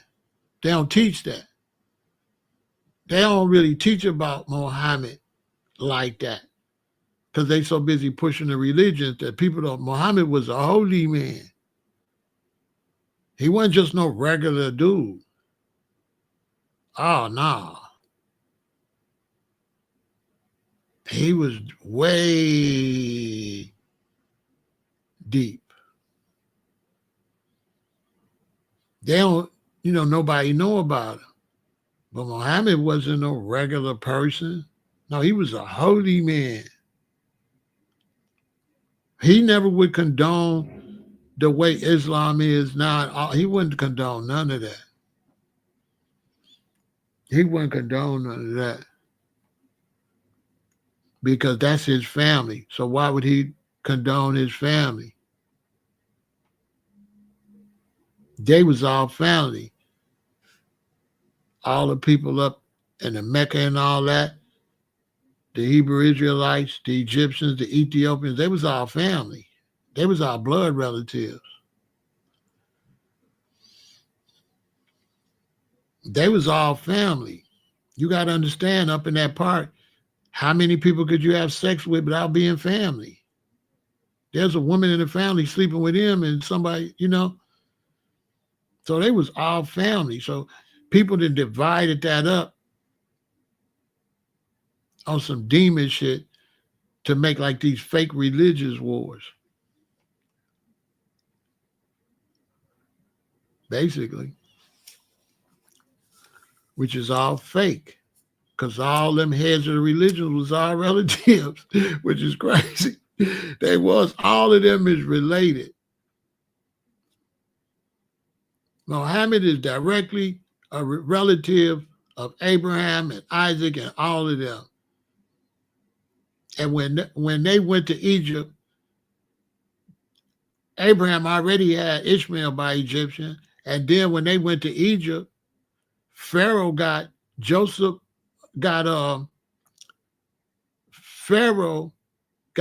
sister pregnant and had Akhenaten. Akhenaten was Moses. Moses was Akhenaton. Akhenaten was Moses. His mother was Joseph's sister.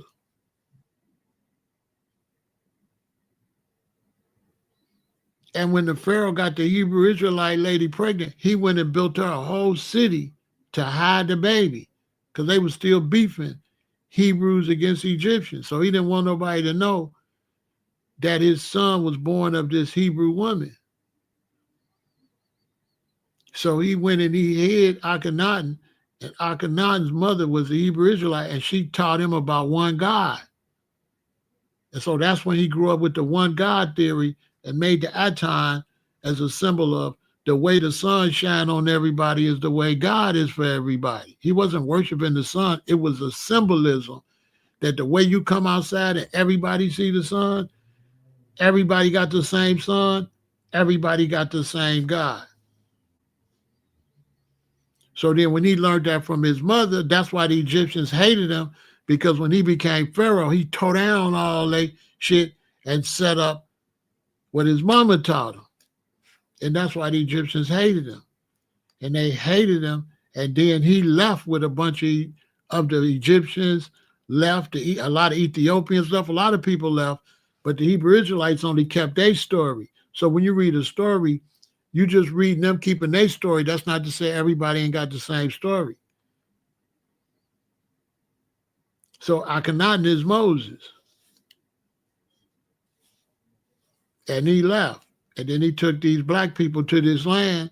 And then he was told to go deliver the whites down from the Caucasus Mountains. And he went up there and taught the whites Judaism, which Judaism is nothing but the teachings of it's just one God.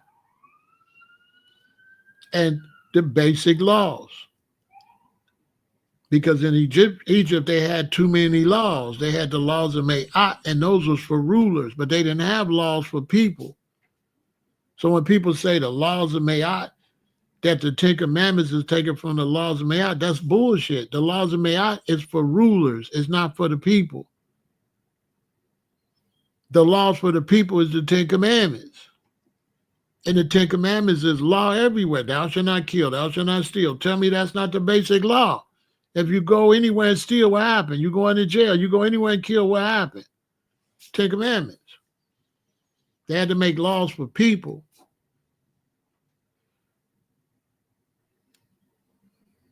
Basically. That's why y'all shouldn't be doing religion, because all them people is family. And none of them ancient people would agree with nothing they doing now. Muhammad would not agree with abusing women and all of that. He wouldn't agree with none of that stuff they practice in Islam. He would not agree with that. He would not agree of tying women up and beating them and all that. He wouldn't condone none of that. He wouldn't condone mistreating women like that. They made that shit up. And how you going to beat women when Allah is a woman? How you going to make the women submit when Allah is a woman? That's why you're under the 5-point star. It's a female.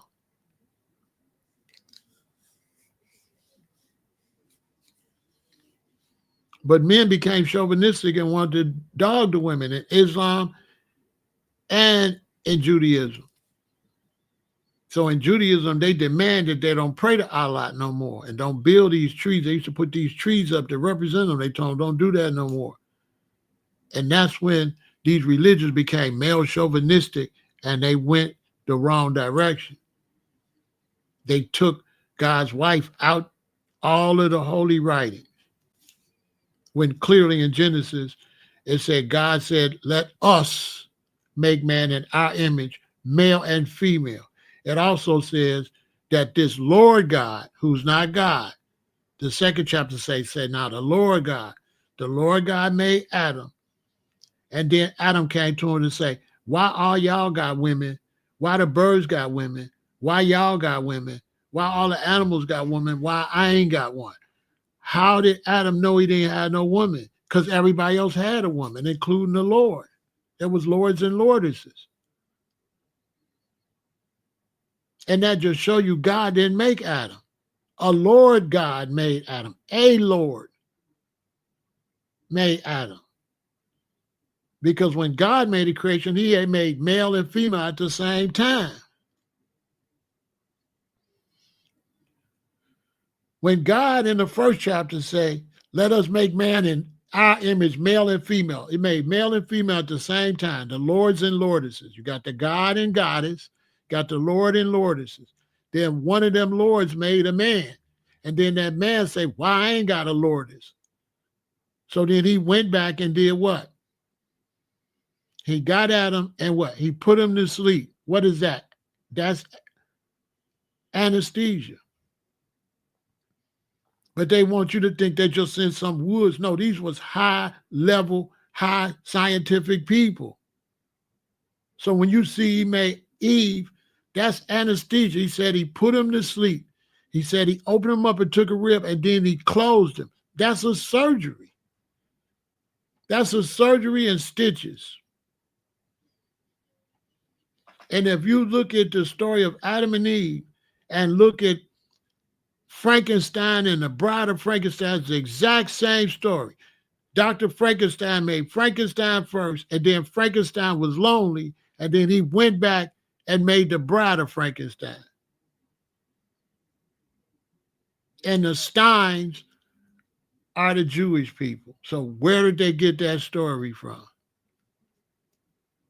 From Moses. When he delivered them, he told them. Frankenstein is Adam. And Eve is the bride of Frankenstein.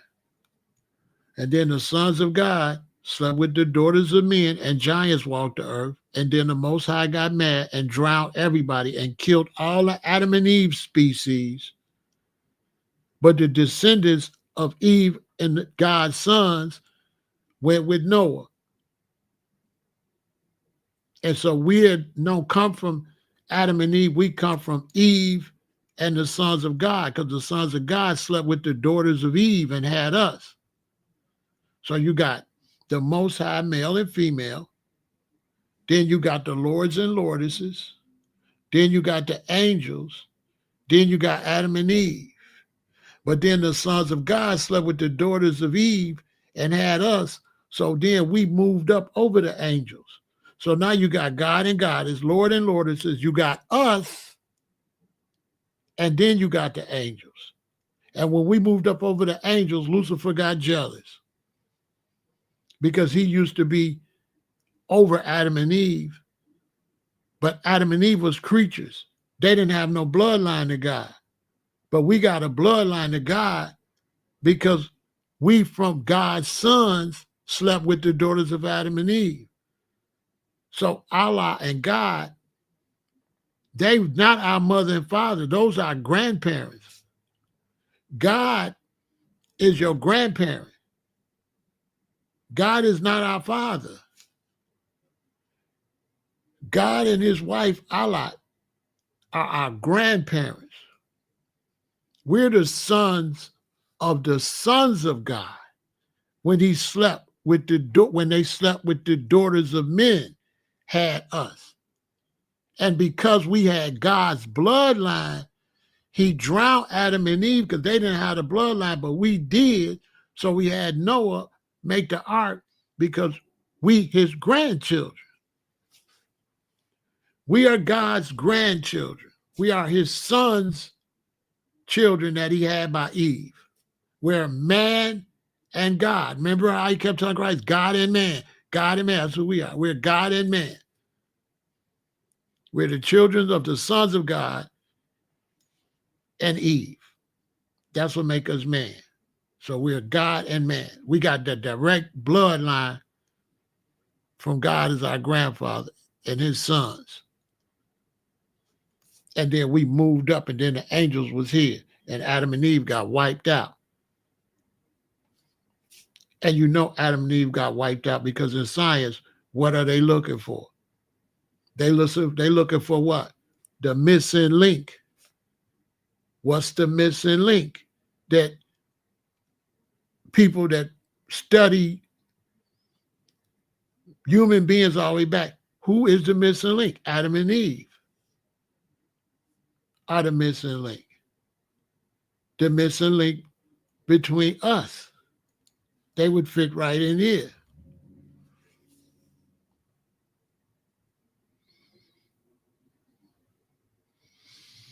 Nope. No, we ain't gonna have another flood. The next time it's gonna catch on fire.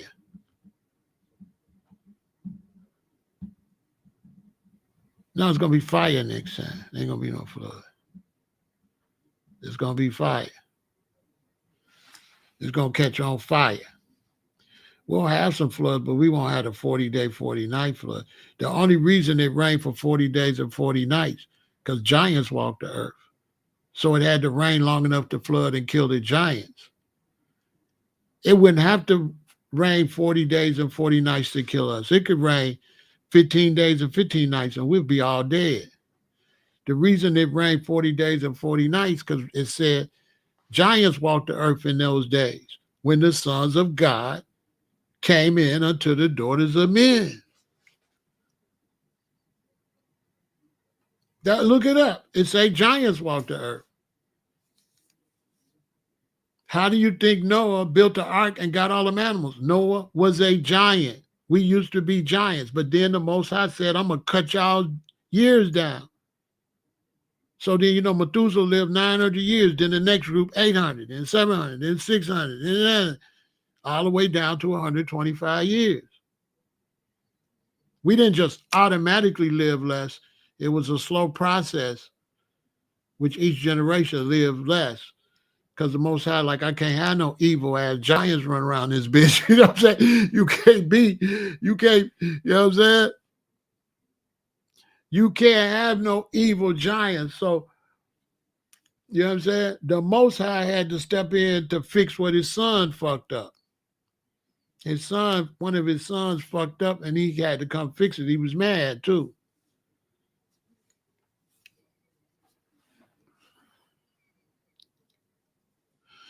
He was mad too. You know what I'm saying? So basically, we all go back to Noah to sum it all up. We trace back to Noah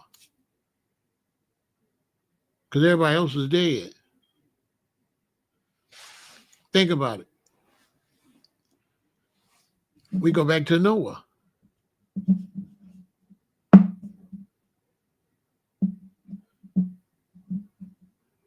But Adam and Eve drowned. They drowned. They had to go. There was too much fuckery going on. What you mean hope it don't happen in your lifetime? How it's not going to happen in your lifetime when it's evil in your lifetime, when you're more evil than it ever been? This lifetime we live in is the most evilest time since I've been alive. When back in the day during slavery, you was just disrespecting the people. But now you fucking up the ocean. They all in outer space, fucking up outer space. They cutting down all the trees. They polluting. They just messing up everything. They messing up the people. They polluting the ocean. They polluting the lakes, the rivers. They cutting down all the forests. They putting all the animals in zoos. They putting the sea creatures in SeaWorld. It's like an ultimate evil. That's why we'll never avenge what's going on with us. We'll never avenge what's going on because now you're messing up everything. So now it's got to be revenge from a higher level because who going to defend the dolphins and all the whales and shit you killing and all the birds you killing? You see the birds is dead. They saying the birds is down to like only 1/3 of them left. Some species is less than half left. They saying all the birds finna die.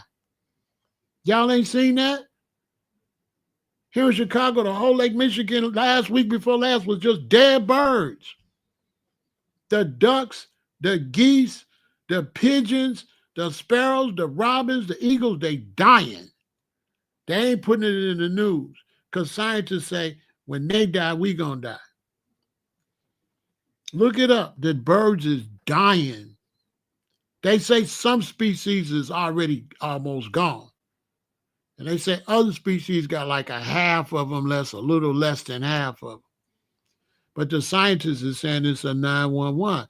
But Elon Musk and Trump and them don't care. They don't care. They think they God. Look, I done gave y'all, man, listen, you don't get this. You know what I'm saying? So it's like, don't get in them religions. And we're going to end with that. Don't get in no religion. Don't worry about no religion. Don't get in religions. Don't study religions because religions represent division. All you have to do is leave people alone. See me? I don't bother anybody. I don't rob anybody. I don't break into their house. I'm not trying to sleep with your girlfriend or your wife. I don't bother people. I'm not bearing false witness against you. Nothing. That's all you have to do. Because ain't no God gonna honor you praying to a God, but then you don't treat people decent. You ain't helping no homeless people, but you constantly in God's ear praying. And God don't need your motherfucking ass. Allah don't fucking need you. Period. Allah, Jehovah, don't need you. You a fool to think that God needs you to pray to it and it is God. What the hell is God going to get out of you praying to? God. Does that really make sense? And you practicing all this witchcraft, talking about you can only go to heaven through the blood of Jesus, and you got to drink the blood of Jesus and eat the flesh of Jesus to be saved. Satanism. That the Roman Catholic Church made that up.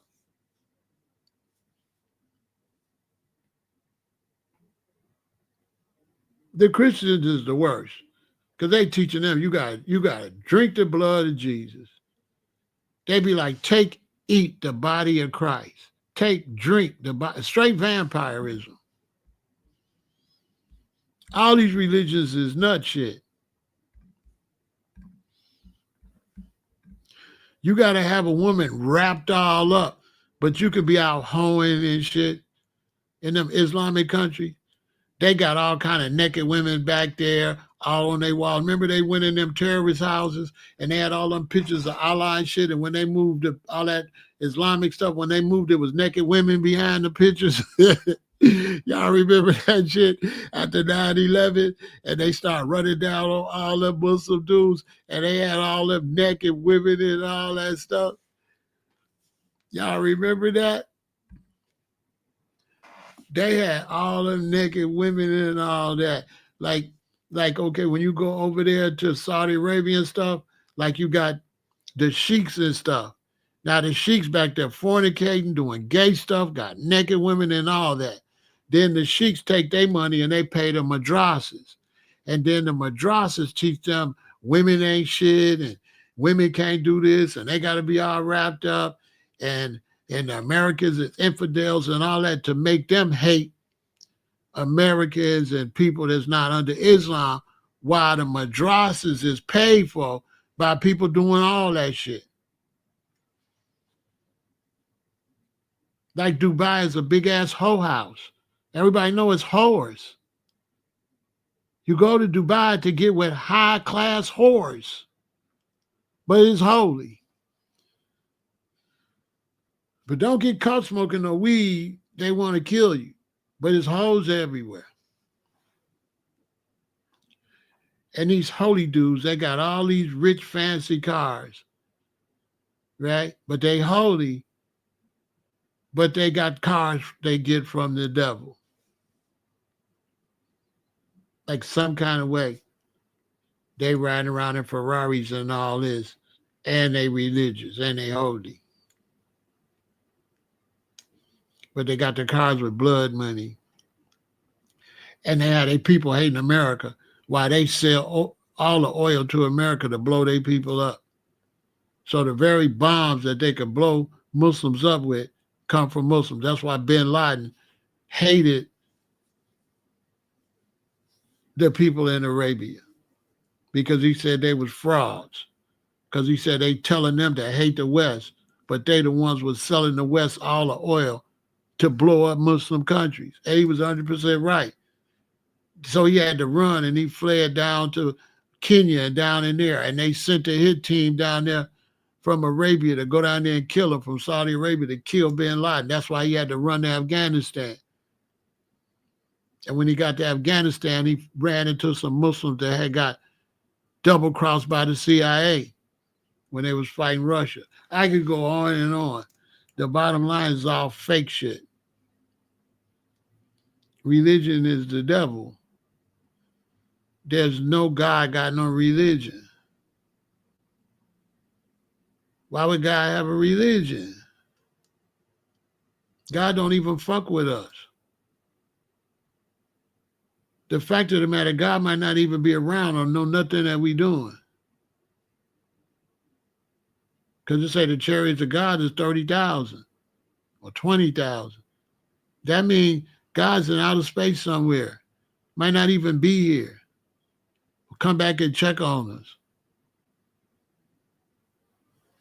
Basically, ain't no God watching us. Ain't no way we can all pray and no God hear it. Teaching our kids stupid shit. That all these billions of people on this planet could pray and Allah and Jehovah or Jesus gonna hear it. Y'all really believe if we all pray God hear it? Or you just accepting some bullshit? Your God got some hella ears, and we can all pray over the whole world, and they can hear it. If the Most High is everything, why the Most High got chariots?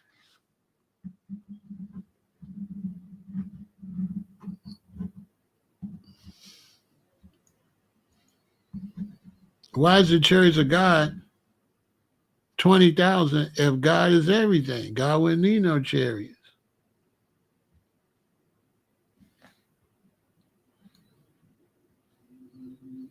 That's the problem. They don't want to teach you that we was put here to take care of this shit. We the lords of the earth. We're the gods of the earth.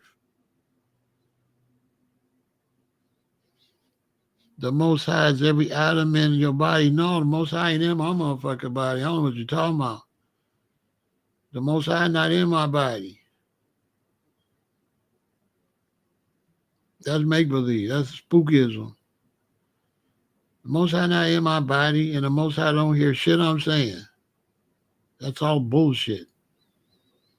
They trying to make God a spook, but none of the books say God's a spook. God is a real thing. There's nowhere where God is a spook. Because the spook ain't got no sons. So if God is all in my body, how he has sons? How you got sons of God? If God is like a spirit can't have no sons. No, that's bullshit, Hakeem. That's a bunch of bullshit. Don't y'all listen to Hakeem. Hakeem brainwashed. He think God is a ghost and it's everywhere and shit. That's bullshit. Don't y'all believe that shit? He teaches spookism. He teaches spookism. He teaches some shit. He don't believe that shit. He just talking. He been brainwashed. Somebody told him that shit. Don't y'all listen to him. That's bullshit. That's like that old bullshit, you know?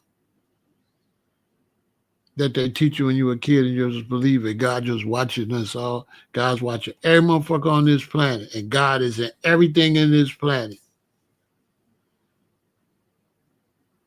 Knowing damn well you don't believe that shit. Everybody know God ain't every motherfucker where. But whatever. You know why they say God is everywhere? Because they undermine God, Hakeem. They don't want to admit that God is powerful enough to make us and leave. They want to make God weak and say God got to micromanage every motherfucking thing. But it ain't no God would make you and have to micromanage you. Because that wouldn't be no great God. That's an incompetent God. If he got to make you and micromanage you, that's an incompetent God.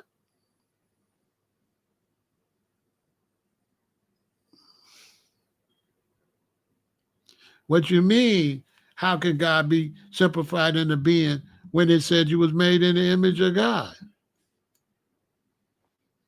And who told you a being is simple?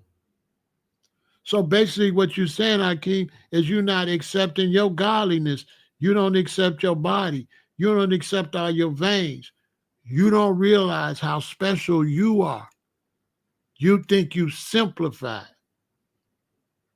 But if you simplify, let me see you make another one. Let me see you go and make one. You can only make one through sex. There's nothing simple about us. How do you see, Hakeem? That's simple. Your eyes are simple.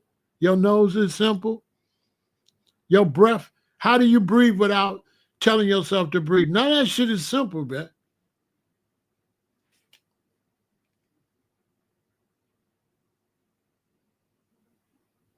We are very high-tech beings. So is the monkeys, the birds, everything on this planet is, none of this shit is simple. All of this shit is extremely high-level science from a whole nother, from somewhere else. Because it said Moses went and talked to God, and if God was a spirit, God can't motherfucking talk. Everybody say you're going to go to Judgment Day. What, you going to go to Judgment Day with a spirit? You praying to a spirit that's inside of you? If God is inside of me, I don't got to pray. I could just think this shit, couldn't I? So why is people saying words out? God ain't got no ears. You just assuming. Speak for yourself. I'm not assuming. I'm telling you the facts. You assuming. I'm not assuming. I'm really him. I'm really the master of this shit. I'm talking facts. You assuming, Cloud. Don't say we. Don't speak for me, motherfucker. Speak for yourself. You assuming. I'm not assuming. I'm telling you, God is a being. Okay? Listen. Listen to this. Listen to this, Hakeem. Listen to this riddle. I got concrete proof. Listen to this riddle. And if you don't want to accept it, okay, well, this is what you do. You come back tomorrow. You come back tomorrow, Cloud. That's how we do this. You come back tomorrow. Because I can't with you. You come back tomorrow. Okay? That's how we do hard-head motherfuckers. Come back tomorrow.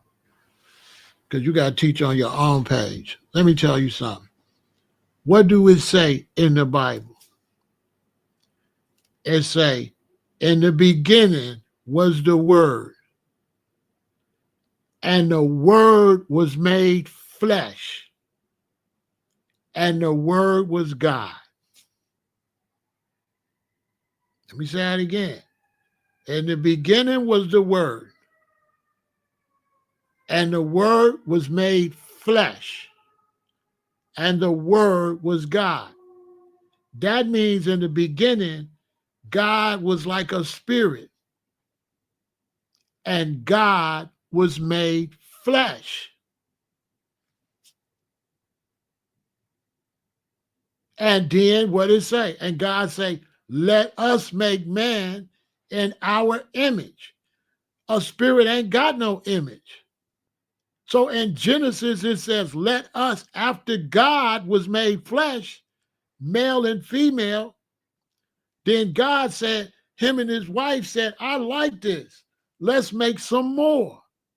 Let's make man in our image, male and female.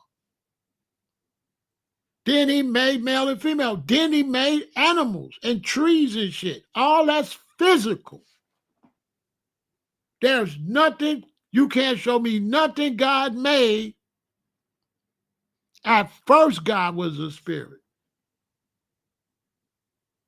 Because remember, the earth was void, without form.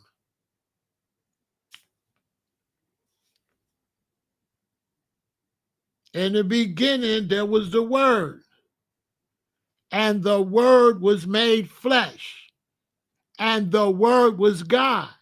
So if the Word was God, and in the beginning was the Word, then that interprets in the beginning was God, and God was made flesh. And then God said, let us make some more like this, male and female. And then God made more in the image of God. He made them male and female. Once God got an image, him and his wife, they made everything else have an image. And then the Lord God formed Adam from the dirt of the ground. Read it.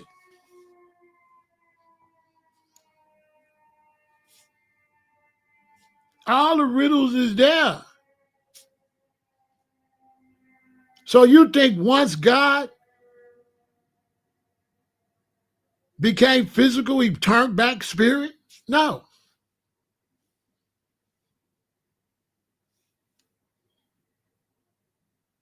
In the beginning, God was just a word, and the word was made flesh. God was made flesh. male and female, because God was a male and a female entity, like a male and a female, what you would call a spirit. And then they manifested into male and female. And then they said, let us make man in our image, male and female. And then all the animals was already here. That was the last. And then it said God rested on the seventh day. And then in chapter 2, it said, now these are the days of the Lord God. So you got to read chapter 1. Don't say Lord. It say God. Chapter 2 say Lord God. And the Lord God didn't make man. He formed Adam. In the first chapter, God made male and female. In the second chapter, the Lord God only made a male. Tell me I'm lying. Go read it. In the first chapter, God made male and female right off the top. Made, didn't form, made. And in the second chapter, it say, now these are the days of the Lord God. The Lord God is not God. This is what it actually says. I'm not just telling y'all no stuff. This is what it actually says.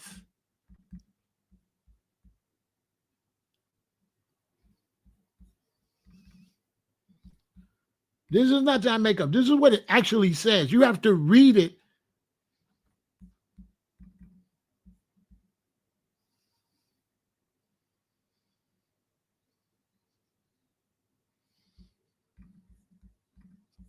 You have to read it.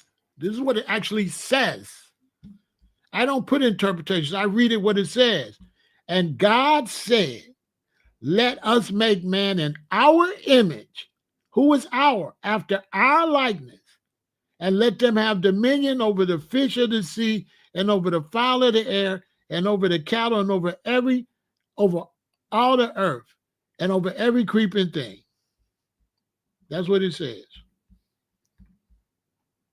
That's Genesis 1:26, right?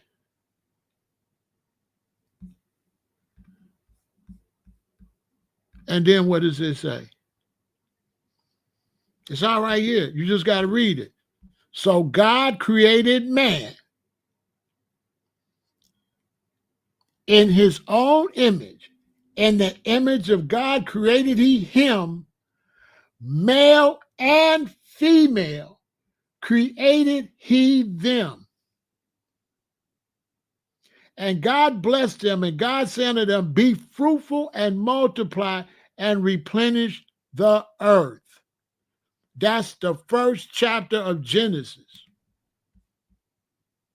God, it says God, God, God, God, God, right? God, God, God, right? But watch this.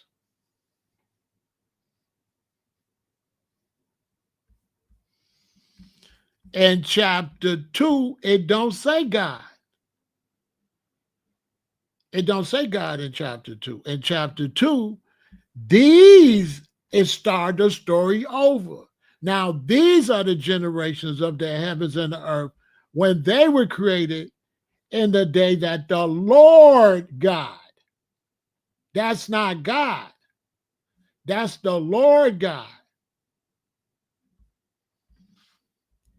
That's not God. That's why I say Lord. The first chapter say God.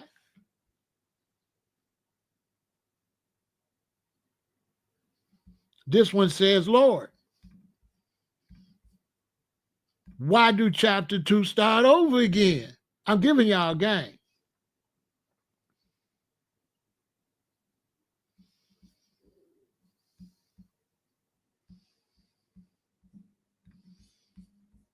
I'm giving y'all a game. It's right here. All you got to do is look at it. Then look what it says. And the Lord God formed. Okay, now look. So God created, first chapter, God created male and female.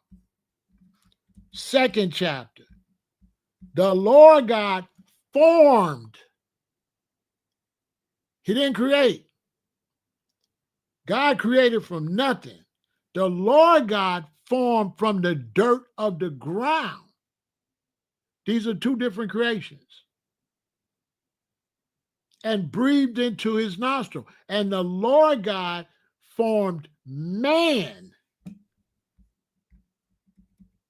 But God created male and female. So the first chapter, God made male and female. The second chapter, the Lord God formed from the ground. Not the same creations. That's the Lord God. And Frankenstein was made out the ground. Remember Dr. Frankenstein went and dug up graves and made Frankenstein? And it was just Frankenstein. And then he had to go back and make what? The bride of Frankenstein. I'm giving y'all a game.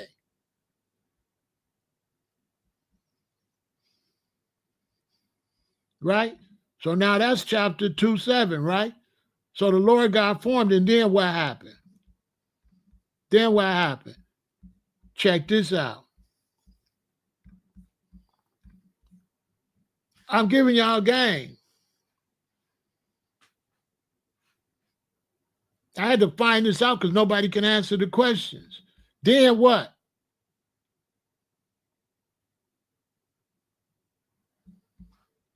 He took the rib, and the rib which the Lord God had taken from man, made a woman, and brought her unto the man. So he went and he made him a man, made him a woman. But check out, I missed the part. Let's go back. Hold on. Hold on. Tell me this is not a surgery. And the Lord God caused a deep sleep to fall upon Adam. Tell me that's not anesthesia. Listen, tell me that's not anesthesia. See, Hakeem, they trying to make you think it's some spooky shit. But when you look at it scientifically, and you look at them like they was high-level beings, because the Europeans taught us, Hakeem, they was just out in the forest naked, some spookism. But when you read it, the Lord God caused a deep sleep to fall on Adam. That is anesthesia. And he slept and he took one of his ribs. That's a surgery. And he closed up the flesh. That is stitches. That is this is a high-tech surgery that this Lord God, this is not God. This is the Lord God. And remember, Moses is telling this story. So Moses wasn't there. He's telling us what was passed down to him, because Genesis was wrote by Moses and Moses wasn't here. So where did Moses get this story from?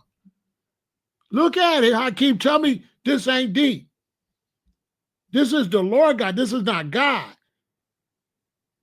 And so Hakeem, when I seen this, I said, this is a surgery, because Hakeem, they had me thinking, oh, it's some spookism, and Adam and Eve is just out in the jungle, and they naked. They never taught me that these was high-tech scientists. Like Yakub. Yakub was going in and out the earth, right? High-tech scientists. So the Lord God caused a deep sleep to fall upon Adam, and he slept, and he took one of his ribs. This is a surgery, and closed up the flesh instead. That is a surgery. These are not just, these was high-tech beings. The Lord God was the descendants of what God made. So this Lord God come from this. So this God and goddess made these lords and lordesses, and one of those lords made Adam, formed Adam, and then did the surgery on Adam, and then formed Eve. This is the real story, what really happened. And I found out because I was not happy with what people was telling me, so I did my own research. And I'm the only one teaching this. And I know because I wanted to know. If you don't want to know, you ain't gonna know. And the story, I had to figure it out. It didn't make sense until I sat down and I didn't read it religiously. I found all this out when I took the religion out. And when I took the religion out, and I said, let me just read the Bible like a book and get rid of the religious shit, that's when I seen all of this. You see what I'm saying, Hakeem? If I would have been reading this from a Christian point of view, I wouldn't have seen nothing.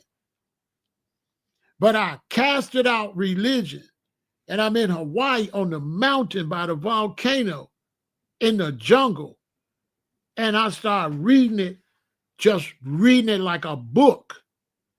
I didn't read it like a Christian, because they're going to fuck my mind up, and I'm going to have all this spookism and shit. Because if I bring the Christian teachings that I learned at the Lutheran school, I wouldn't see none of this. So I said, just read it like a book. That's why I tell y'all religion ain't no good, because religion give you pre-thoughts. And religion teach you spookism and shit.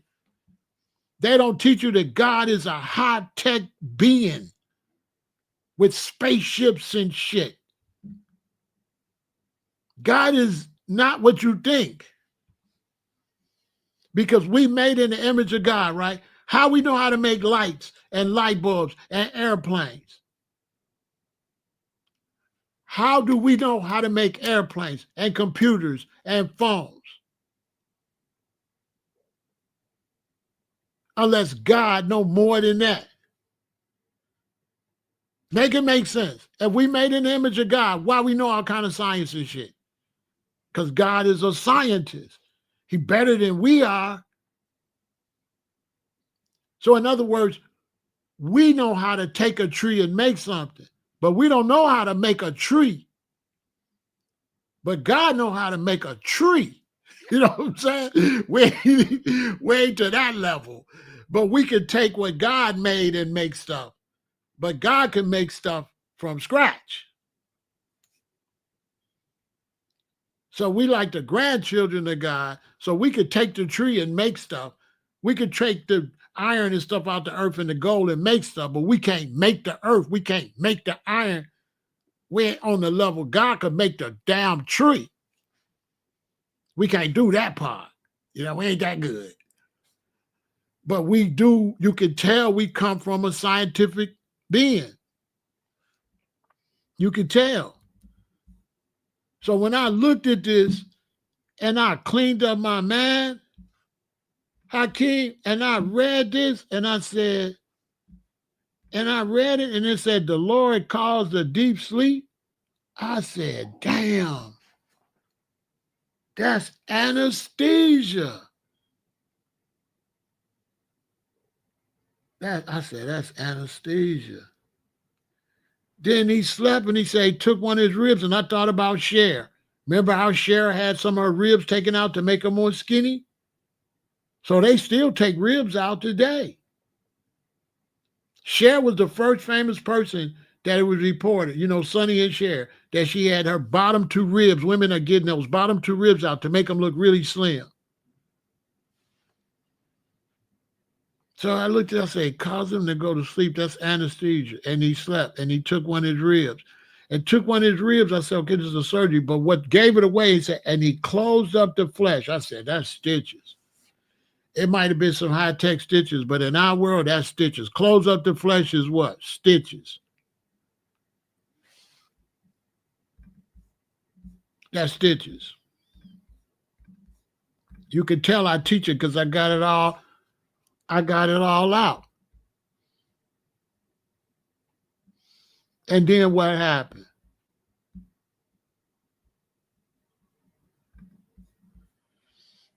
Then what happened? Wait a minute.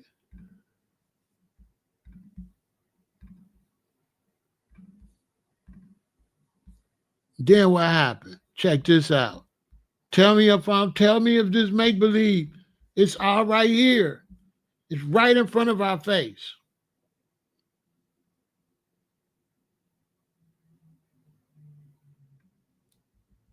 Look. The sons of God, the one in the first chapter, saw the daughters of men, the ones that the Lord God made, were fair, and took them the wives of all which they choose. And the Lord, the one that made Adam and Eve, said, my spirit shall not always strive with man. So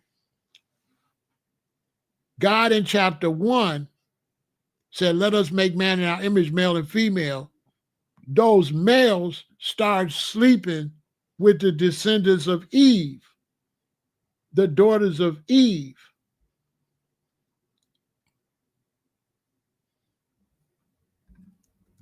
And what does it say? There were giants in the earth in those days, and also after that, when the sons of God came in unto the daughters of men, and they bare children of them. The same became mighty men, which were of old, men of renown. And that's Genesis chapter 6, where it says the sons of God came into the daughters of men, and giants walked the earth. And guess who the very first person is mentioned in chapter 7? Noah. And when that happened, all my questions was answered. Because when I was a little boy, now I found this out in my 20s. When I was a little boy, I asked my mama, I said, Mama, how Noah pick up a big old gorilla and a big old elephant and get them on a boat? How he made a boat big enough? And my mama said, I don't know, boy, ask the preacher. I asked the preacher didn't know. I went to Lutheran school, 7th grade, 8th grade, all through high school. None of the people at the Lutheran school knew. None of the people at the Lutheran school knew. On my own, I'm in Hawaii in the mountains, and I read, and it say there was giants in the earth in that day. In chapter 6 and chapter 7 say, Noah. I said, damn. I said, whoa. That's how I found out. Because I had questions nobody could answer, and I answered them my damn self.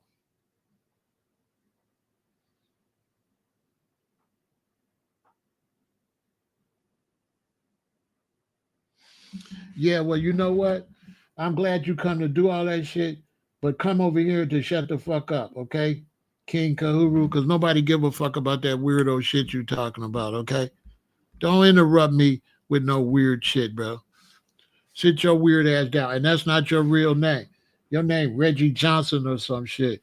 That's not your real name. Get from over here with them fake Egyptian names, and you ain't standing on business. I'm really big Pharaoh El-Aton for real. That's my legal name.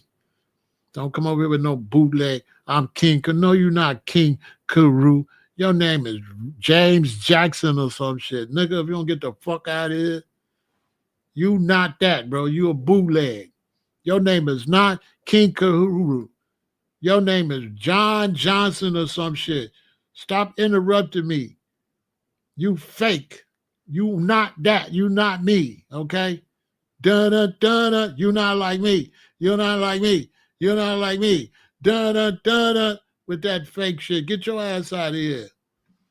Coming over here trying to shine while I'm trying to teach these people. With that demon shit. Shut up and let these people learn. Nobody want to hear from your goofy ass. Oh, my soul. I'm really him. You bootleg. Get off of the internet and go study, little boy.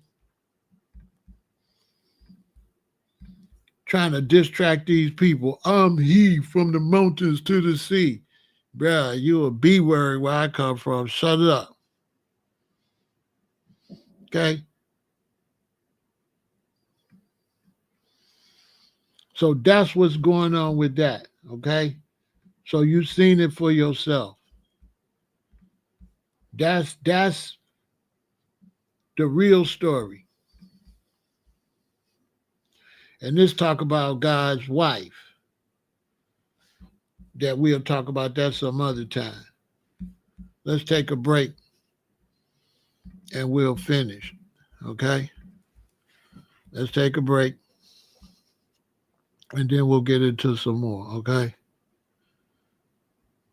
These bootleg people be coming over here trying to distract y'all because you got demons out here and they don't be wanting you to learn nothing. So when they see a brother try to teach you something and try to put you up on knowledge, then what they want to do is they want to come and they want to distract you with fake voodoo shit.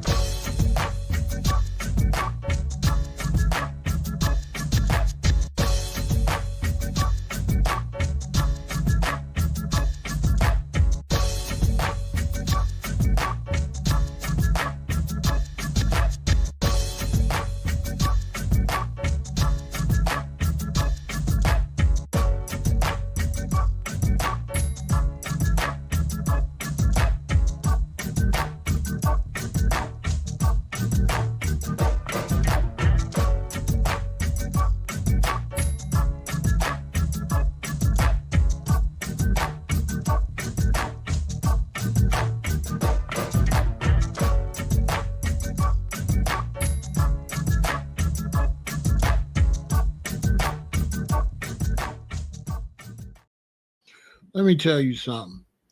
When you figure stuff out like this, you're not going to beat on your chest. So you're not going to beat on your chest like, oh, I'm the great, know everything, because you find this stuff out because you don't know nothing. So I found this out trying to figure something out. So I can't turn around and act like I'm this super whatever when I had to find it. And so when you go find knowledge, it's really nothing to brag about because you had to go find it. So you really can't like beat on your chest. You just get some exhilaration that you figured it out, but you can't like figure something out and then be beating on your chest. So this is not the type of thing where you'll walk around. This is like nothing to brag on. It's just something you find out and then you get excited and you want to say, y'all, look what I found out. That's it. That's it. The only thing you can brag on is how long you've been true to something. But you can't brag on the knowledge.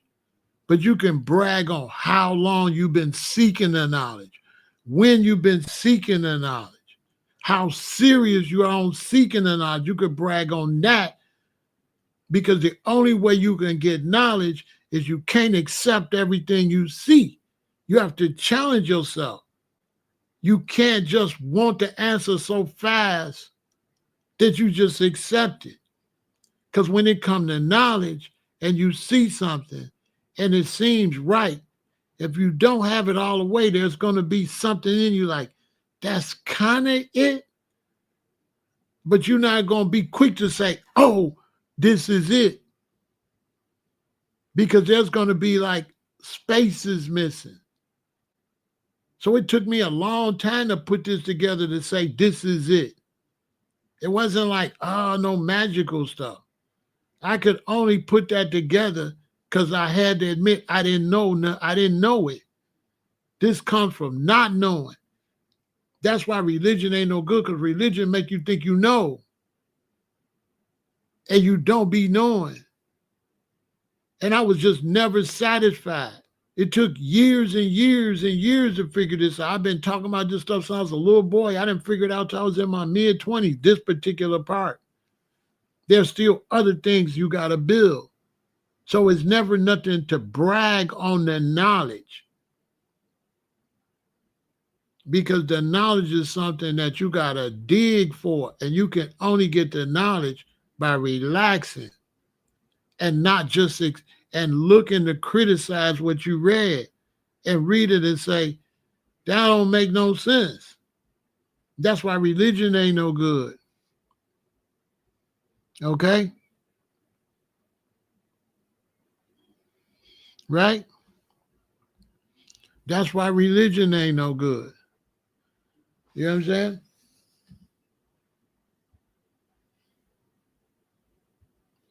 Religion ain't no good, because religion will make you think you know the answer already. You understand? So that's why I don't like religion. Because the religions don't teach us nothing. They get their little doctrine and they throw it out there, and you taught not to question God, and you taught to like the religion more than the knowledge, and it blocks your mentality. A lot of times when you see me showing stuff like that, you'll see brothers, they turn it into a competition. That's how you know they ain't got no knowledge, because they want to turn it into a competition. But they only want to turn it into a competition once you start the conversation. So in knowledge, we don't respect secondhand. We don't respect you know something once somebody else started the conversation. We had rules. So when we sitting somewhere and a brother started talking about giants, you just shut the fuck up, because he the one started talking about giants. Don't you jump in and start talking about giants when you was talking about who won the Lakers game. How you jump from, you wasn't talking about shit. So this happens to people like me a lot of times. I'll go into an area where ain't nobody talking about shit. Like on this motherfucking YouTube. And then I'll kick off a conversation outside the norm. And then I get all these brothers that don't never be talking about shit. Ain't shit on their YouTube pages. Ain't shit on their Instagram pages. But because they see me talking, now they the smartest niggas in the world. Before I talk, they wasn't shit. That's why I don't be respecting it. Because you wasn't on shit. Don't try to piggyback off me. We didn't used to do that. When you walk up in the park and a brother from the Nation of Islam talking, you shut the fuck up. Nobody cares if you disagree, dude. You don't go and say, no, brother, but that's not right. We never did that. I'm teaching y'all the culture too. We never did that. Whoever talking got the floor, you shut the fuck up. And so if I go somewhere and there's a Hebrew Israelite brother talking, I'm not saying nothing. And what we do is we listen, and anything that we might think different on, we don't say nothing. We wait until he say something we agree with, and then we say, that's right. I'm not going to say nothing against the Hebrew brother. In an audience, he created an audience. And I walk up to an audience and he got their attention. And now I'm trying to correct the brother in front of his audience. We don't do that.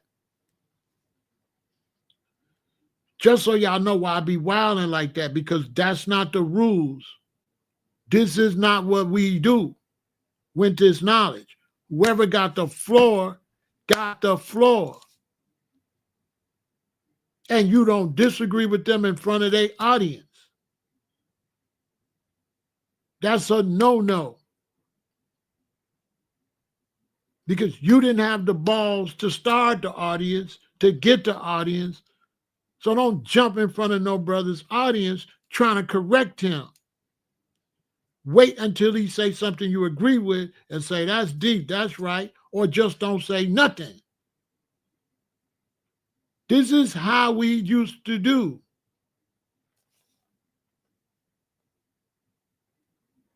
You don't jump in no brother. If he got the energy to start a conversation, respect the fact that he even started something positive. Because when you jump in, you're a bitch. When you start saying, but brother, but this, but that, nah, shut your motherfucking ass up and let the brother talk. Who is you? You wouldn't have never said nothing until this brother started talking. Now this brother started kicking knowledge. Now here you go, a follow fashion monkey. But if this brother didn't kick no shit, you wouldn't have never said nothing. It happens to me all the time. A bunch of nothing ass niggas that won't never get over here and try to tell y'all nothing. Then they see me, then they want to compete. They ain't trying to teach you nothing.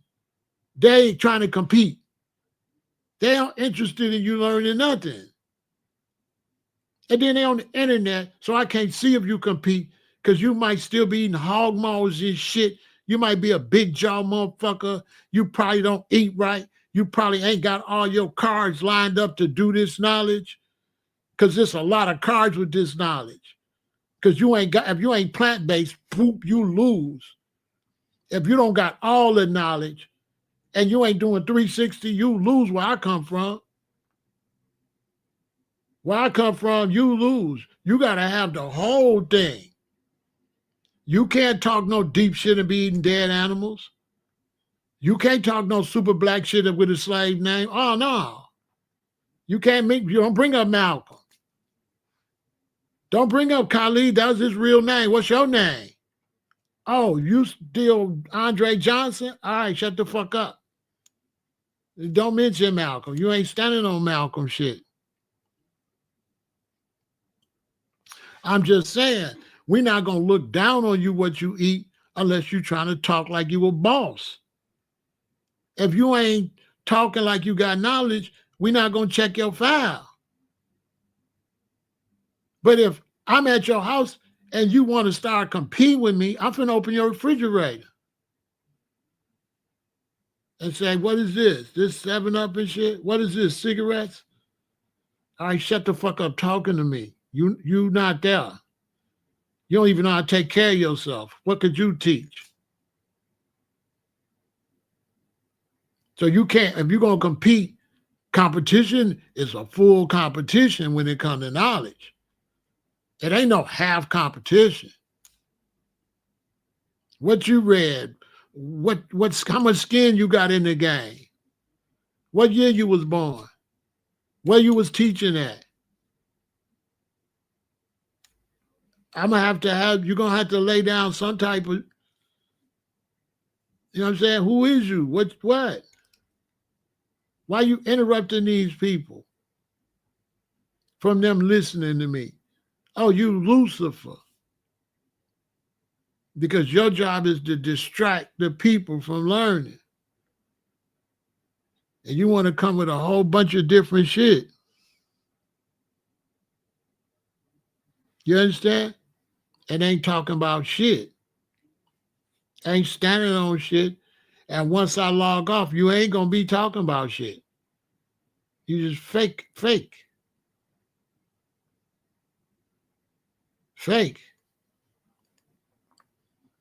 You don't really care about the people. You know what I'm saying? You see what I'm saying?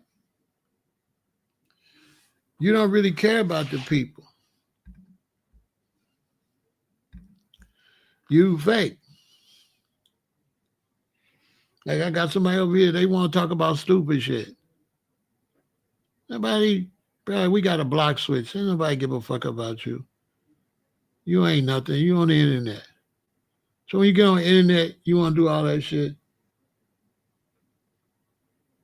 He ain't nobody.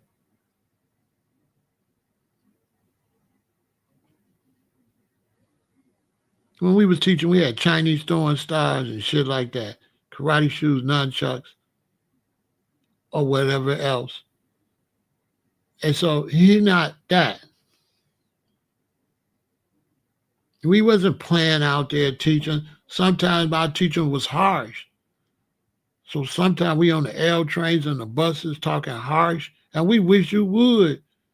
You know, we prepared for that too. Because we're going to do whatever we got to do to make sure these people get this knowledge. If you try to get in front of these people and play, these people going to see you get did dirty. A lot of people got did dirty playing with us when we was out there teaching. Because it's not a laughing matter to try to bring knowledge to the people when they don't never be talking about nothing. So you're going to be quick to anger when you see your people around, nothing's positive going on. Nobody's talking about anything. Everybody sleep. And then you decide to raise the level, and then people start interrupting. And you're like, well, why you didn't say nothing before I said anything?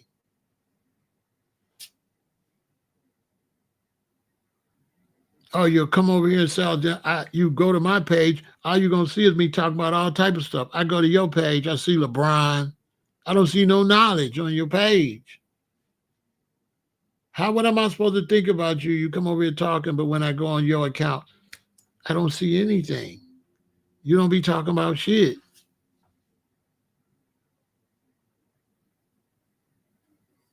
Crazy shit. Then you go on here playing, which nobody cares because this is Chicago. This is, you don't know me. You don't know me. You got to read my book. I'm really not the one to play with like that either. We could go into that. We can go into the streets. We can talk about that. So don't get over here to knowledge and get it fucked up. You don't really know me. Which way you want to go? You understand? It happens all the time, Nick, when I'm over here. It happens all the time. With some of you brothers, when you get into knowledge, I'm showing you what to look out for. At any time you raise up a positive conversation, keep your eye open to interrupters. For example, you could go to a family reunion or you can go to a family event and everybody like, hey, auntie, da, da, da, and then it'd be quiet. And then you could bring up something intelligent. And then all of a sudden, people that wasn't saying nothing, now they got a lot to say because they get in a competition with you. But before you went in that direction, they wasn't going to say nothing. And this is bad for our people. Because when you start letting people that really don't care front, your people ain't going to learn nothing. You understand? Your people ain't going to learn nothing because this motherfucker fronting. So the first thing we learn we got knowledge is to be very disrespectful. So we used to be real disrespectful when you interrupt. We would treat you, we would do you dirty. We try to see if you're really about that life. Because you're in front of these people. I used to teach on the buses in Compton, Chicago. I'd be on the bus from LA to Compton, like, whoa, whoa, whoa, whoa, whoa. And the people like, that's right, that's right. And when they see they're enjoying it and learning something, a brother in the back of the bus like, man, don't nobody want to hear that shit. See, that's when I got to say, well, it ain't our fault, you nobody. We know a nobody like you don't want to hear shit, nigga. Like that. Respect of revolutionary, bro. I don't know what you is. You might be a gang, but here's the revolutionaries, here's the gangs. You not us. Because what they want to do is they want to bring that negative energy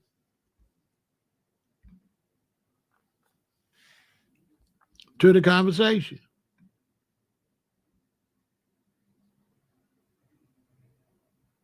So this is knowledge for the young brothers. You know what I'm saying?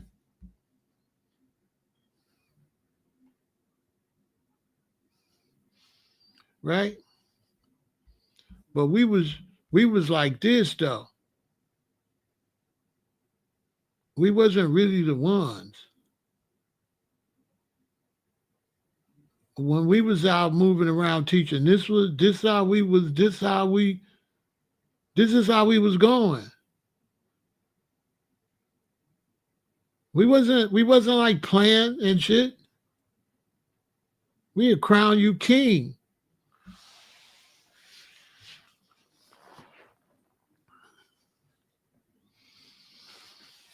Because we take talking to our people serious. We don't take it like it's no joke. And this is serious. We need instructions. All day we watching TV, it's goofy shit on.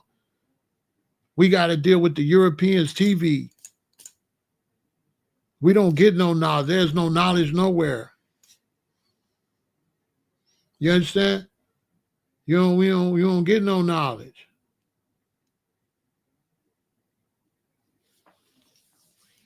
And it's something our people got to get. What I just showed y'all tonight in the Bible, that's gonna change your whole life.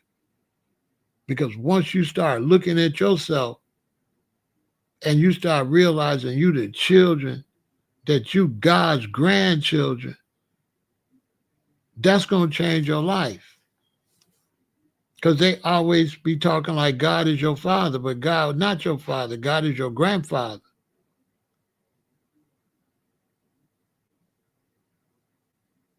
The Son of God is your father. The sons of God. Because you got to understand, Christ was the only begotten son, not the only son.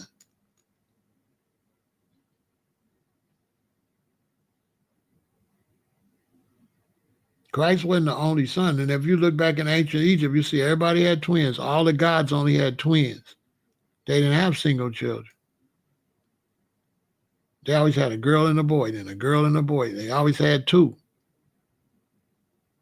Go back and look at ancient Egypt. Every god, there's a female. There's a female.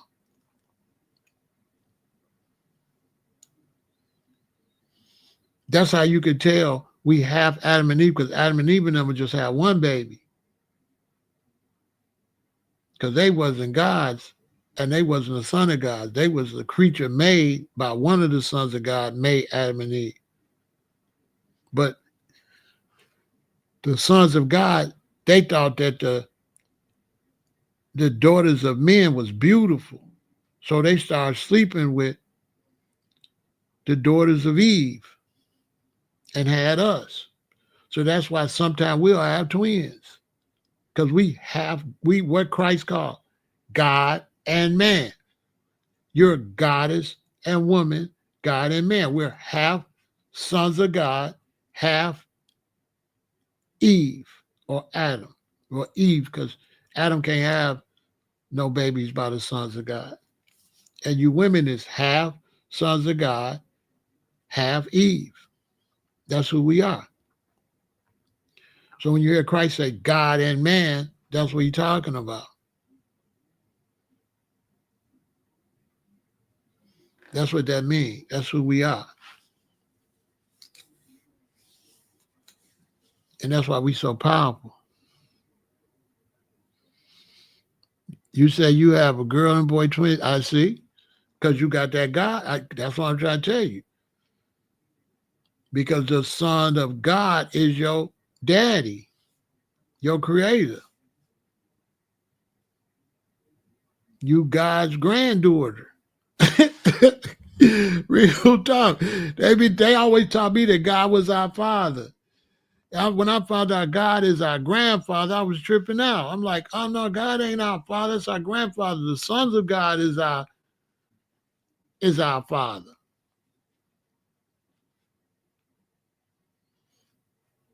I was like, wow. And then also when I see the difference between it say God and then it say Lord God. We don't come from God. We come from the Lord God. The Lord God is God's children. And then the Lord God have us. So we God's grandchildren. God is our granddaddy. And his wife is our grandmama. As far as lineage go, which is just crazy. Nobody would have told me that. I had to read myself. And that's why I be telling y'all, read the Bible. Ain't no book better than the Bible. It's going to mess your whole head up. I guarantee you, if you get a Gideon Bible and you throw religion out your mind and you just read it, your whole mind going to be messed up. It's going to mess your mind up.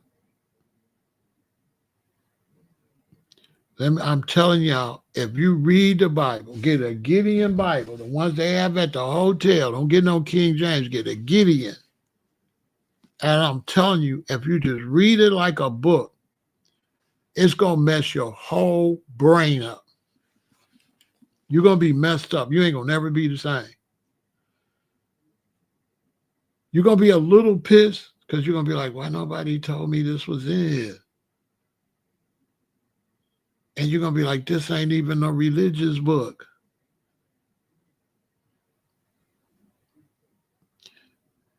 Man, let me tell you something, Mama Empress. You're going to be like, it ain't even a religious book.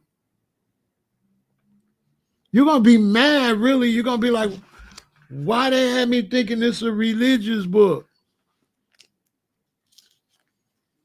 It ain't no religious book. I swear to God, it ain't. It got some stories in there.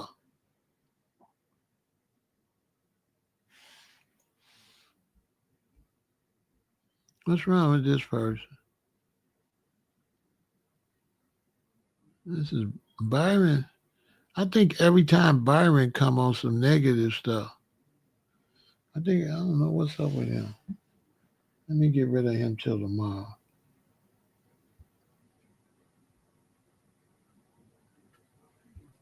It's some real like nutty people be on social media.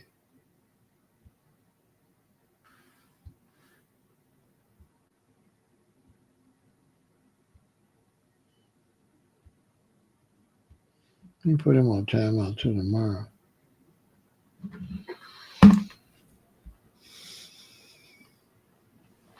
Okay, well, bro, stop saying weirdo stuff, bro.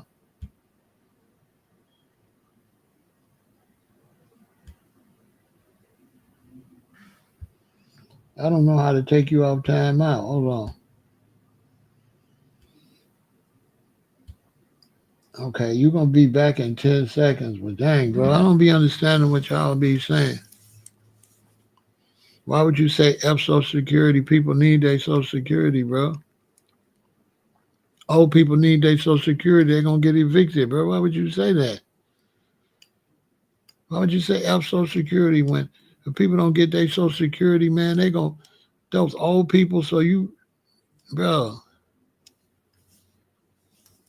Boy, some of y'all, boy, I don't know.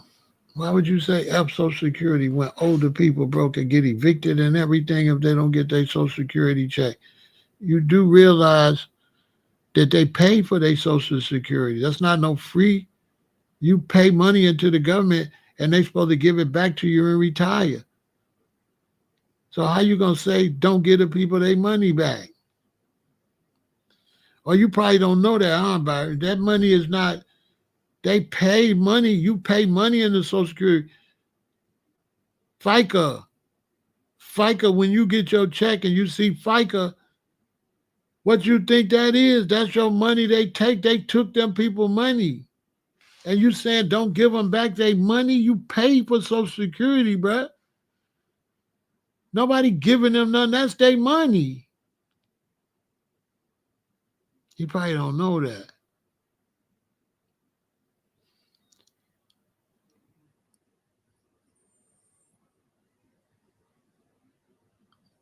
The Feather Nagas is pretty good. The Keeper Nagas is good. They all good.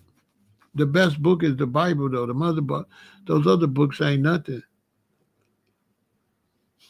The best book is the Bible, by far.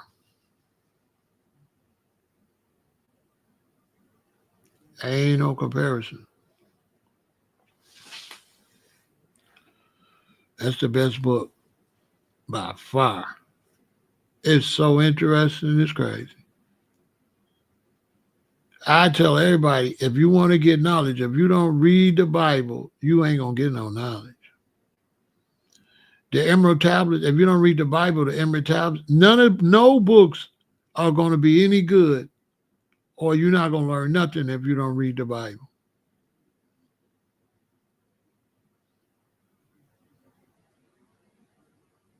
They ain't going to make no sense. The only way the Emerald Tablets going to make some sense if you read the Genesis and understand the sons of God and all that.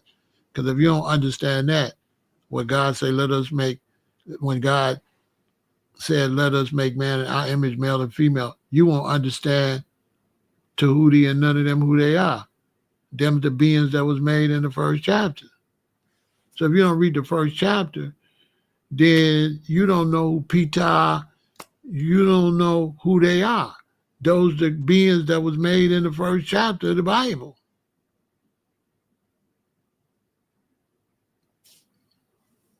Those is the sons and daughters of God. When God said, let us make man in our image, male and female, that's all them Egyptian gods. Those are the children of the Most High God.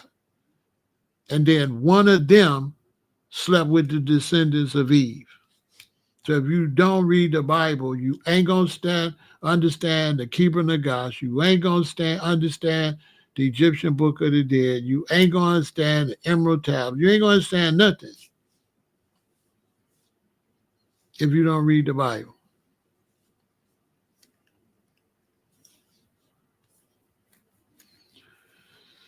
That's why all them scholars that reject the Bible, that's why they be having holes in their lectures. Because they think the Bible is a Christian book and it ain't. And so because they think it's a Christian book, they trying to reject it. See, because somebody will take a book and then say it's their book, but it's not. See what I'm saying?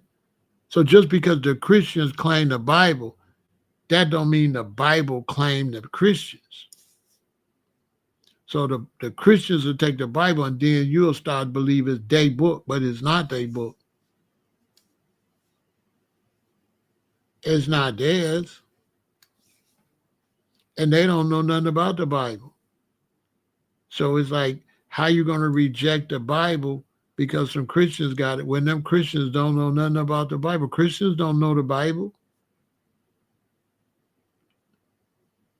I went to Lutheran school, 7th and 8th grade in high school. I didn't know shit about the Bible. I didn't know nothing about the Bible until I just read it on my own as a book.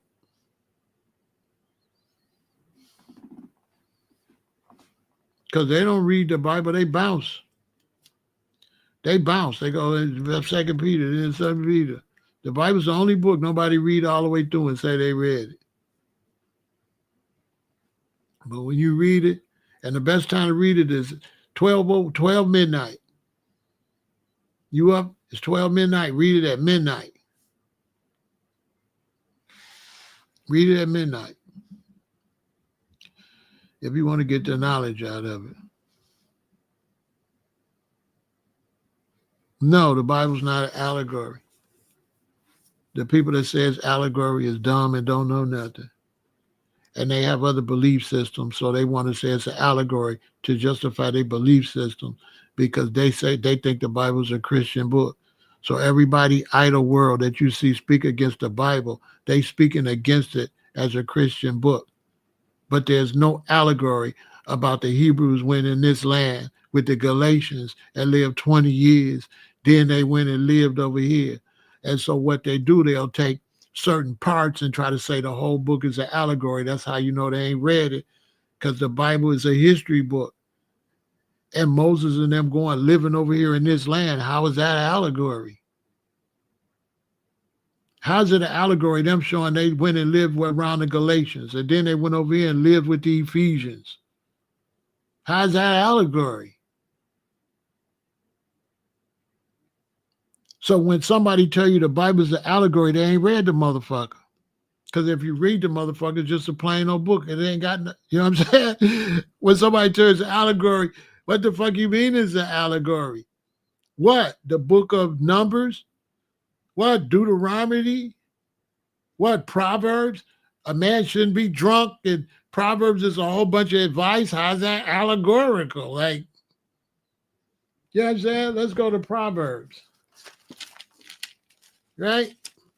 How is talking about what Daniel did allegory? Like, how is talking about what Samuel's life is?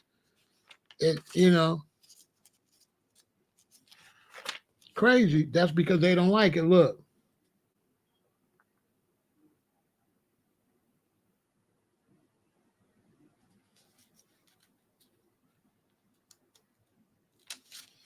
Look in Proverbs. Proverbs is nothing but a whole bunch of advice. Basically, that's how you know they ain't read it. To receive the instruction of wisdom, justice, and judgment and equity. To give stability to the simple, to the young man, knowledge and discretion. My son, hear the instruction of thy father, and forsake not the laws of thy mother. How's that allegory? It's telling you to listen to your mother and your father. So that's how you know they ain't read it. You know what I'm saying?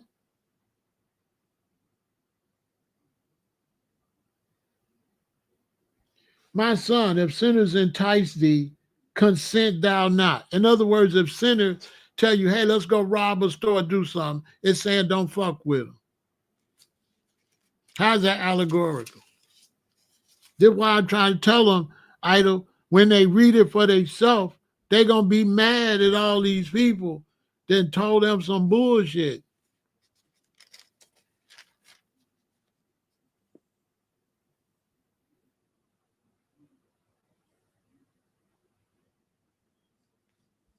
Because Proverbs is just a whole bunch of advice. Numbers is just a whole bunch of numbers. It's just crazy, bro. They didn't read it. Daniel was deep. Oh my God. Daniel is deep. Isaiah is deep, deep, deep, deep, deep, deep. Jeremiah, all these books is deep. So you read the story about the one lady, and every time a man slept with her, he died. It was this lady, and she was real beautiful. And every man that married her and slept with her died, except the last one. Oh, it's so crazy. It's the best book ever. It ain't nothing to compare. I was way in the mountains in Hawaii, and I said, let me read this for myself. You know what I mean? I was like, I had been to Christian church. I've been to Lutheran churches and all that.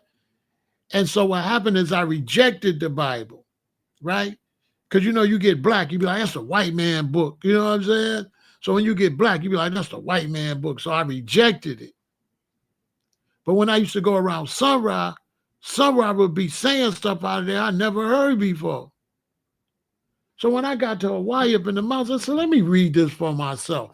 Because I'm making decisions, but I ain't never read it. Because people flick through it. And man, when I read it for myself, I was like, whoa. I was like, oh, they lying, because what they try to tell you, Idol, is they try to tell you it's a book, and the Bible not no book. And that's what I didn't know. I thought the Bible was a book. The Bible's not a book. Genesis is Genesis, and Exodus is Exodus, and Deuteronomy ain't got nothing to do with Genesis. Like each book is its own book. It don't even have nothing to do. Oh man, it took me a while, but we was up in the mountains growing weed. We didn't have nothing to do once we watered the plants and all that, so we just read it. I'll tell you something else too. And this, definitely listen to this. If get a Gideon. I'm gonna show you something else you can use the Bible. The Bible is the best thing to use. If you got little children, 2nd grade, 3rd grade, 4th grade, sit around the kitchen table and read the Bible. Right? Guess why? It's the best book your children could read to learn how to pronounce words, to learn how to pronounce syllables, because it's hard as hell. Okay? It's the hardest. Y'all listen, I'm giving you game. Don't worry about the religious part. Sit down with your children and make them read it if you want them to learn how to pronounce words. Because it ain't easy pronouncing these words.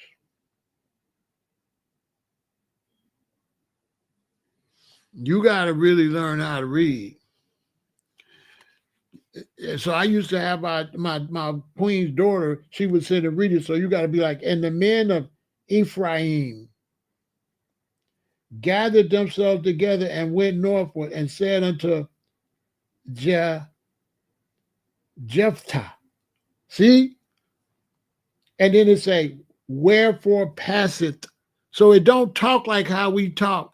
So the children got to pronunciate, because they got to say thou over the fight against the children of Ammon, and didst not call us to go with thee. We will burn thy house up, thee with fire. So they got to pronounce. Because some of the names be like Jephthah, and you be like, wait a minute, that ain't Jephthah. How you pronounce this shit? Look, Mizpeh. For as much. So if you look at these names, Bethlehem, and after him, Elon, and Zebulonite. See, it's some hard-ass words. These are the hardest words. These are the hardest words in any book. I ain't gonna lie. So it's real good for pronunciation, because they talking in you get the Gideon too, because they writing it in the old language. Like, I can't pronounce this shit. I had to read it over and sound it out. You know what I mean? It's really good for kids. Look at this. The sons of Merari Asaiah. Merari Asaiah, the chief, and his brethren, 220. Oh, this is the Chronicles. The sons of Gershom, Joel, the chief, and his brethren, 130. So this is real good for pronunciation because it's not usual English words, so they can't cheat. It's great for the family to sit around and read. You read, you read, you read, and it teach your children how to pronounce. Also, you know a lot of this stuff. It's deep. It's deep. When they read about Job, when I read about was it Daniel? The book of Daniel was deep when it talked about the Antichrist and how he wasn't gonna like women. I didn't know none of that was in there. They was basically saying the Antichrist gonna be gay. Hey, they said the Antichrist, he ain't gonna like no women. Daniel messed me up. Daniel was heavy. Oh, I tell you what else messed me up. Oh man, in the book of Acts, it told why the people said crucify Christ. No preacher told me that. Y'all know why? When they bought out Barabbas and Christ, do y'all know why the people, when they put their hand over Christ, said crucify him?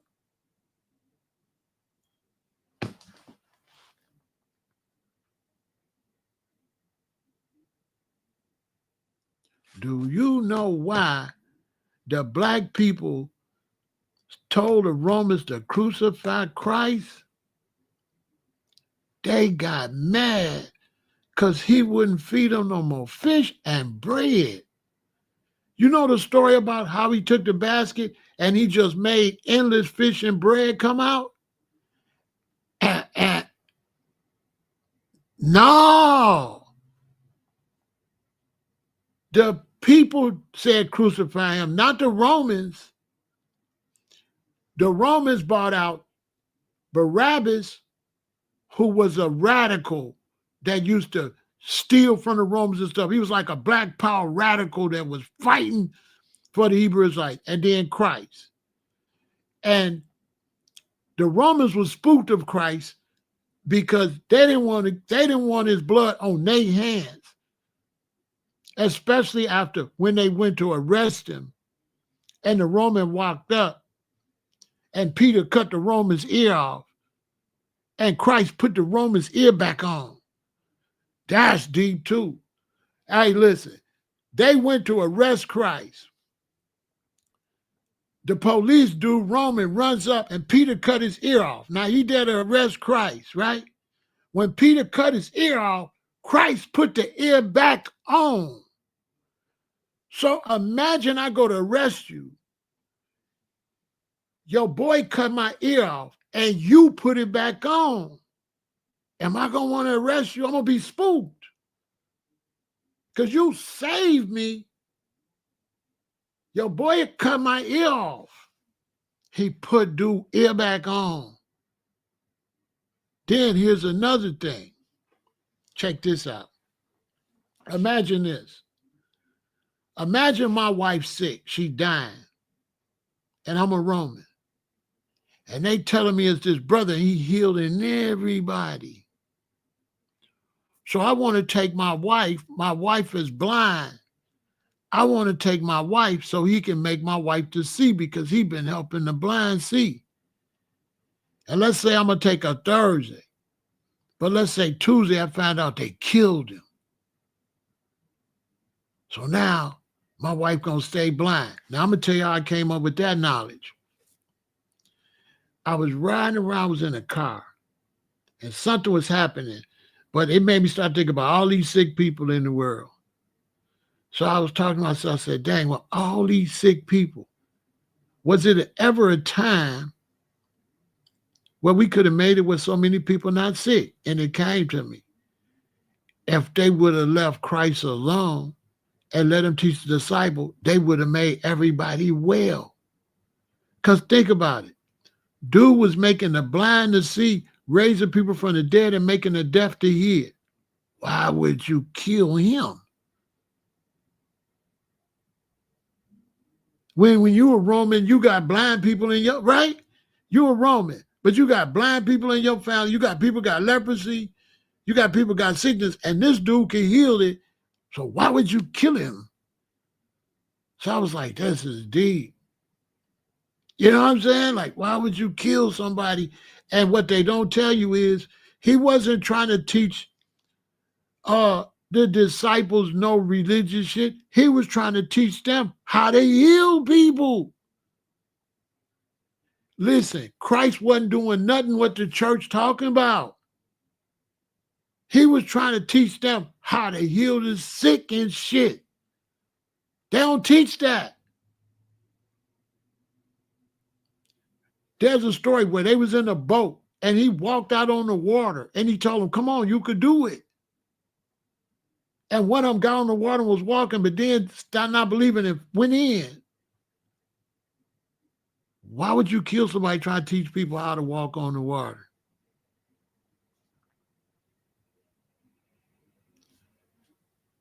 Now, let me break down what was up with Christ. Christ was immaculate conception. When Mary had Christ, when Mary was pregnant, Joseph thought she was lying because Mary told him the angel came to her and told her what to eat. It's the same thing when Samson was born. The angel came and told his mom what to eat. It happened a few times. We're going to start with Christ. So Joseph thought Mary was lying because, bitch, you pregnant. And Mary telling him, no, the angel told her she going to have this baby. So when she get ready to have a baby, this ain't in the Bible. You got to read some other book. When she get ready to have a baby and they in the manger in the barn because they was black, that's another thing. It's racism in there because Mary and Joseph was black, so they wouldn't let them get a room in the inn. So she had to have a baby in the barn. See, that's racism. Why they couldn't have a baby in the inn? Because they was black. So check this out. So Joseph thinks she lying. But when she had a baby and the baby come out, the baby was not hooked to no umbilical cord. Christ didn't have a navel, and that's how Joseph knew that baby came from a God. Because Joseph is like, well, how the hell does this baby been eaten? And that's how they knew. That's why they used to gird their loins so you couldn't tell which beings didn't have a navel, because Melchizedek didn't have a navel. Because Melchizedek in Hebrew say what? He ain't had no mother, he ain't had no father, he ain't had no beginning of days, nor end. And what they call Christ, they call him the Prince of Peace. And what they call Melchizedek, the King of Peace. Nobody talk about Melchizedek. It's a dude walking around here that never was born and ain't got no mama and daddy and never died. It's a person on this planet, Melchizedek, that's walking around right now that ain't never been born, ain't got no mama or no daddy, and never died. And they call him the King of Peace. And Christ was the Prince of Peace. So what the hell that tell you about Melchizedek? It's in the book. I tell you something else too. When you get to the Bible, you're going to have Matthew, Mark, Luke, and John, right? Right? And then after you got Matthew, Mark, Luke, and John, check this out.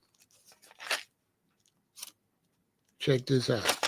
After that, every book talk to white people. Watch this. This is deep too. I'm giving y'all so much deep shit tonight. And then you got the book of Acts.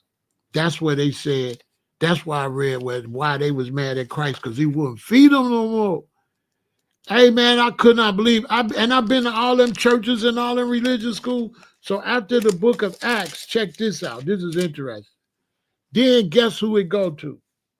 Paul. The false prophets, Peter and Paul, was demons. Now look, so when they get to Paul, guess who Paul talking to? The Romans, the Corinthians, whites, the Galatians, the Ephesians, right? The Philippians, right? That's why when you go to church, the Thessalonians, when a preacher read this to black people, they wrong because this don't, what Paul, first Paul was evil, was a tax collector for the Romans. And we not Thessalonians, we not Romans, we not Ephesians, we not Philippians. So this ain't got nothing to do with us. But check this out.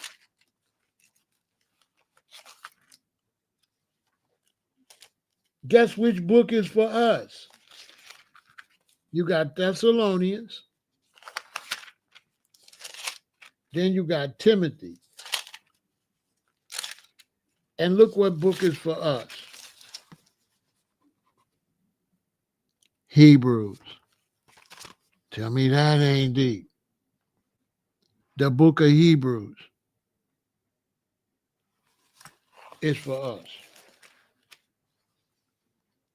All these other ones is Europeans. Because Peter and Paul was going around. They was the first fake evangelists. So after they killed Christ, then Peter and Paul, first Peter said, I don't know him. Then they went around with fake religion.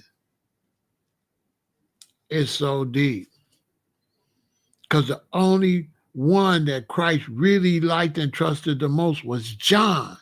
And John escaped out on an island and he wrote the book of Revelation. All the other ones got killed. And they killed Peter and put him on the cross upside down. So when you see a question mark on the cross upside down, that's Peter. And Christ called Peter what? Satan. And then when they killed Peter, the Romans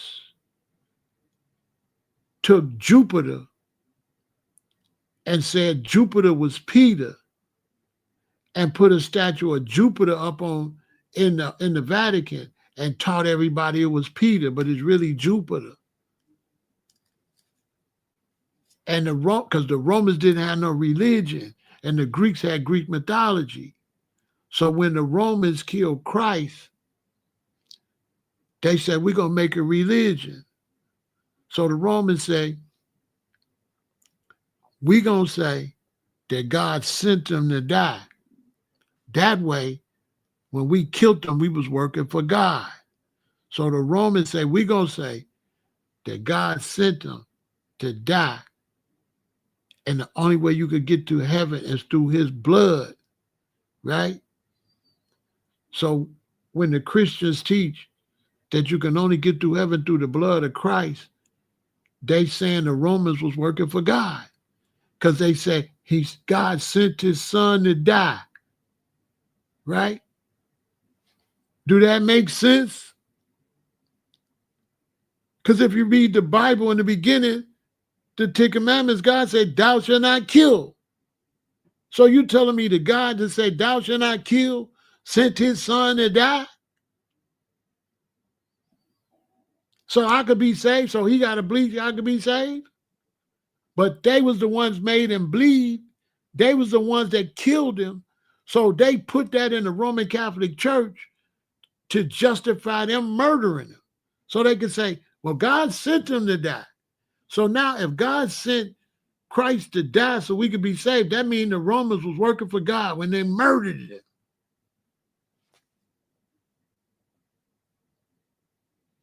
And then this way it come, I went to Lutheran schools and shit, and they wanted me to be a minister. And this is what y'all don't know, what they teach in Catholic and Lutheran and all these religions. Y'all, this is heavy. You know what they teach? They teach when you go to communion and they give you the wafer, it really turns into the body of Christ, that you be eating Christ's flesh. And they teach that when you drink the wine, it turns into the blood of Christ, that you be really drinking Christ's blood. Witchcraft. That's what they teach. Because, see, that's how I got so much knowledge, because I already went to Lutheran schools.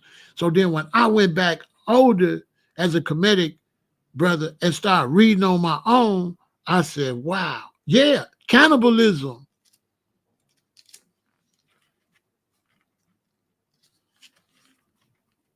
Yep. Because when they killed Christ, you know, the black Hebrew Israelites, we didn't sit down with whites. We didn't sit down with Gentiles. Jews and Gentiles didn't sit down and eat together. And we didn't eat swine and stuff, right? When they killed Christ, Peter said he had a dream that he was sitting down with white people eating pork. And God told him we could eat pork and sit down with white folks. I swear to God, you got to read it yourself. Peter was evil. When you read how evil Peter was, and then see Peter was the one, like the first Pat Robinson and these big evangelists, Peter and Paul was the first ones. They made up some whole other bullshit other than what Christ was teaching. They didn't teach none of that. They was walking around with robes and stuff on so people could touch their robes and shit. So then the Romans took Peter and made it Jupiter and put Jupiter in there and put all their religion on top of Christianity to make you worship their religion. So the Romans used Christianity to get you to worship their stuff. That's why Christ's birthday, Christmas, he got to share with Santa Claus. When he was killed, he got to share with the Easter Bunny. Ask yourself why Christ got to share his days, because they stacked his stuff on top of their stuff and made up a lying religion that God sent his son to die so you could be saved. And they was the ones kill him, so they heroes. If they didn't kill him, we can't be saved. And then they stacked all their holidays on this shit so you be really worshiping the Easter Bunny, the Easter egg, and Santa Claus. Because Santa Claus is bigger than Jesus. Because if you tell your kids Jesus loves you, and then you tell your kids Santa Claus gonna bring them toys, they gonna be like, fuck Jesus. I'm fucking with Santa Claus. That nigga got the toys. If I'm growing up, I'm fucking with Santa Claus. I ain't fucking with Jesus. He don't bring me nothing. When I was a little kid, I didn't give a fuck about Jesus. I wanted Santa Claus. I know I'm saying it rough, but think about it. When I'm a kid, nobody thought about no damn Jesus on Christmas. Everybody thought what Santa gonna bring you. Jesus was a nobody because he don't got no toys. He don't bring you shit. Your mama take you and sit you on Santa Claus lap.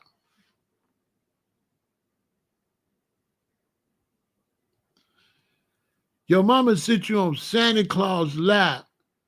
So they stacked our holidays on their pagan holidays.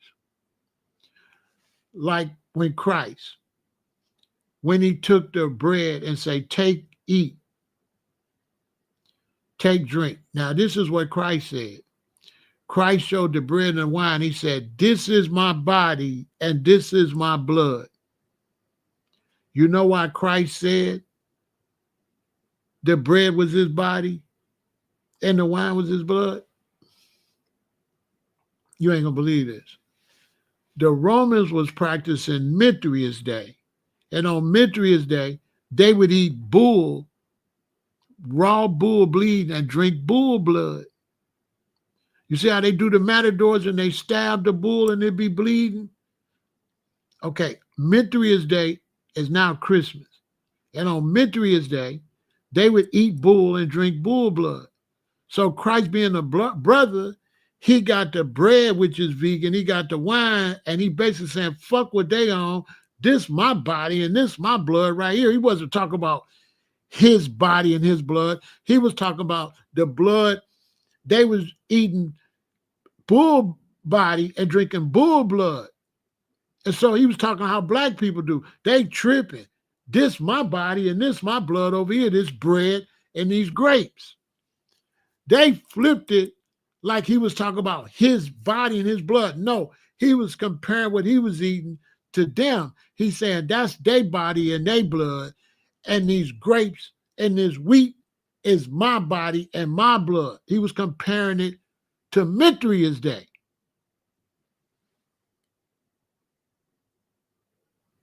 Yeah.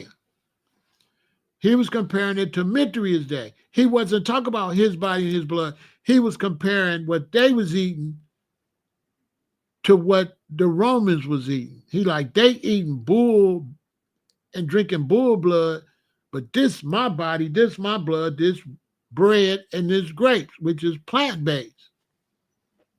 He wasn't talking about his body. He was comparing the wheat and the grapes to the bull and the blood. Like you see a woman and he say, that's woman, and you get your woman and say, this my woman. Or you see somebody with refreshments and they drinking vodka and you got some water and you be like, this my refreshment. So when he was talking about the bread and the grapes and say, this my body and this my blood, he was saying, we ain't fucking with eating no bull and drinking no bull blood. This what we on.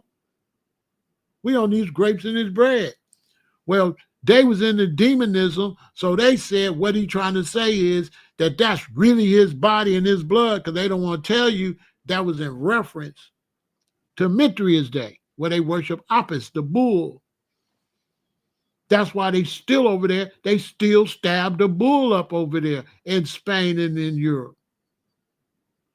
And just be having swords all in him, and he just be bleeding till he fall down. And what do they do with that meat after they kill them bulls? You think they throw that shit away? When them matadors kill them bulls, what y'all think they do with them? You think they throw that meat away? They eat that meat. They're not going to throw that bull away. They're going to cook that bull. Some of them going to eat it raw.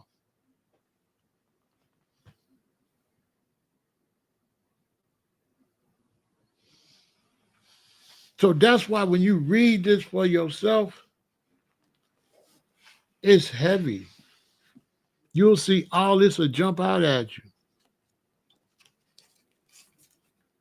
It's heavy. And you'll see all the lies you've been told. And that's why they don't read the Bible. Listen, the Christian church do not read the Bible. They go, turn to 1 Corinthians. Now turn to Matthew. Now turn to that. Not even one book that you can get. And you can flick to this and flick to that and flick to this and say you read it.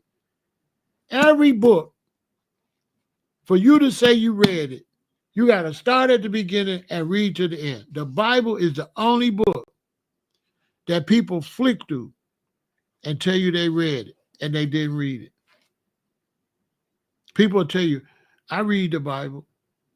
No, you haven't read the Bible. You flick the pages, but you have not read the Bible.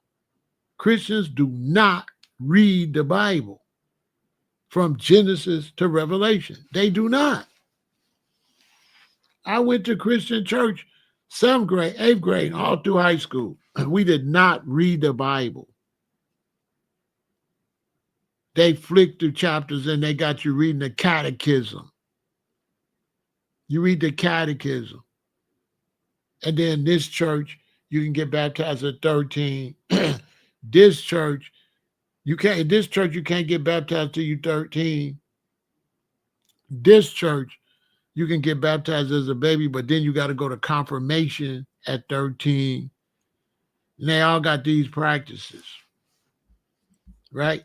And all the founders of the religions is nuts. All the founders is nuts.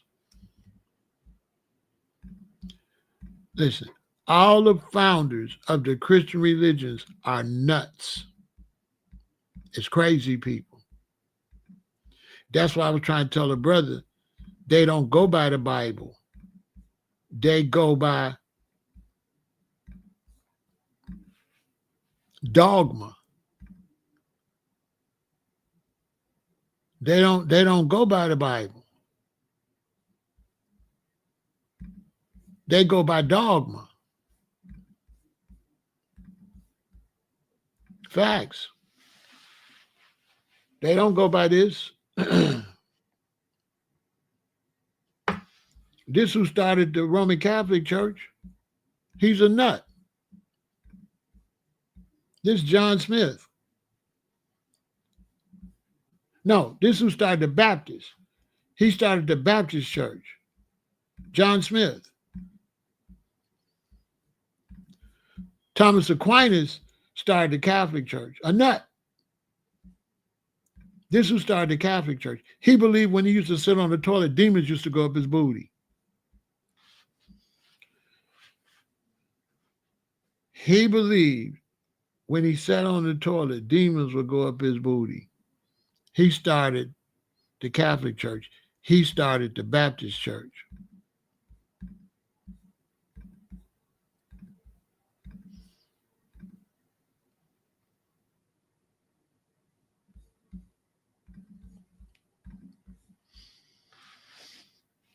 Facts. Martin Luther, he started the Lutheran Church. He said, if your wife don't want to have sex with you, rape her and kill her and blame it on some thieves. He said, if your wife don't want to perform her wifely duties,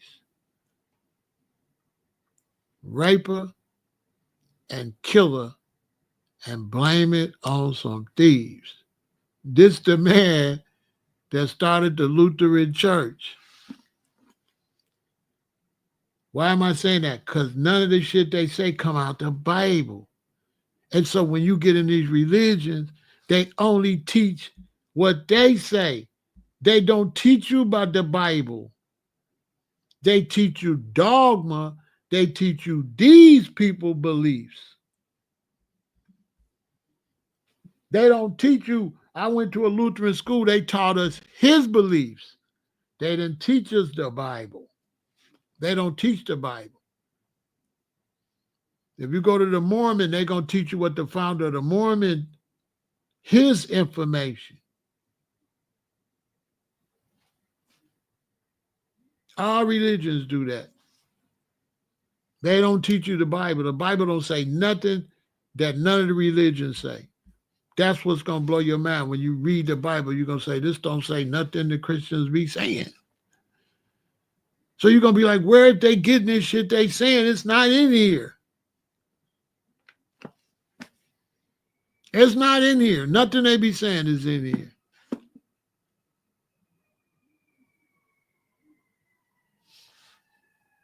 I swear to God, nothing they be saying is in here.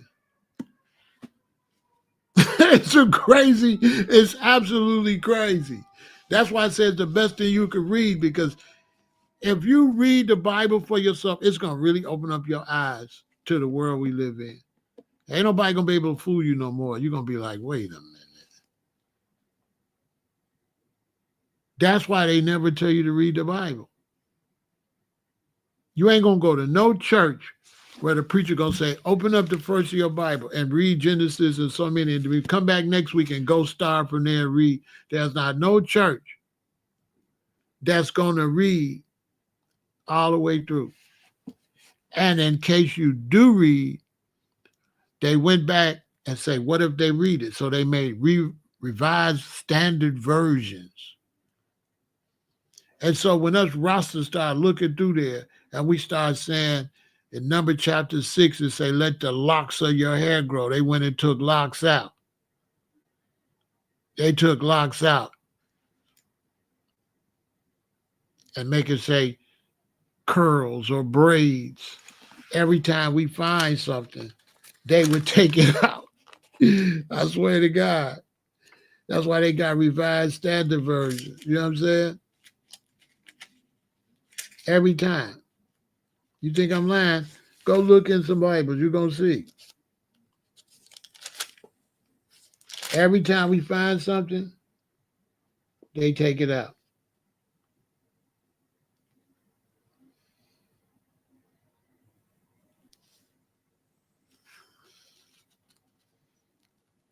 Every time.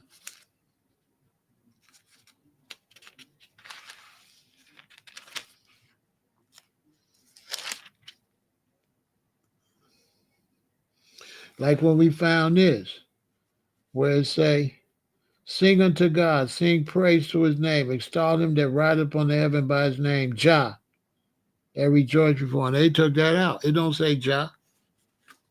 It don't say Jah no more. That's why you got to get this one, because they took the words out. Every time you find some interesting stuff, they're like, take it out. Hurry up, take it out. That's why they got a revised standard version, then a revised, then another one, then another one.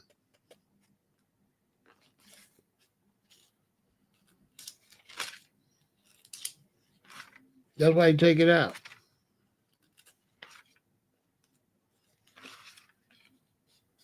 I ain't lying.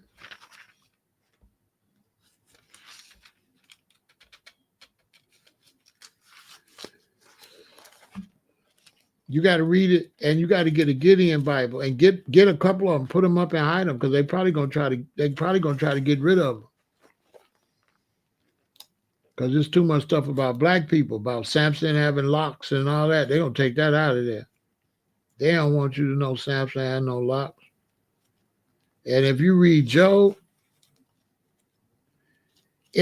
before you read the whole thing, if you want to back up what I'm saying, at midnight, read the book of Job. I bet you won't be no more good. Read the book of Job. It's going to mess your head up. But you got to read it after midnight. The best time to read the Bible is after midnight, unless you're reading it for pronunciation with the children.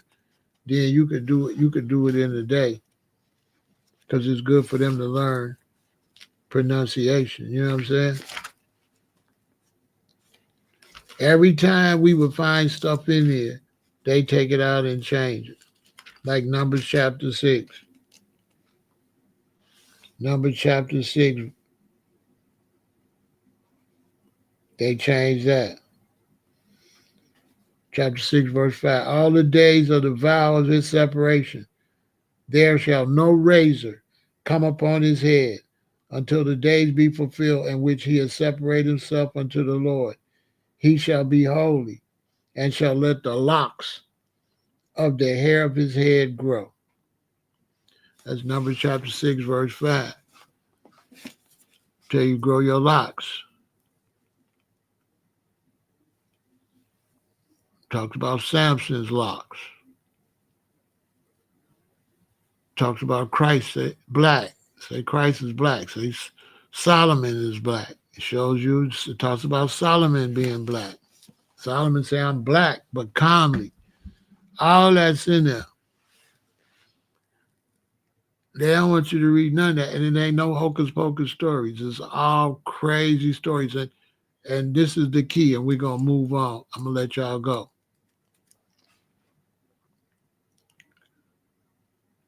Overall, do you know what the Bible is really about? It's the New Testament. When you read the New Testament, you are reading the precursor to the invasion of Africa. That's what you're going to be reading. When you read the New Testament, you are reading about the Romans killing black people on their way to Africa to kill Africans. Because Egypt is right here and Israel's right here. And where the hell is Rome at? So why was the Romans all the way down there next to Egypt, nailing people to crosses? Where was they headed? to Africa. So when you read the New Testament about Christ, you are reading the invasion of Africa. You are reading about the Romans going south into Egypt because the Hebrew Israelites is right there in Israel, and that's just right north of Egypt. And they came down and killed them first. Then they came on down. And when they came on down, then that's when you got to read the Maccabee, because when they killed Christ and them and came, that's when the black Christians, the black Muslims, and the Judites and the Ethiopians and the Egyptians all fought against the whites. They took that part out. They took that out. That's the part between the Old Testament and the New Testament when all the blacks got together and fought. Another thing, Egypt is in Africa and the Egyptians is African. If they wanted to kill Mary's baby, why would the angel tell him to take him to Africa unless he looked like Africans? How would Christ hide in Egypt unless he looked exactly like the Egyptians? If Mary and Joseph and the baby don't look like the Egyptians, how they gonna hide in Egypt? They hid in Egypt because they all looked the same.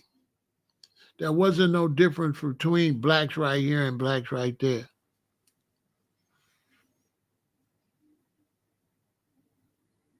And when did Christianity really get to Africa? When she took the baby. Because the little boy was dropping knowledge on the elders. And when he left, they kept practicing what Shorty was saying. The little boy, when Mary took the little boy to Africa, to Egypt, he came up missing one time. And when she went to find him, he was standing in a circle of elders. And they was all listening to the little boy. You know what I'm saying? I'm telling you, it's deep, man. The book is deep, man. She took a little boy because Herod was looking for him to kill the firstborn of all the black people's babies. They was always trying to kill the firstborn of our babies. They did the same thing with Moses, right? She took the baby to Egypt. One time she looking for him, she can't find him. She see a big old circle of elders, grown men, and she go in the middle, and the little boy in there dropping bombs on them, teaching the elders, 60, 70, 50, 30. And he a short, he a baby, like grade school age.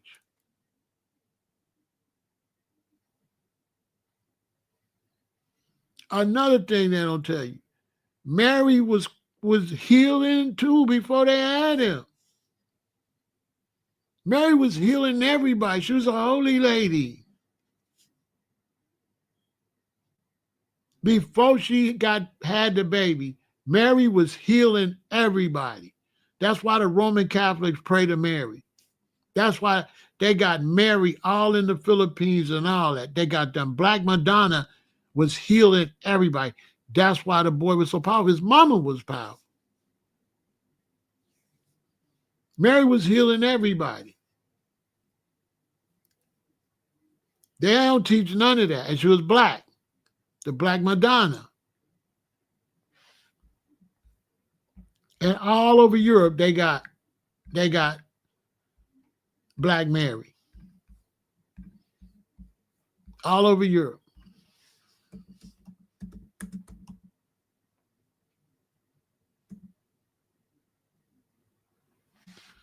All over Europe, they worship a Black Mary. All in the Filipinos, they worship a Black Mary.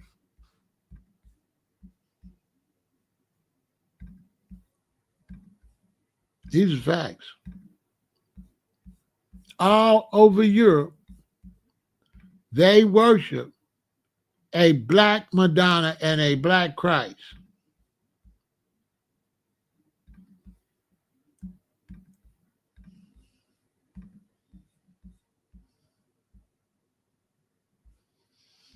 Real talk. All in the Vatican in the basement. Somebody said they got black angels everywhere. Look. 1, 2, 3.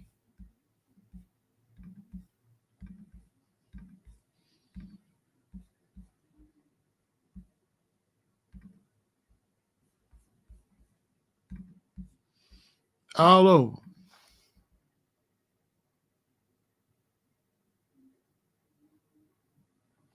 Doing an AI space one day. I don't know what that is. You got to hit me to it. What's the AI space? I'll look it up and find out what it is. Or follow me on Pharaoh Said That on Instagram, Nick, and then tell me what I'm supposed to do. Look, Black Madonna. All over Europe. All over the Philippines. All in the Vatican. Look at the Black Christ.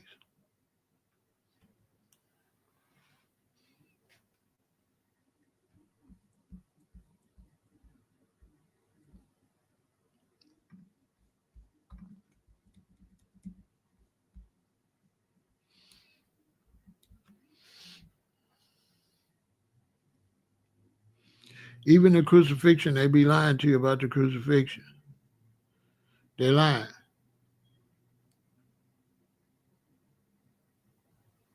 The truth about the crucifixion is they put the brother on the cross, and rather than get off the cross, he stayed. Now, there's a part where he say, Father, forgive them, for I know not what they do. When he said that,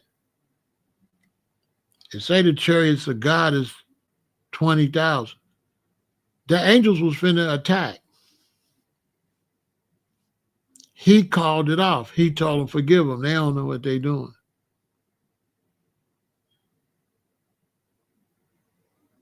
Now, when they crucified him, it was Friday the 13th. It's Christ and 12 disciples, and he would always count himself last, so he was number 13. So they crucified number 13 on Friday the 13th. Black people said Friday the 13th was bad luck. The Romans and them said Friday the 13th was Good Friday.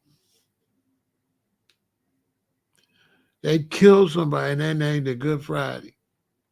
And black people, that's why Friday the 13th, it says bad luck is bad. Because he was number 13. And they called it Good Friday when they murdered him. They called it Good Friday, which is just crazy. So what he did was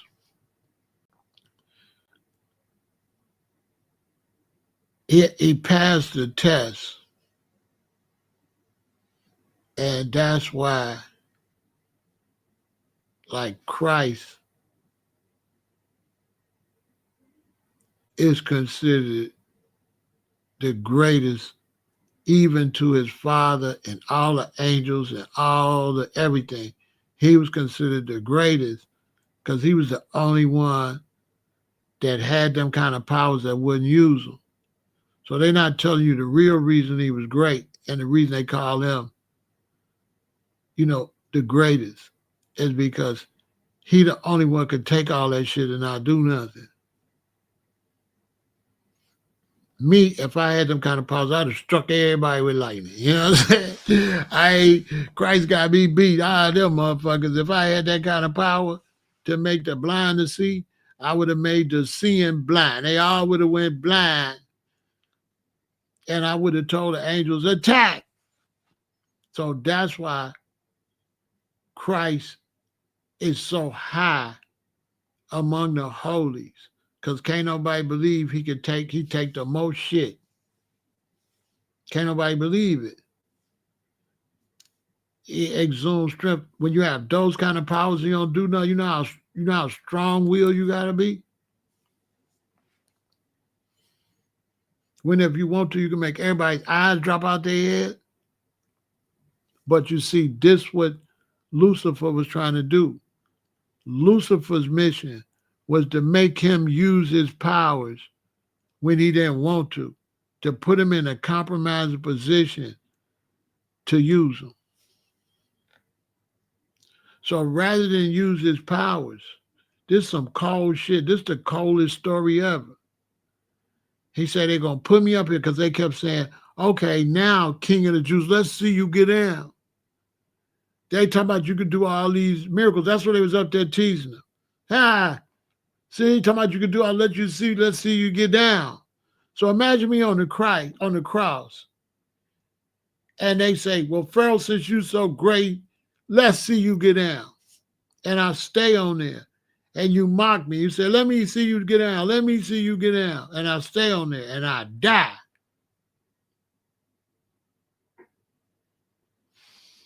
Right? And I die. Right? Right?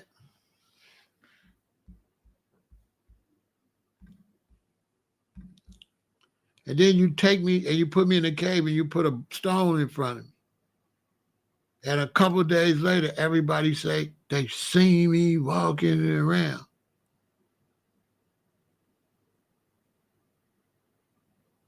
What would you do if you was a Roman? Because you said, I'm so great, get off the cross. But I'm so cold, I'll die and come back, nigga. I'll one up you. Because why'd he do that? Because he had to move on his own accord. He couldn't let them force him. I'm telling you what this was all about. They was trying to force him to use his powers. But he was like, you're not going to force me to use them. I'm going to use them when I get ready to use. That's what it was all about.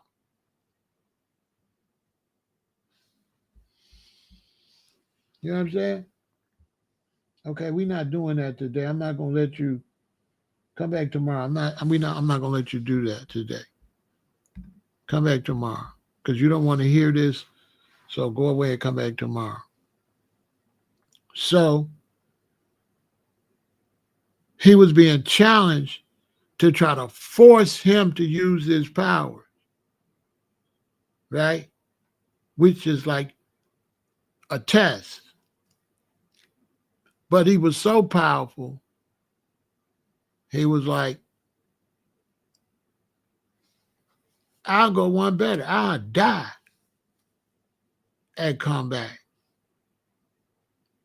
which is the most powerful shit ever. So that's why he's the greatest in the heavens, which ain't in the sky. That's a whole video. I'll do that later. But that's why he's the greatest, because Michael and Gabriel and God and all them, they thinking we would have fucked them up. So that's why Christ is so honored in his realm, because nobody else would have did that. Anybody had them kind of powers, they would have used them. You know how much reserve you had to take to go through all that pain and go through all that when you could have ended it?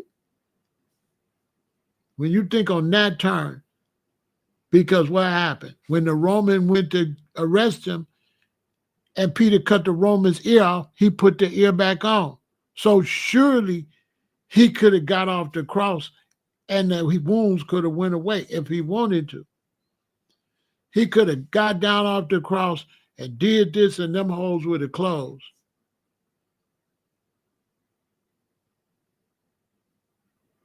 That's the most gangster shit ever. He like, no, I'm going to die and come back.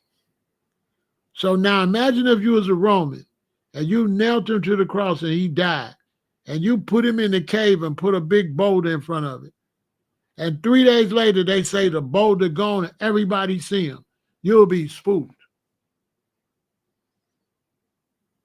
You'll never be no more good.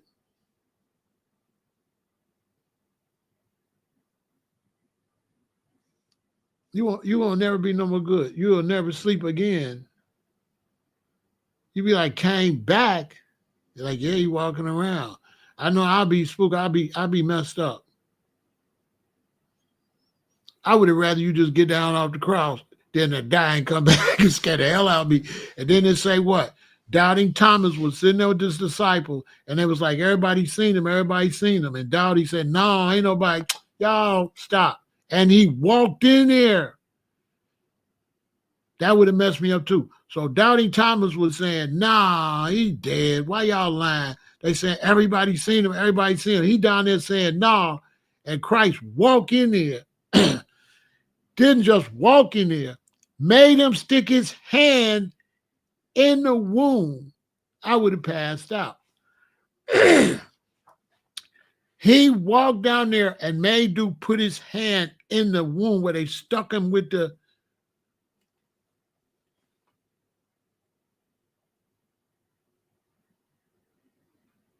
long rod, where he pierced with the spear. He made dude put his hand in there. These stories be, man, nobody can make no shit like that up.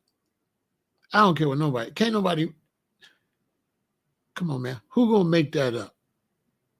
That's too far out to make up. Ain't gonna make up no shit like that. How? There ain't no imagination like that, man. Ain't nobody got that kind of imagination. Made him stick his hand in there. And he went down history. They called him Doubting Thomas. His name was Thomas. They called him Doubting Thomas. Imagine the rest of his life, that was his nickname. Dude showed up. Man, if he would have showed up in me out there after he was dead like that. But I guess some of us too, you'd have seen him walk in water. You'd have seen him make the blind see, so you see the stuff. So it's probably, someone probably like, whoa. But they not expecting that.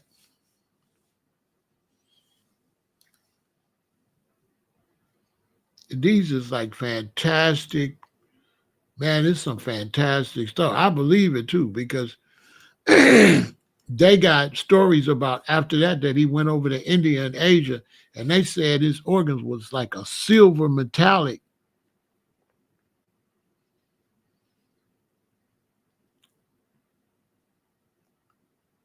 That's what they said, because I believe he was Buddha. I believe he was Christ over here, but I believe he was Buddha. I believe he went all over the world. You know what I'm saying?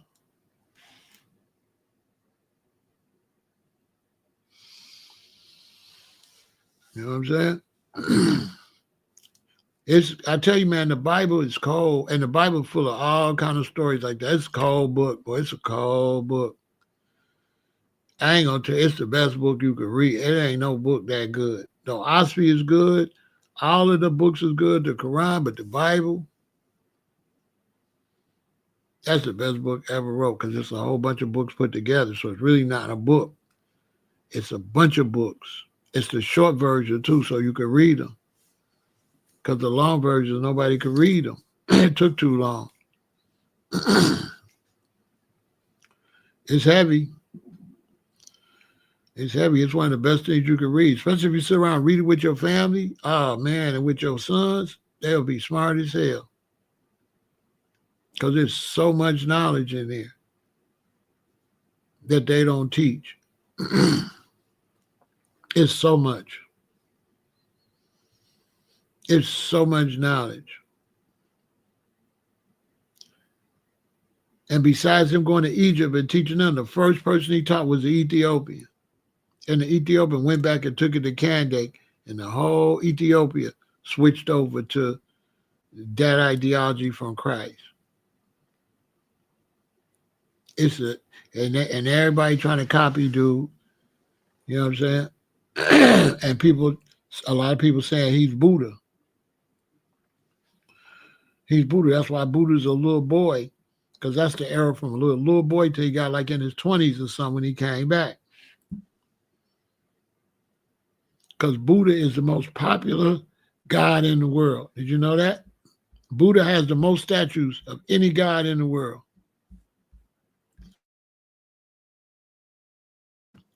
There is no religious figure that got more statues than Buddha or older stuff than Buddha. And a lot of the experts are saying Buddha is Christ when Christ was missing, because Christ was missing from a young teenager to like 20 something, late 20 something. And they like, where was he? And Buddhist experts saying he was Buddha.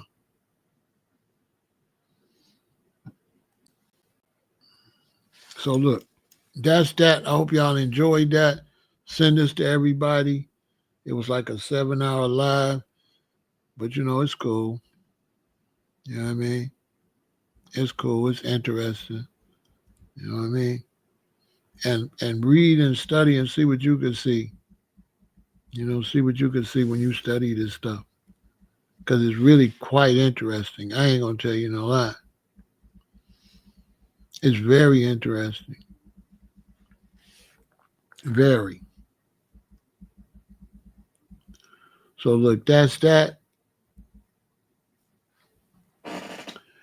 I might do another lab in a few hours. Let me see how I feel. Depending on what's going on in the world, there's always something going on.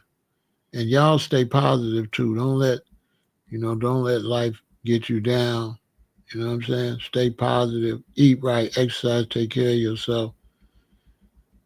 And, read some of that interesting stuff like that. And when you read, don't try to figure it out. Let it hop out. Let it hop out the pages. Let the knowledge hop out. Don't look for it. Because if you look for it, it's just going to mess up your whole experience. Just read it. And let what hop out, hop out. All right? All right. Victory.